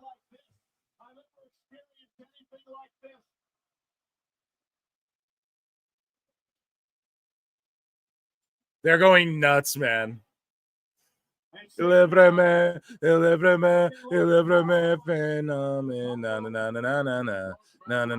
best match? Yeah, dude. Fucking crazy. That was crazy. This is sudden death for both of these men. And now Cena, who's hit Paul with 2 ways already. Oh, my goodness. What a match. Guys, hit like, subscribe, all that good shit. Come hang out, get a membership. You get access to Monday shows. Tomorrow we're watching Raw. Oh, roll through. Let's go. The GOAT. The GOAT. Let's go. F you, this motherfucker. Get him up.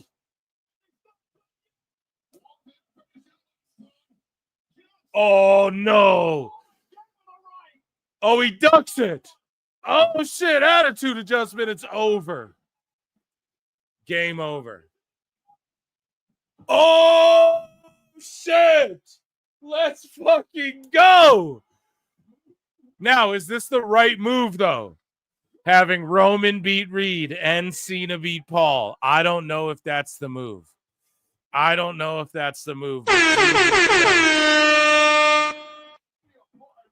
2-3 tonight.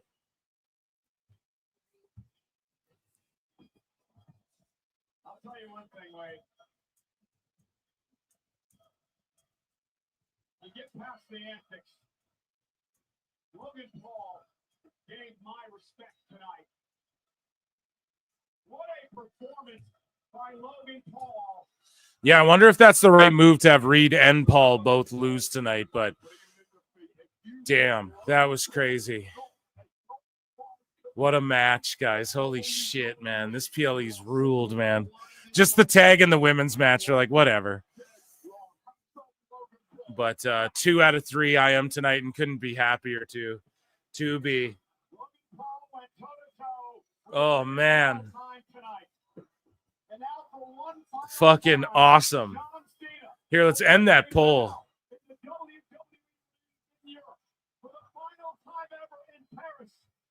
Soak it in, folks. Enjoy the time. We've only got 70% picked Cena. The PWT universe at large does not miss.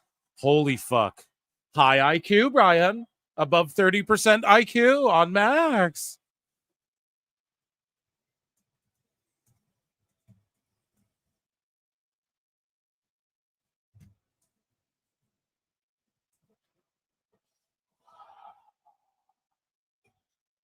Who do you think? I'm putting a new poll in. Who do you think wins the World Heavyweight title match? Oh, look, it's the kid. It's the kid that he dissed from Brussels is here again. At both shows. Is that his wife? Yeah, you rarely see her, dude. I said, is that her wife? Is that his wife? My wife goes, I hope so. He's fucking making out with her. Oh, yeah. Dummy. You just never see her, so it's...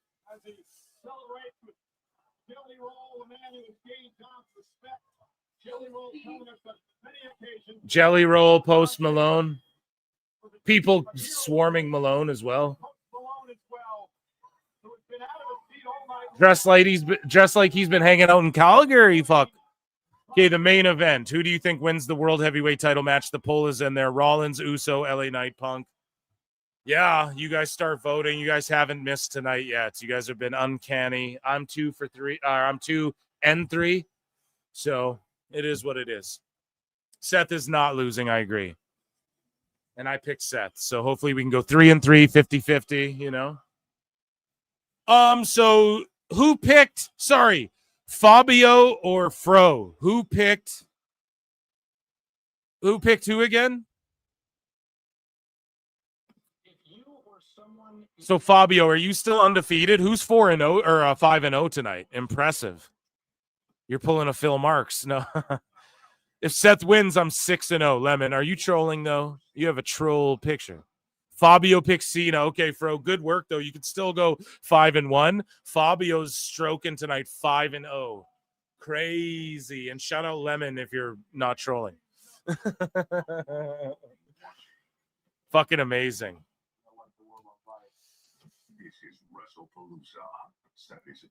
Yeah, we know the date. December 13 is Cena's last match. We know that that's the day.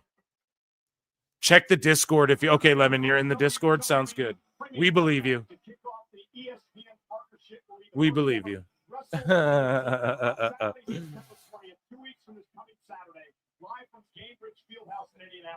WrestlePalooza will stream live on the new ESPN direct-to-consumer streaming service. Tickets for WrestlePalooza are on sale now via Ticketmaster.com. Amazing.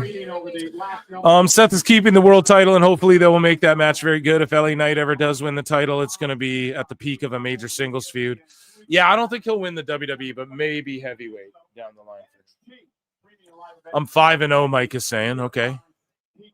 A few undefeated folks. I bet a bunch of people just not commenting shit. There's 300 people watching across X and YouTube because so far chat on the polls have been 100% tonight. I'm 2 and 3. So if you're on X, come on over to YouTube, vote in the poll, hit subscribe while you're there, and then dip the fuck out if you want or whatever. I don't run that shit up. We have in France, though.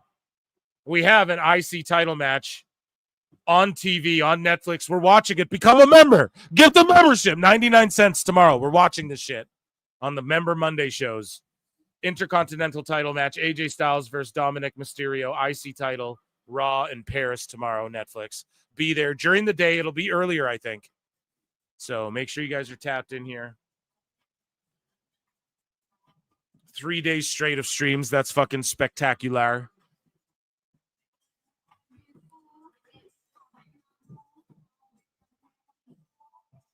What a member Monday. I know Steve. Steve, right? Be like Steve. Roman Stone says WWE predictable. It could be. I mean, I'm 2-3, I'm a fucking sniper. I've gone literally like 14-0 on AEW shows before. So tonight I'm fucking 2-3. So I don't know if it's that predictable.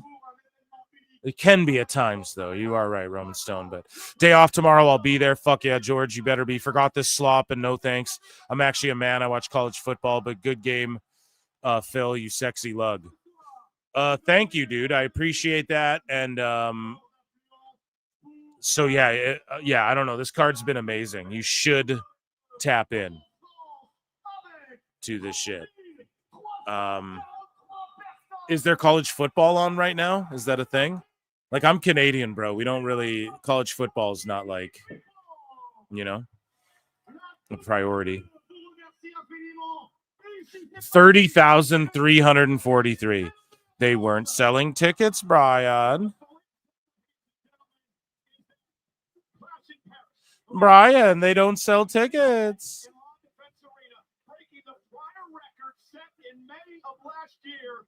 By Taylor Swift tonight, 30,343 WWE fans on hand to Clash in Paris. Our main event moments away, and immediately following that, it is the Clash in Paris post show. John Cena. Okay, the post show. We'll join Jackie Redmond and company for the post show immediately. Are we watching the fucking post show chat? Thank you so much. I've been waiting. I did not anticipate it. Seth Rollins, hoping to get a comment on everything that's happened here tonight before he defends his World Heavyweight Championship Okay. in a fatal four-way match. Damn, look at Rollins dripping in the blue. Dripping in the blue. I know this is a terrible time. But Paul Heyman is in the hospital. You have no Big game. Convicts versus Convicts game. Miami versus Notre Dame. It's on primetime. Brother. Fuck yeah. See, dude, I'm a pussy. I watch CFL, so we don't. We're in Canada, dog. So no, but yeah, shout you out, High Life, and yeah, I hope you're enjoying those games. Honestly, this show's been really good. There was 2 matches that were kind of just not even shitty. They were just like whatever. And then the other ones have all been bangers. 3 bangers, 2 whatevers. This 4-way should be good, That's all I can say. I don't know. So much to go over, right? Where do we start? Bronson Reed, Roman Reigns. So many things. No. Cena was just super over. Jackie. Yeah, Jackie. Catholics versus convicts. Yeah. Convict music. We're back. Stay for the post show so I can gloat about my 100% win rate. I am a multi-time world never needed anyone. I am the greatest. We've been on 4 goddamn hours. There's still this other match, and then you guys are talking about the post show. And tonight, I am going to go out there and remind the world why I am a visionary. I am a revolutionary. I am freaking smart.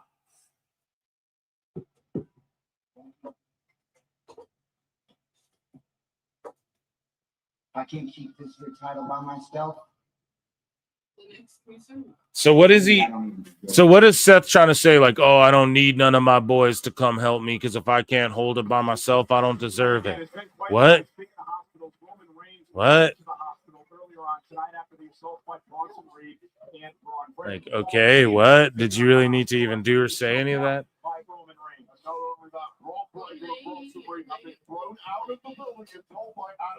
Should they return, they will be suspended indefinitely without pay. Ladies and gentlemen, Seth Rollins is truly alone tonight.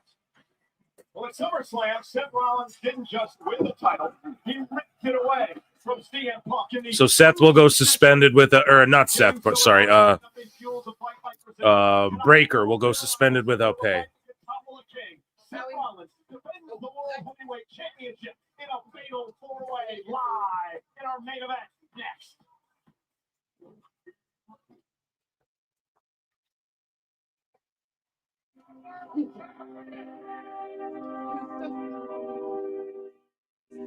There we go.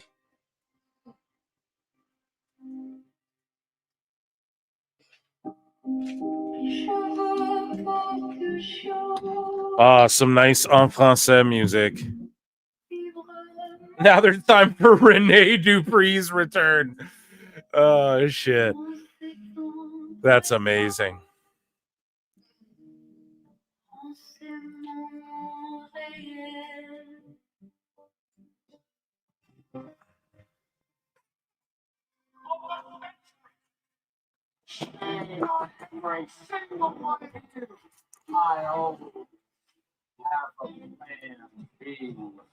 Oh, yep, that's what I've been saying too, Zach. That's why they sent Bronson and Paul away. The French tickler, Rene Dupree. Yeah, dude, remember his dog too? Second fave of all time after Rollins cashed in. Have we had a title change? No. No. That's why I'm 2 and 3 tonight. New member, Trick Willie Gang. Just relax, Phil. I'm relaxed, dude. I'm relaxed. What the fuck is CFL? Yeah, exactly. Exactly.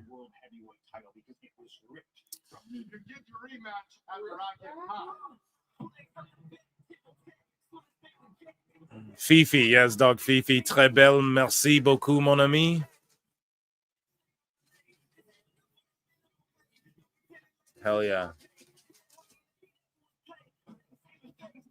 We're not going to get there unless we stick together. You've got to be kidding me. Seth Rollins is the problem. He has the numbers. Trying to get into the match. I just don't want to hold nobody no favors. Once we get to Paris, that's every man for himself. You have a problem. I'd like to keep it that way. I got Seth Rollins. You got Seth Rollins. You're welcome for saving your career. You don't know what's good for you. Imagine it was Dragunov, the fourth man. Yeah, if Dragunov joins them, that'd be dope.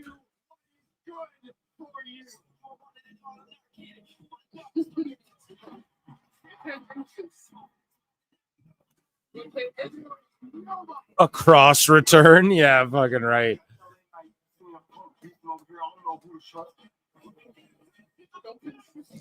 Jericho arrival on Seth's side? No, there's no way. His contract's not up yet, so there's no way that could happen. Unfortunately, you know. Dragon Balls, love that show. This match is going to go short at this rate, 20 mins. Yeah, I could see it being like, well, no, I bet it'll go like, we'll get 20 mins of shit. We'll get like 20 mins of shit, I bet. Evil hologram. Yeah, we covered that earlier, dude. What's up, Zach Minder?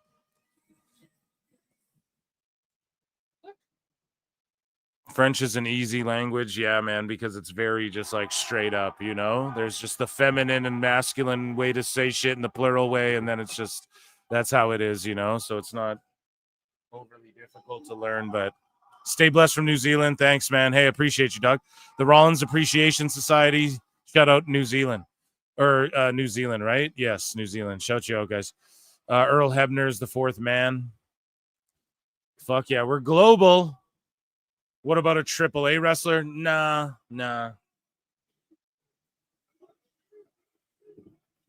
Here we go. Let's get a yeet. It's yeet o'clock. Let's get a yeet.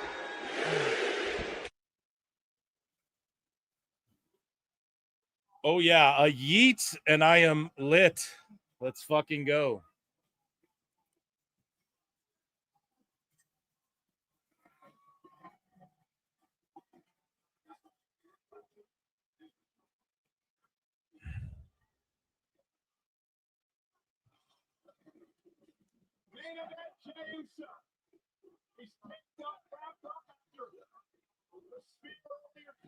Oh, yeah, look at this crowd just yeeting away.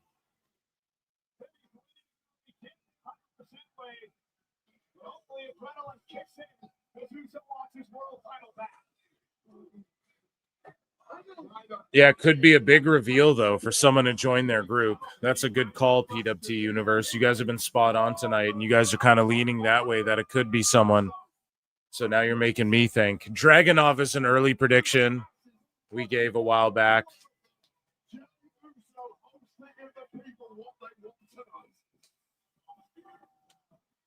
He could be like the runt of their group that fucking is scrappy and can have matches with guys on Raw at a high level and shit.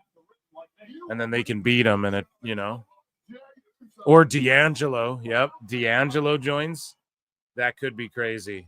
But then you just throw away the whole family mob shit.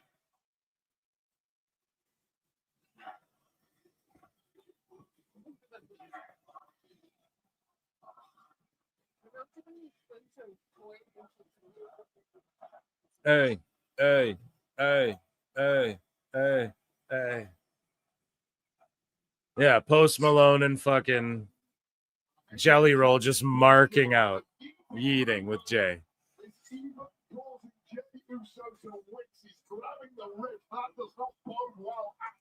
Yeah, but Jey Uso's been fighting rib injuries for months now.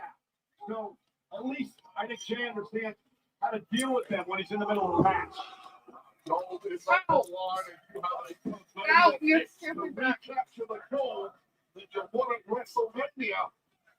Then you try and block it out as best you can, but I'll tell you, as a competitor, it will hamper Jey Uso tonight. The question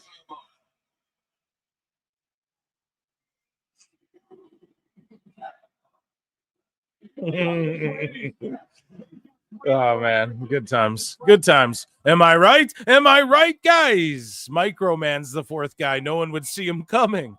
Yeah, I thought I smelled cabbage. Oh, where's my fucking snare? Can never find it. I'm dying over here tonight. Shit. That's great. Dunn did what now? Here we go. Yeah. Yeah.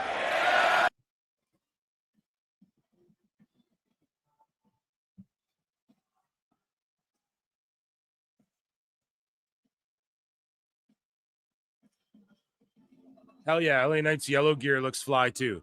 Listen, that shit he was wearing on SmackDown or Raw or whatever the other day was looking awesome.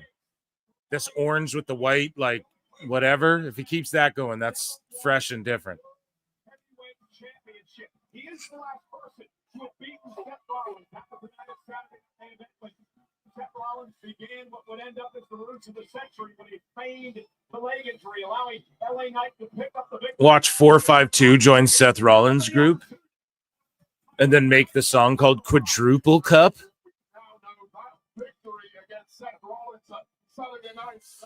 Psycho Stu is the fourth man. Oh shit, give him a payday. Psycho Stu, come on down.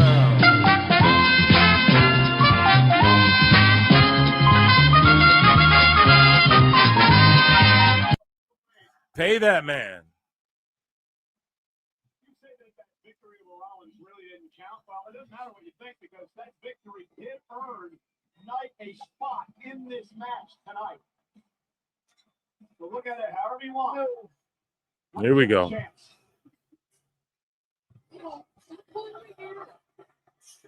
CM Punk next.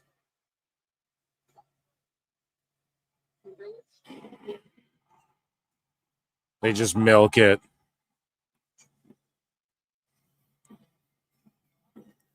Oh yeah, here comes Punk. Look at that fucking dope ass stage they built too. My God. What do you see? A cult. We're always working here in PWT chat. It's always a work here.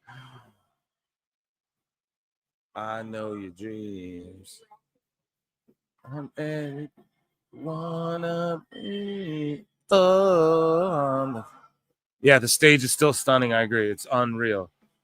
And here's Post Malone and Jelly Roll just rocking out, slamming Bruise.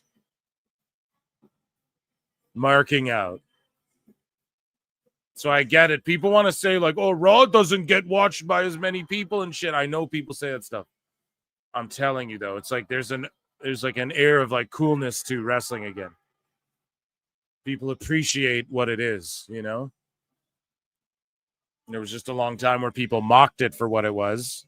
Oh, you know, it's fucking a work, right? You know, it's like, yeah, the F word, right? And it's like, yeah, but when you, I don't know, you don't get big fight feel like this many times typically. And, you know, it's a rare UFC. You have a card where it's like, look at this like super hot ass lady taped up with X's on her fucking things too.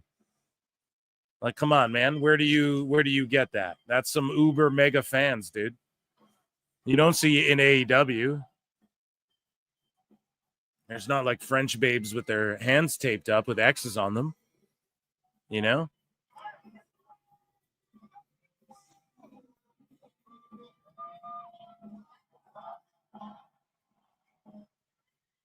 Oh, I'm the cool. It's so dope how they remixed this song for him, or like reduxed it, or whatever you want to call it. You know, they've re-recorded it multiple times for Punk. That's how fucking tight they are with Punk as well. What's the band's name? I'm forgetting. Living Color. Sorry. Slipped my mind for a second. Yeah, they've re-recorded it for him in AEW, then again for WWE.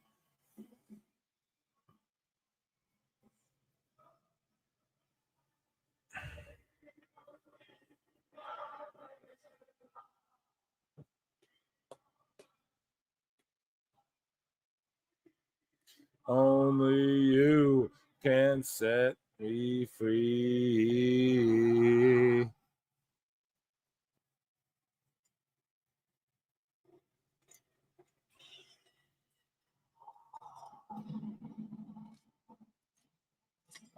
Now remember, according to Joe Buttons, they wasn't fucking with Seth. Let's see if they're fucking with Seth here in fucking Paris, dude. Sounds like they are. He's got some cool ass gear on. I know it's flamboyant, but it's still more in the vein of that like spacey cosmosy shit that I was saying he should stick with. I just love the fucking Eiffel Tower and the whole stage. This is one of the best stages maybe ever. And I'm not joking. Y'all remember Insurrection when the fucking claws were coming down? Or what was that, like Backlash where the claws? Like they had these big swinging fucking like appendages or whatever from the ceiling. Like, I mean, that shit was cool. There's some iconic ones, man. This one is fucking up there for me. Very Brutus Beefcake, yeah. The Eiffel Tower, yeah, hell yeah, dude. You gotta disagree. His tights look dumb. Okay, they're not my favorite. I think that when he does the cosmosy dark colors like his faction and shit, that's the way to go. But makes perfect sense if Jericho joins. I don't think so, Ricky Day, does it? He's just his own guy. That's like his own pop, and he's still under contract with AEW. He's not in contract with AEW. It's just that it's coming up, and when Tony Khan has he knows that you're gonna dip out. He doesn't use you on TV, and he doesn't have the balls to say, "Well, I gotta job you out to our world champ." He doesn't have the balls to do it. He lets Sting retire undefeated, and people are like, "It was booked so great." Why? Because he let him go undefeated. Like anyone could do that. So.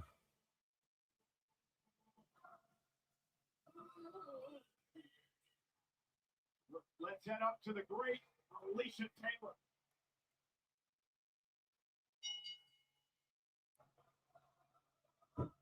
The following contest is a scheduled for The world title, Alicia Taylor. Introducing the challengers. First, from San Francisco, California, weighing in at 242 pounds. It'd be crazy if Punk got the belt. It would be crazy if Punk got the belt. Sideshow Bob.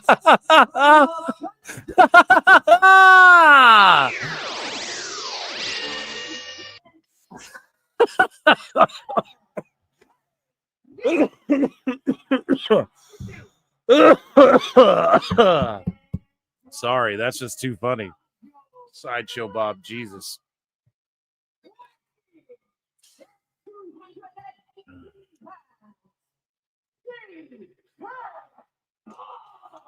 CM Punk. CM Punk. CM Punk. Who is Sideshow Bob? I think you were saying someone came in the chat. I'm sorry. A like NT Rex said Sideshow Bob as the ring announcer. That's fucked, man. That's fucked. It's just making me laugh too much. I gotta get it under control. Woo! Sideshow Bob's from The Simpsons. The dude with the crazy Kelsey Grammer plays him.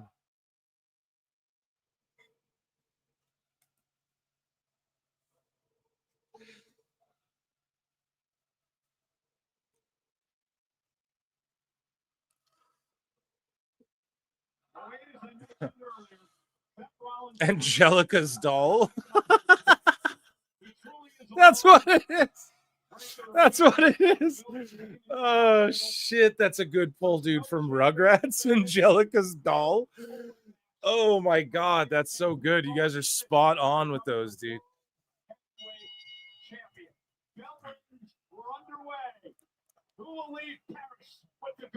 Here's Sideshow Bob. Right, and then you have fucking, and then Angelica from Rugrats, her doll.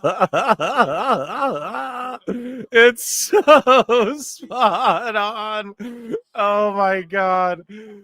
Oh shit, that's funny, man. What the fuck, man? This chat is crazy. Cynthia, yeah. Oh man. Yeah, and the kid's name was Dill Pickle. You guys remember that? Oh, good shows, man, from when we were kids. You don't get good shit like that anymore. Putting it through a table, even though it hit Burton a few weeks ago. Big hit toss by Knight. With the wars going on in the ring, Seth Rollins quietly crouching in a corner, letting the other competitors test flips on one another while he stays fresh as a daisy. Smart move by the architect, the world heavyweight champion. Rollins looking on. This is movement for when he strikes. What can?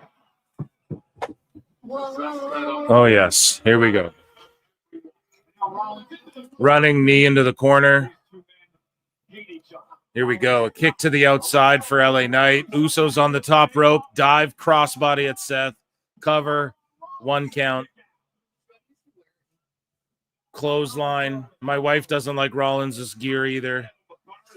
Jey Uso's about to dive. He's wearing like sweat shorts that I wear to bed. Jay's wearing shit that I wear to bed, babe. What do you? Oh shit. So here we go. Big chop. Big chop here.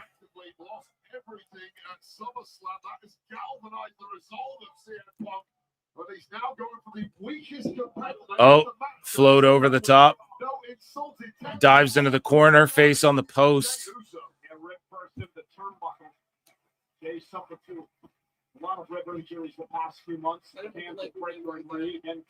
My wife doesn't like what Punk's wearing either, she says.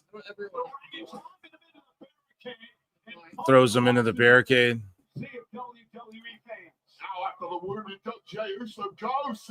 Oh, running knee. Now he's doing Punk shit. So Seth's doing Punk shit in the corner.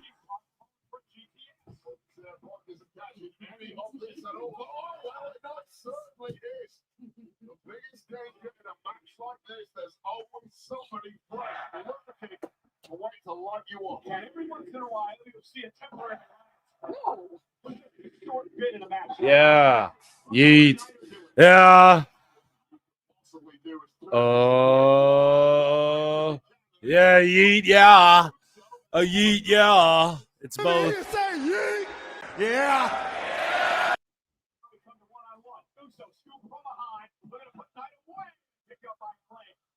That's the temporary part of the alliance you were talking about. James is something about now that he was in the early going. You talk about that way. You've been injured in a match. Once the adrenaline gets pumping, you forget about it a little bit. You get a little warmer, and also once you start sensing victory, you can block out a little better. But victory may be a long way off for any of these four. Simply too talented to go down easily.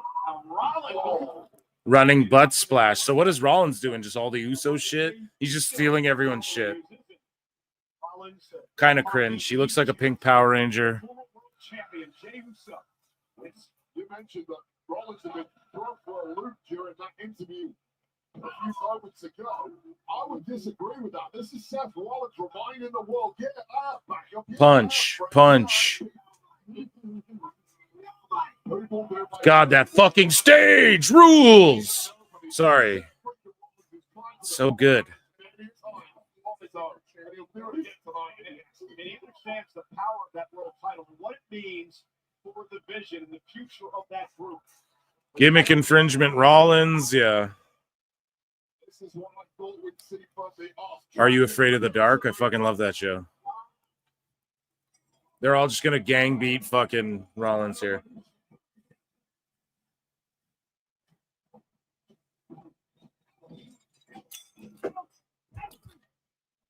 Attack on the champion Rollins, not pounding away again, just to disdain those two after each other. Yeah. Yeah. Yeah. Yes. Yes. Yes. Yes. Yes. Yeah. Yeah. Yeah. Yeah. Yeah. Yeah. They beat Gunther before Rollins cashed in to win the championship. You. Oh, you.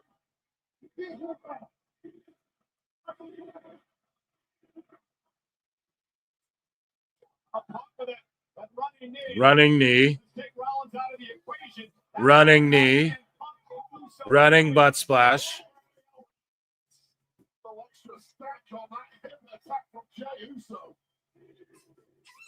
So the yeet and then the...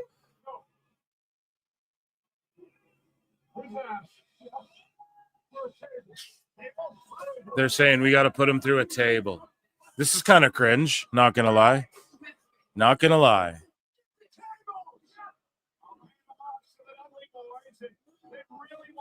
I don't know if I like this.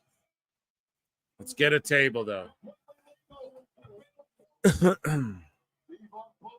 Andre Adams has been a member for 4 months and says, I can tell by Dave's face he tongue kisses sandpaper and uppercuts. Dude.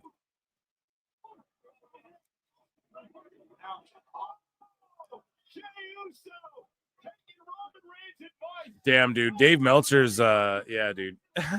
Kisses sandpaper and uppercuts. Yeah, Dave looks like he's been fucking dragged from a car upside down. Cringe as fuck. Yeah, I don't know. That shit's kind of cringy with all that. Not gonna lie.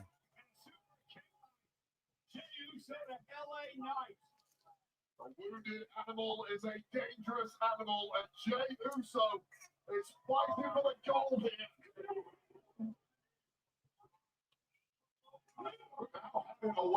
A brawl out in the crowd.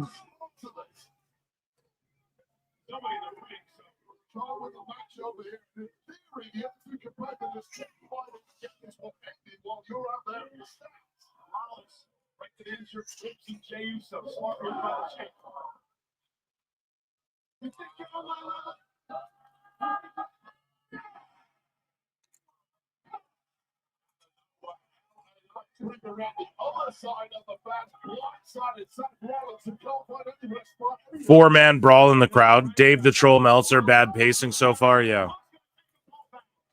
AEW where careers go to die due to injury. That's fucked. Yeah, this one ain't hitting the way I was fucking hoping so far, though. We'll see. They're working.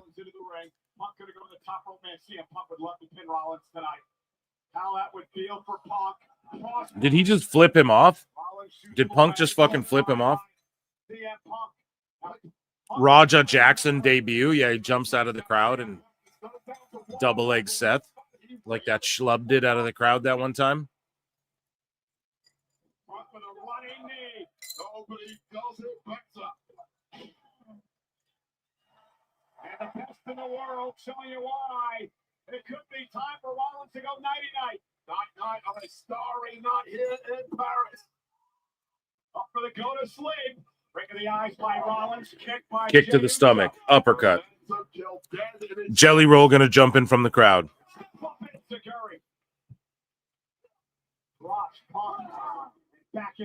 Another running butt bounce. Another running butt bounce. Look at this now. Uh-oh. Up on his shoulders. Jay should go back to his other gear. This like sweat short shit, he just looks like a schlub. I'm sorry. You guys are shitting on Seth's gear. I think Jay's should really be fucking analyzed here. He looks like some fucking ball hog at fucking public basketball, you know what I mean? Go to the community center and this asshole's fucking not passing to anybody. You know, that's what he looks like.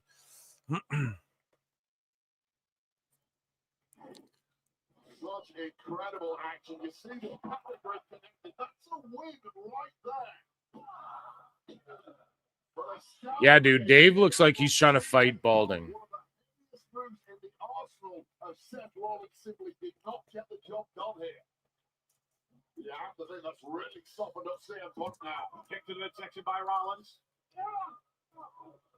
And Knight lifted up high. Seth looking for the buckle bomb of the night. Such a devastating move. Cover, hooks both legs. Knight's got a kick out of two. And that move was hospitalized numerous superstars. They have ended the Jacksons in LA. Damn. Seth going to the top. Remember the exposed injured ribs of Jey Uso. Frog splash to Jey. Rollins looking to take advantage. And Jackson now kicks out at two. So much intestinal fortitude of Jey Uso kicking out there. That move devastating enough as it is. Yeah, Dave looks like fucking... He looks like he's fighting like... He's going to look like George Jetson's boss in like a year with that hair. And he's just fighting it.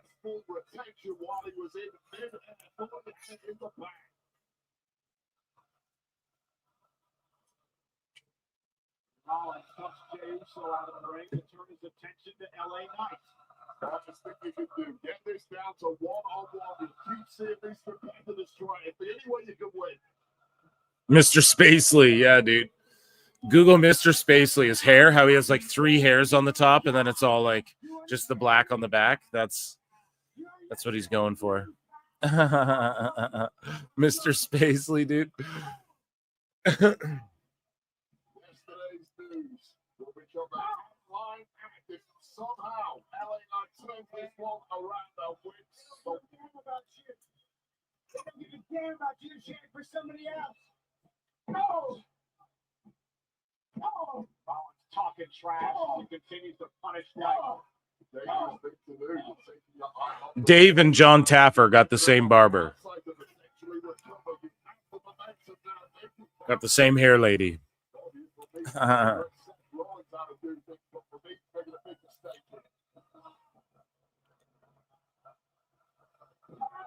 LA Knight, to your point, intercepting Rollins. Knight looking to build momentum, dragging Rollins back to the middle. Yeah.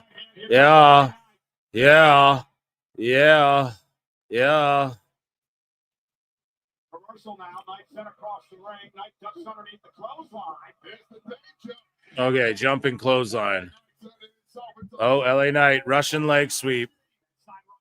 Sweep by Knight. Jey Uso back into the fray. Jumping neck breaker. Yeah, Dave goes with the jet black because we were making fun of the other, like the brown, the vaguely brown color was like soy sauce and all these different things we were saying. So he had to change it.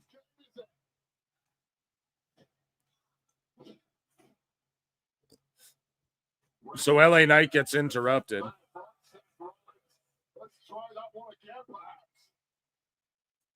LA Knight with all three men down has his opportunity. Springboard elbow. Nice problem right here is he's spoiled for choices. He's now going BFT super kick. Jay looks like he stepped in gum or something. For fuck's sakes, that's gotta suck. Earlier on.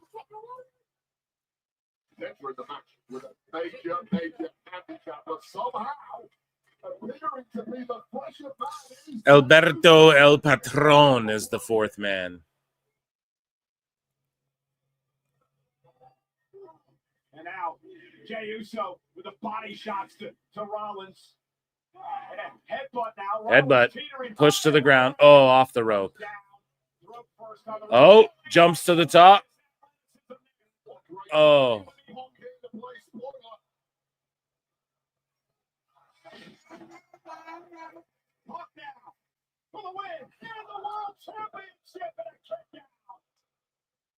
Damn. There's something in the ring, like something white went flying that's like in the ring. I can see it. The ref just kicked it out of the ring.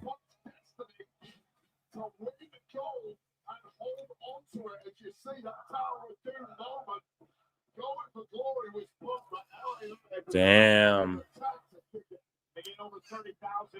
CM Punk. CM Punk. See? It'd be dope if Punk won. I just don't think he's gonna. It's gonna be Seth. Every chance he gets, you see CM Punk eyes locked on Seth freaking Rollins with major damage to the man who. I don't know if this match should have went before the Cena shit, or I mean, should have went after rather. Punk trying to hang on. Rollins, Punk kick to the ribs. He's a desperate at times, and someone's getting hurt here. Don't get on the wrong side of that line. Rollins able to counter, deliver a shot to Punk. Rollins looking for a pedigree. Roger Jackson jumps in. Punk ain't real. Completely legal under these rules. Not for the clothesline. A blinded CM Punk, not where you want to be, but the fight always.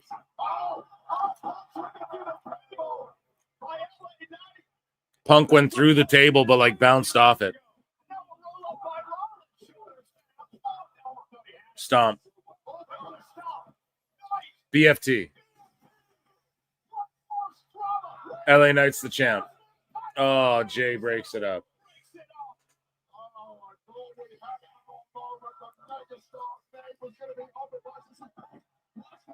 So he just like hit it and bounced off it. Didn't even really go through it.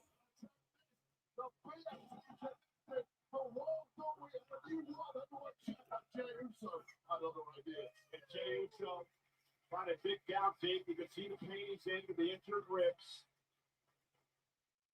With the permanent credits, isn't it, from Jey Uso? Hats off to him for even being involved in the fight at this point. But if you're LA Knight, you've got a weak competitor there, ready to be taken down. Remember, Jey he came to the Nakamura as a fourth man? I don't know about that.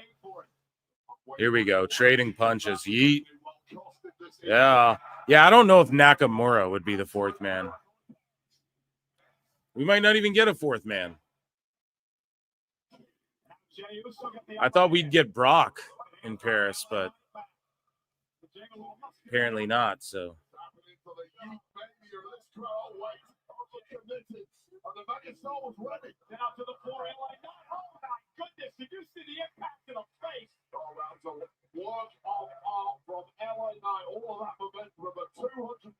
The like dive through the rope baseball slide, double drop kick.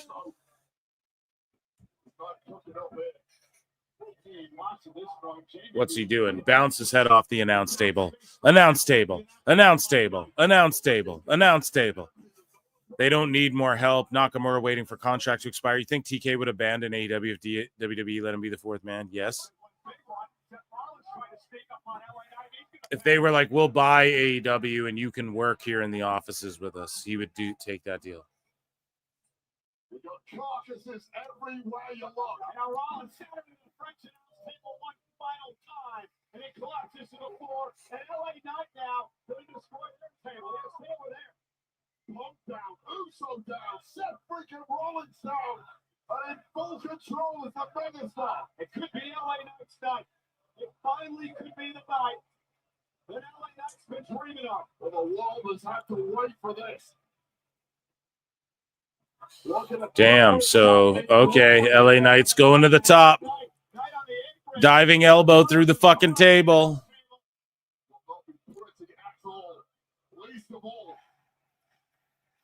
Yeah. No, Nakamura was given a chance, guys. He fucking won the Rumble and shit.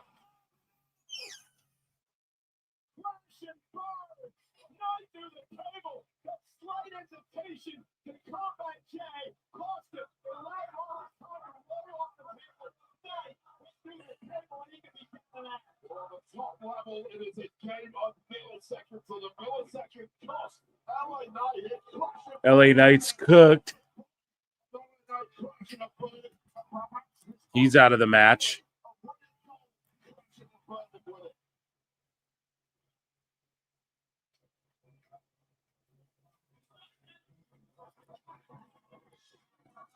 I mean, it's a wreck everywhere you look. Bodies are broken, desks are broken, tables are broken. Jay's going for the dive.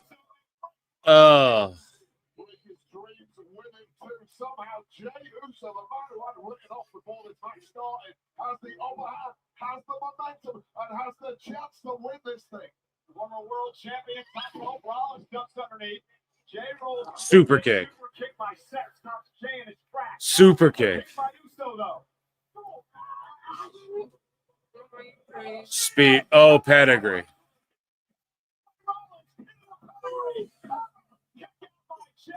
Yeah, Jay like stepped in something. You can see it. Does Marvel own the rights to the Vision? Yeah, the Vision character is a Marvel character, yes. There's a Vision show coming, Vision Quest. Mark Henry, fourth member. Shinsuke, Rimshot. Nakamura has had a solid run. He was never going to be the face of the company. Yeah, he had a solid run. Leading Division to the Death Riders, yeah.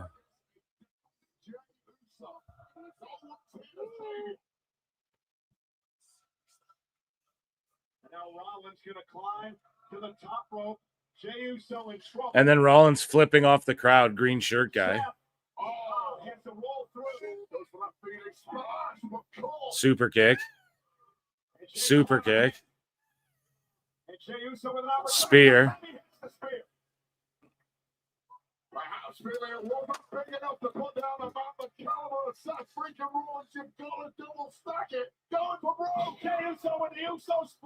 Uso splash. Oh, the flying elbow.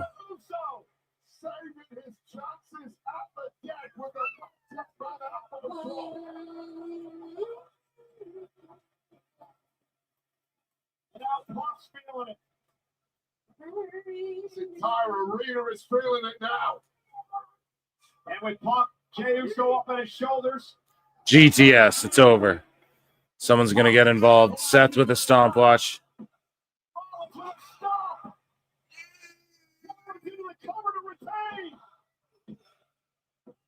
Oh, Punk kicked out. I was going to say, what a flat finish.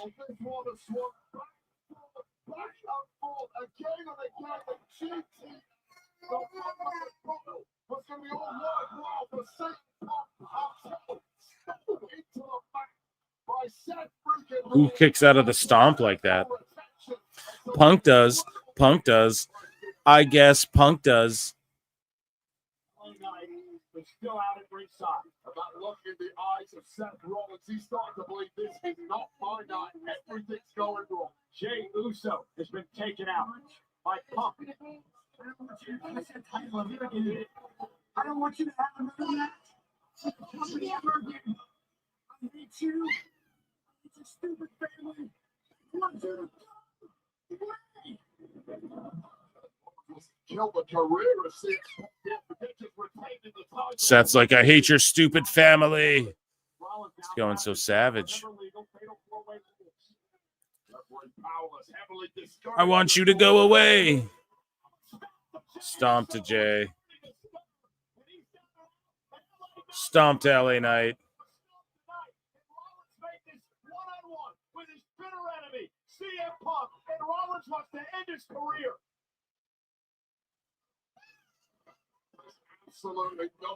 Yeah, just Seth bullshit. Typical Seth bullshit.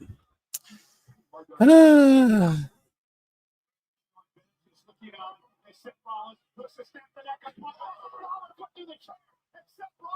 his foot goes through the chair. Punk's got it. New world champ.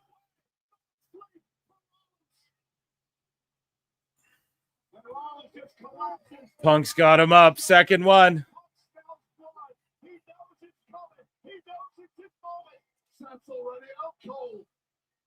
GTS, hit it. Punk, stop fucking around.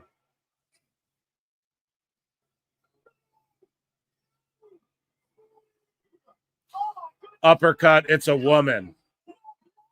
Told you guys. It's going to be a woman joining them next. Can't be Zoe. Or is it Zoe? It's Becky. It's Becky. Becky Lynch joined them. Stupid idiot. AJ Lee's coming back 100%.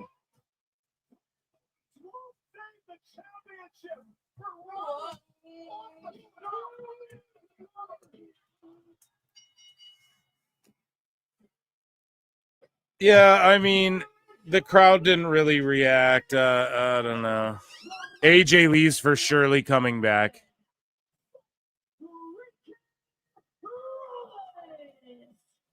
Seth said that he didn't need anyone tonight. He needed someone. You know what they say, Wade? Behind every good man is a great woman. Yeah, kind of fell a little flat, not going to lie. But, hey. So she's going to join their faction. And AJ Lee's going to come back. And we're going to get fucking Punk and AJ Lee against fucking Seth and Becky for sure.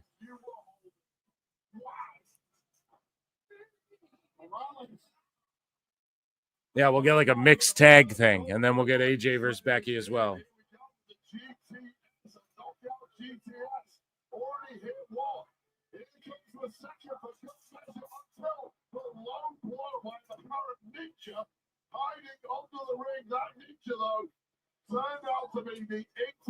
I do like that they added a girl to the fucking faction. Becky Lynch makes sense.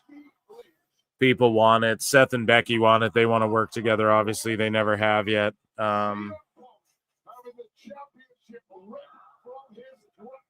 After she beat Nikki Bella, it's a good next step. AJ Lee can come in now. AJ Lee and Punk versus Seth and Becky.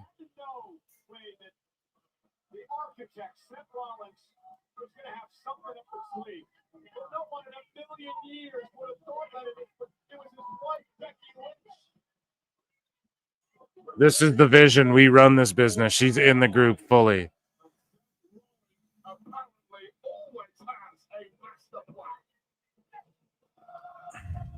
Yeah, I don't hate it. Just a little underwhelming, I think. And I just think the crowd wasn't like, oh, like the way they thought they would be.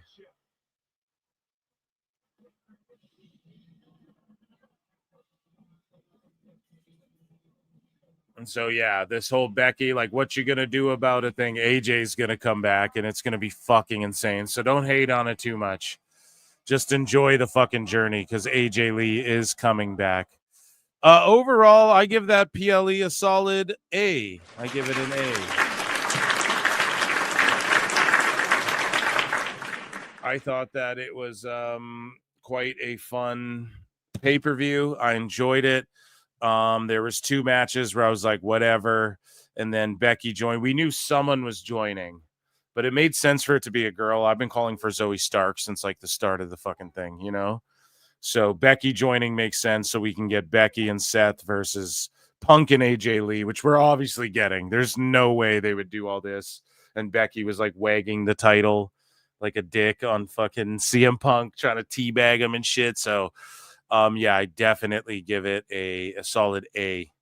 I don't know what Chad is thinking, but yeah, we're going to definitely have to see that tag match go down in the near future, which it will. And that isn't happening. Yeah, no, it is happening. AJ Lee will come back for sure. There's no way they're doing that for any other reason. It just sets it up perfectly. And we'll get the tag match between them, and then we'll get the singles matches between them. And then Becky has that fucking IC title, and then they don't have to fucking cloud up like their world title with the women as well, with this like Becky AJ Lee side shit, you know. But overall, it was a good night. 4-2 tonight. I went 3-3.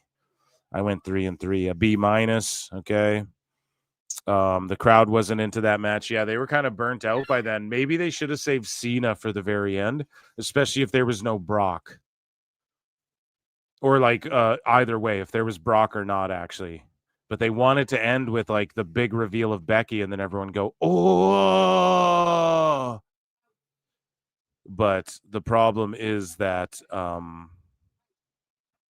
you know, the problem is that it just the crowd didn't react to it, I think, the way they wanted. This isn't going to break social media. We all have been anticipating Becky joining as well. So Becky will be her and their whole group will be there Monday, except for Breaker and them. And then this gives them a chance. So the reason they're like Bronson and Braun, you're suspended and shit, is so that they can just have Seth and Becky kind of do their thing. And then AJ Lee will show up either on Raw. Tomorrow's a huge Raw, like in Paris, right? So maybe AJ Lee shows up there tomorrow. Maybe they save it. Maybe they're all in France though, so let's see. Like we'll get Punk and Rollins fallout on Raw. We'll see also AJ Styles versus Dominic, so that'll be crazy. So make sure you're a member. Get a membership for 99 cents, and you get access to my bonus shows that I do every Monday. Chat, I want to thank you all so much. It's been almost 5 goddamn hours. Round of applause. Thank you all for being here. You guys are all goated. Tomorrow, member show. Wednesday, same time as usual, 7 p.m. EST. And then Saturday, again, 7 p.m. EST. But tomorrow will be an early member show because they are in France, so it'll be a little bit earlier. 5-0, 6-0, whatever. I went 3-3. I appreciate you all for being here. You guys are fucking amazing. I'm sure there's a million post shows going on. I'm going to watch this post show, but yeah, we've been streaming 5 hours. I'm hot as shit. I gotta do some stuff. So appreciate you guys. Love you all so much. Thanks for coming and hanging out. I leave you guys with Triple Cup, and I will see you all tomorrow for bonus Member Monday shows. Peace and love, you guys. I'll see you in the Upside Down Triple Cup.